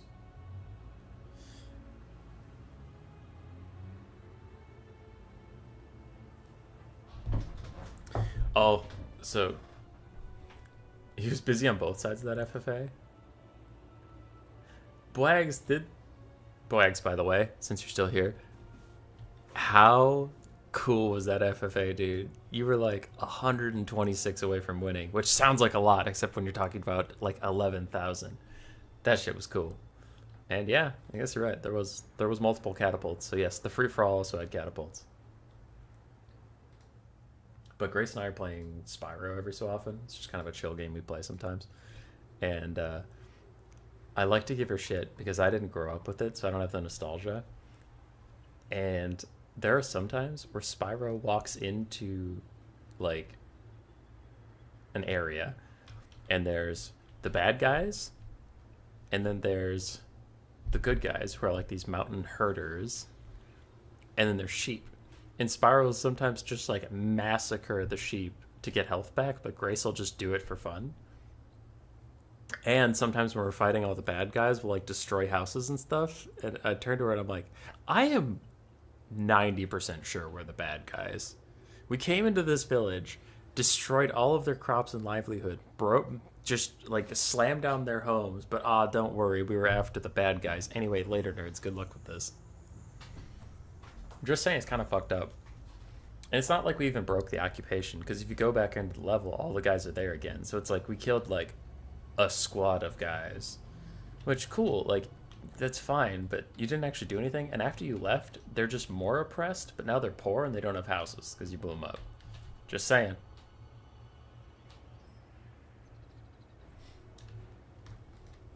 Just saying. Spyro was the bad guy. Hashtag Nasty New York 2025. FFA was the best way to figure it out. We had a 4-way fucking tie. I don't know what to do with that. FFA. Alright. Armies are getting set up. For Khorne, we have 6 Marauders. 3 of them have dual weapons, 3 are regular. We have 3 Minos of Khorne with great weapons. Valkia the Bloody with Spear, Sleipnir, and Demon Shield. And then we have 2 Marauder Horsemen of Khorne with throwing axes. And in the distance, 2 Fleshhounds and 2 Chaos Warhounds of Khorne. On the side of Lebecht and Zehaels, we have triple White Lions of Krace, quadruple Spearmen, 3 Lothian Seaguard, 1 regular Archer, Imric up on his dragon with all of his abilities and items and everything special about him, a Mage of Life with Regrowth, Earth Blood, and both of her items, and a single Phoenix God.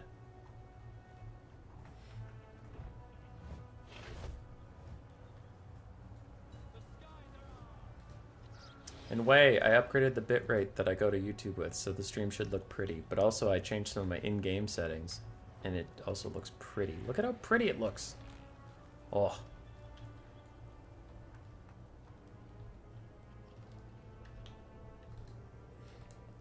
I'm slowly trying to become more professional, because I was studying some Turin and Milk and Cookies videos, and I was like, God, these look so good, and mine looks so shit.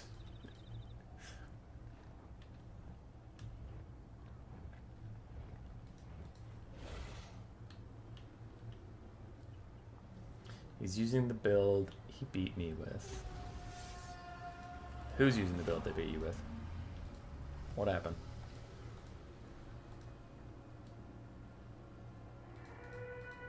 Alright, and we're off. Phoenix Guard and White Lions of Cray swap in places as the box coalesces together. I had a stint of enjoying High Elves. I think I'm on the tail end of it, but I played some High Elves. Berserk, who's a very, very good player, VM's Berserk, he played Khorne into me and made me feel like a little girl. So now I am very concerned for LeBake, but that's mostly just like Berserk beat the tar out of me in High Elves versus Khorne. And it's like, is that Berserk just being better than me, or is that this matchup? Because Berserk is better than me. I don't watch either, so doing something right for me at least, yeah. Zaldrim, if I'm saying that right, we are hoping to do more fun co-op campaign things like that. I just gotta find the time, because everybody's gotta have the time to sit down for like 3 or 4 or 5 hours. LeBake beat you with that build? Oh, okay, he's on a roll. As for the bug stuff, I find them funny. Some of the comments are really negative, but I don't know. I have fun with them. I think they're silly. Anyway, I gotta cast this game. Let's focus up, guys. Come on. Being unprofessional over here. Jesus Christ. Archers are really hurting these Marauder Horsemen throwing axes. But the Marauders have reached the front line. Mostly healthy. They'll be okay. But I think the High Elf front line should win. Should. They just have like way better stats. And of course, Marauders are like chaff. They're Khorne's version of chaff infantry, so it's not like, wow, Marauders should just destroy White Lions. Dual weapons might do a little bit better, but Archers pouring in, that's going just fine. Here come the dogs. You're a hybrid unit. Let's see you hybrid your way out of this motherfucker. Boom. Rear charge. Nice stuff. Dogs saturating the area. One London Sea Guard is going to rout. The front line for Khorne is falling apart, but the back line for the High Elves could be said to be the same. Imric with a nasty breath attack onto that clump. Good punishment there. And yeah, the front line is really falling apart for Khorne. The Minos have stalled in their advance. Bit of a whoopsie there. They do need new orders to move up and move out. Skirmish Cav of Khorne is getting shot and speared, so not a good time for them. But here comes the second flank from Fleshhounds in onto Lothern Seaguard. Valkia is hunting down the Lifecaster, and Imric is on the ground in front of Minos. But the Minos are committing on top of Spearmen to try and fight Imric. That seems a little risky. I think the Minos are much more needed in the back line that Khorne has completely overrun with just sheer weight of bodies. Valkia still trying to snipe out the Lifecaster, which is a good call-out. You usually want to do this versus Imric specifically, but in general, if you can kill the Lifecaster before you fight anything, that's great, because if you fight Imric, it's just going to keep healing it from the background. Imric is escaping from the Minos that are now sitting in 1.5 million spears, so he'll be okay there. Khorne is slightly ahead on the balance of power, and I guess I don't know how I feel about that just yet. Phoenix Guard are fighting Fleshhound, which is a great fight for them. They're feeling super good. And the Lifecaster is standing next to Valkyrie like, try me, bitch. See what happens. Round 2, motherfucker. I have 40 melee defense and I'm a Footlord. What you gonna do about it?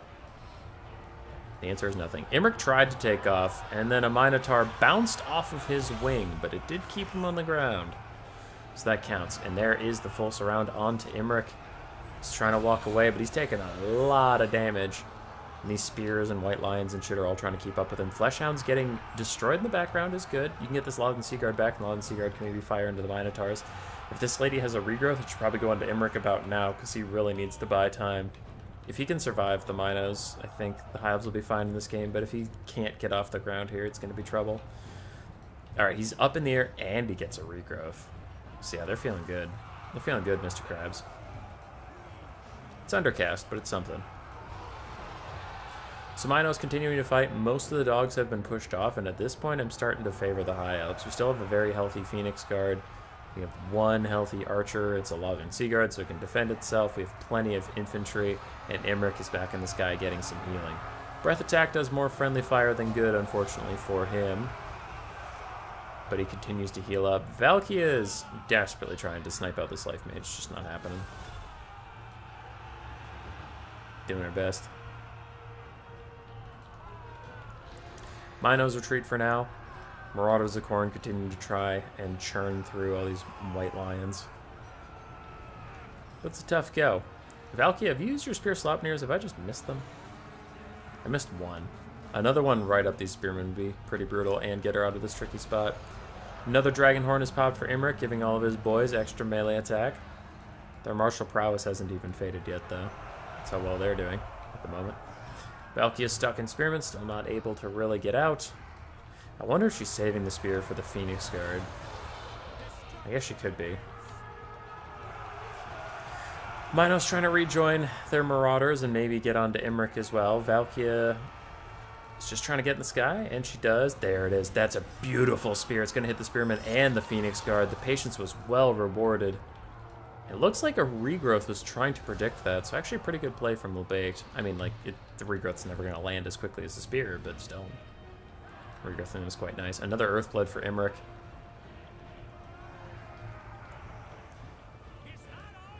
Imric would devour Valkia in a Fisticuffs. Depends on what buffs of his are up. Huge charge from Valkia. Gets a really nice attack onto the Mage of Life. And now she does need to peace out. She needs her Demon Shield, and there it is. So that is great timing for her. And on the high ground, Phoenix Guard got a ton of healing from that Regrowth. Their Spearman comrades are almost leaving, as are these other Spearmen down here. So Khorne could actually turn this top area into a bit of a rout.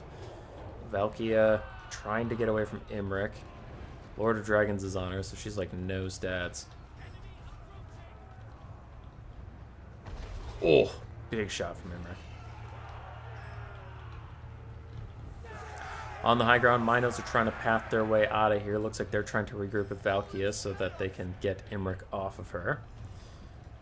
Khorne's running out of gas. I wonder, I haven't seen a ton of Horns of Khorne. I wonder if they have the Sword of Khorne. That could be nice in the late game. Another Earthblood for Imric. Where is his heal cap, man? He took so much damage and got so much healing. Valkia is running around. She probably wants to try and snipe that Mage of Life, but Imric is right behind her, so I don't know what she's actually going to do about it. High Elves are very far ahead on the balance of power now, and I do tend to agree. We have two healthy-ish Minotaurs and a very ambitious Sword of Khorne, but it looks like the High Elves are already starting to dodge it, and they just continue to do so. Unfortunately, a swing and a miss on the Sword of Khorne. That might be GG without the Sword of Khorne. Because, I mean, if it had gone, like, now, like, right, maybe here you could get maybe both these units. But even then, what do you do against Imric, a healer, and these Phoenix Guard? Just seems like too much. Valkia's coming in hot for that Mage of Life, and if she hits the charge attack... Oh, she's actually going for a lot of the Sea Guard. Interesting. Anyway, I was going to say, if she hits the Mage of Life on a charge attack, she should be able to actually finish her off. Minos trying to track down Imric, but Imric just gets back in the sky. He's fine. Another Regrowth. Are you fucking serious? And it's onto these Lothern Sea Guard instead of the Phoenix Guard. I think that's a misclick.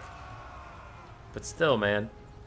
She's regrowth the Phoenix Guard, she's regrowth Imric, she's regrowth these Lothern Sea Guard, she's thrown multiple Earthbloods onto Imric and some of these other infantry units. Healing is way too cheap. It is far too inexpensive. Valkia gets another nice shot onto the Mage of Life, sniping her out. No more healing for you. Valky's not going to let her get away there. 10 HP, that should shatter her. Of course it doesn't, so she has to just die. No more healing for the High Elves, not that it really matters that much. Imric is caught out, but he manages to attack the Minotaurs who are behind him somehow, because of reasons. Minos getting good chunks onto Imric. If Valkia flies in right now, pops Demon Shield, and blocks him in place while also not taking damage and letting the Minotaurs catch up to him, that could be a huge play for Khorne. What is not a huge play for Khorne is Phoenix Guard catching these Minos. It's looking brutal. Valkia dives down a log and Seaguard. And there's her Demon Shield. This is the moment. If the High Elves are going to lose, it has to be Imric dying right here, right now. But he throws a very nice Lord of Dragons onto these Minos. They have 9 melee attack right now. They're not getting through. Another Dragon Horn for Imric. Balance Power is in Army Losses territory, and the Minos are having troubles really keeping up with him. Loudon Seaguard poking them down, other Loudon Seaguard firing in. And we're going to game 3. We're going to game 3. There's no shot Khorne wins this at this point. Khorne's up on damage value. But it don't matter. Healing be healing. That's a nice breath attack. That's a real nice breath attack. That's an Army Losses breath attack.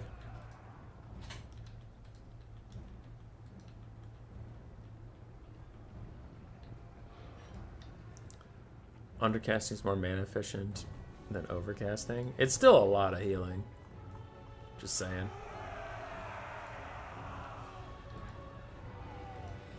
Minos route, and that's Army Losses. Game 3, baby. Just what you wanted. I mean, I do like a game 3. I don't like heal caps, but I do like a game 3. I don't know why it skipped the end game screen. I didn't click that, but okay. But okay.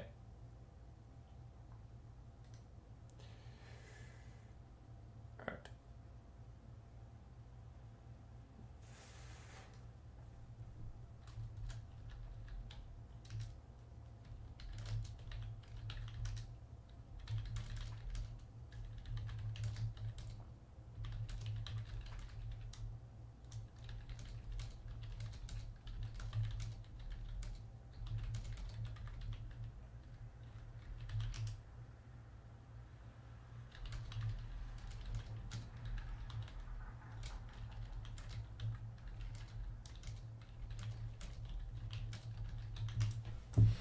All right, both players will send me in Discord what faction they want to play for the final game.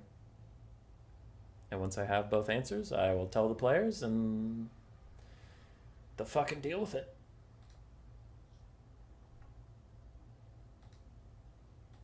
Now remember that there were 4 global bans.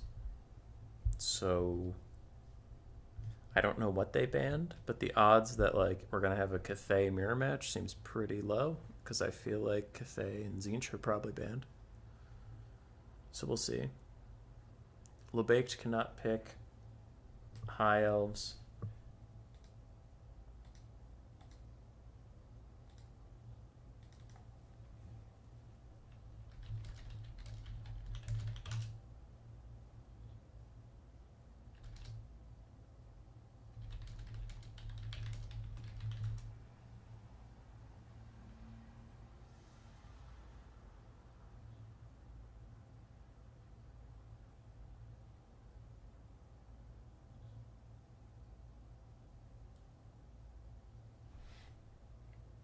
Alright, I have Lebaked's faction. Akroma is messaging me right now.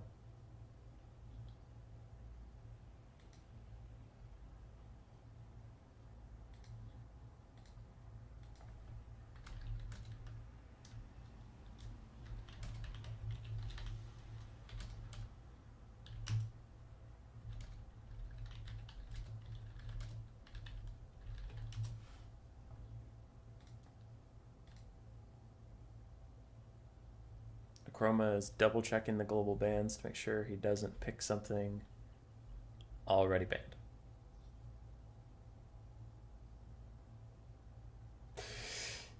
God damn it, wait! Wait!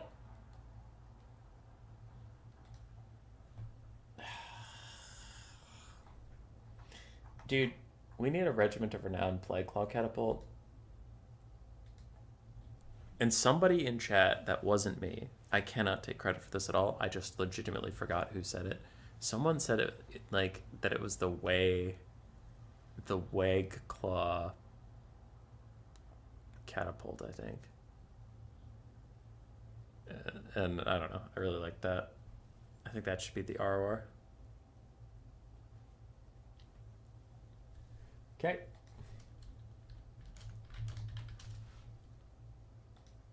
Vanthus, you still here?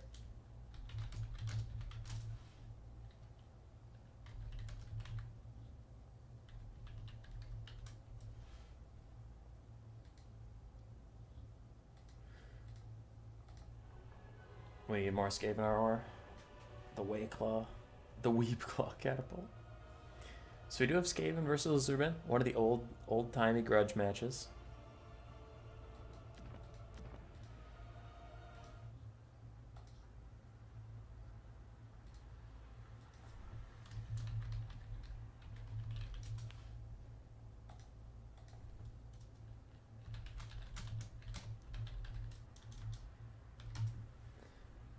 Alright, Vanthus, you're getting more Lizardmen. Where's the Skaven Slave ROR? I kind of want it to be, you know, Icehorn Marauders for Norska? I want it to be like Human Boys Slave Pack or something. And they're worth 300 gold. And they have worse stats than a clan rat. And there's no reason to bring them, but they're there.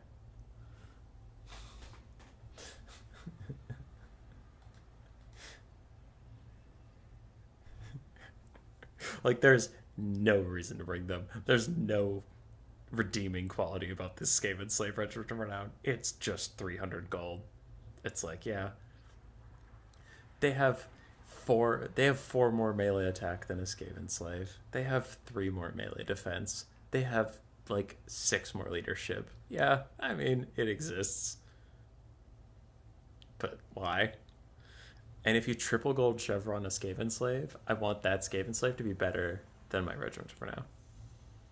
And cheaper. The Skaven Slave ROR should just be 560 units. Okay, that's better. That's so much better. Call it, what about 2 Skaven Slaves? It's just double.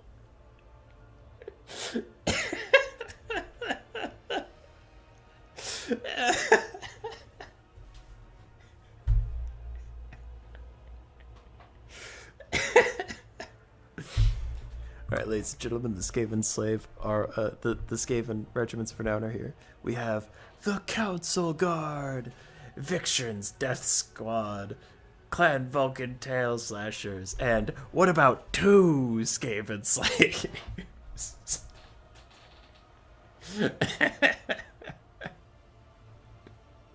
And they're still shit. It's too funny. Oh boy. I love that. That was great. Alright, we're getting into game. I am very concerned for the Scavinos. This is it, winner take all. And that right there is the Lizardman build. It's the Lizardman build that made me rate this as one of the few matchups that Skaven should ban. I can't hang. I can't handle it. I've known that this like exact thing is coming, and I still lose. I can't do anything about it. The only difference is Cold and Spear Riders. Usually what I'm dealing with has a lot more feral cold ones in it. But oh well. Now with the Warp Lightning Cannon buffs, I actually should try like 3 Warp Lightning Cannons. Oh, but the problem is the Ripper Dactyls. That's right. I was thinking, I'm like, if it's just the Shredder, can't I just Rattling Gun it or something? But it's the fucking Ripper Dactyls. I don't know. We'll see how Lebake does.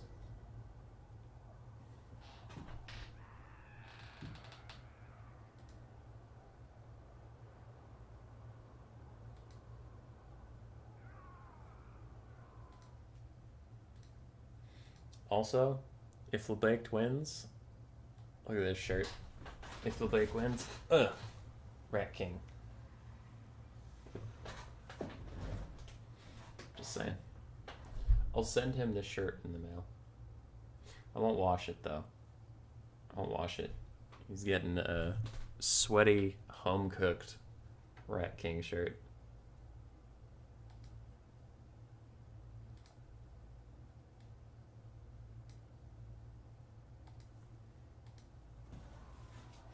Thick boy plus healing toad. Ruin has come for you. Yeah. It's true. It's true. This is it. Final game of the night. Smoke 'em if you got 'em. Oops, I'm under the ground. Actually, yeah, if I have to send LeBaked my shirt in the mail, I love this shirt. Grace got it for me, so now I'm actually really rooting for TK Chroma. Sorry, LeBaked. Gotta get that authentic Skaven smell.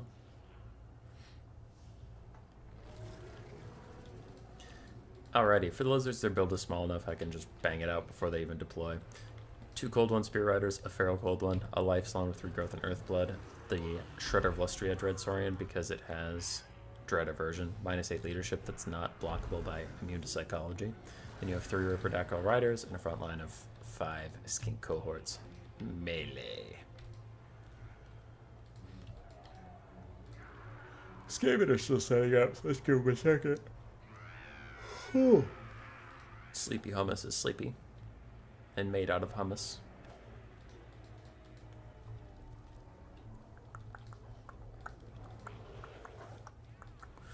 Ooh, Warp Fire Throwers. That's fun. I don't know what they're going to be able to really accomplish, but that's fun. You get them. Skaven voice lines are the best, dude. Alright, for the Skaven, as they're getting more into position here, we have 2 Warp Fire Throwers, a Kit Claw with Flensing Ruin and Howling Warp Gale. We have some Wolf Rats, looks like 2 of them. We do have a single Storm Vermin with Halberds. We have 3 big scary Rat Ogres, Clan Vulcan Tail Slashers plus Clan Rats with Spears, and 1 regular Warp Lightning Cannon.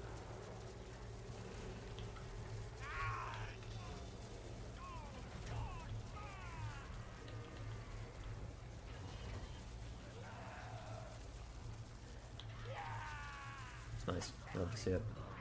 Turns out I wasn't needed. Alright, way. Nice. I saw you behind the blocker for just a bit, but then it turned out he was fighting Lizardmen and he switched it up. But you were there.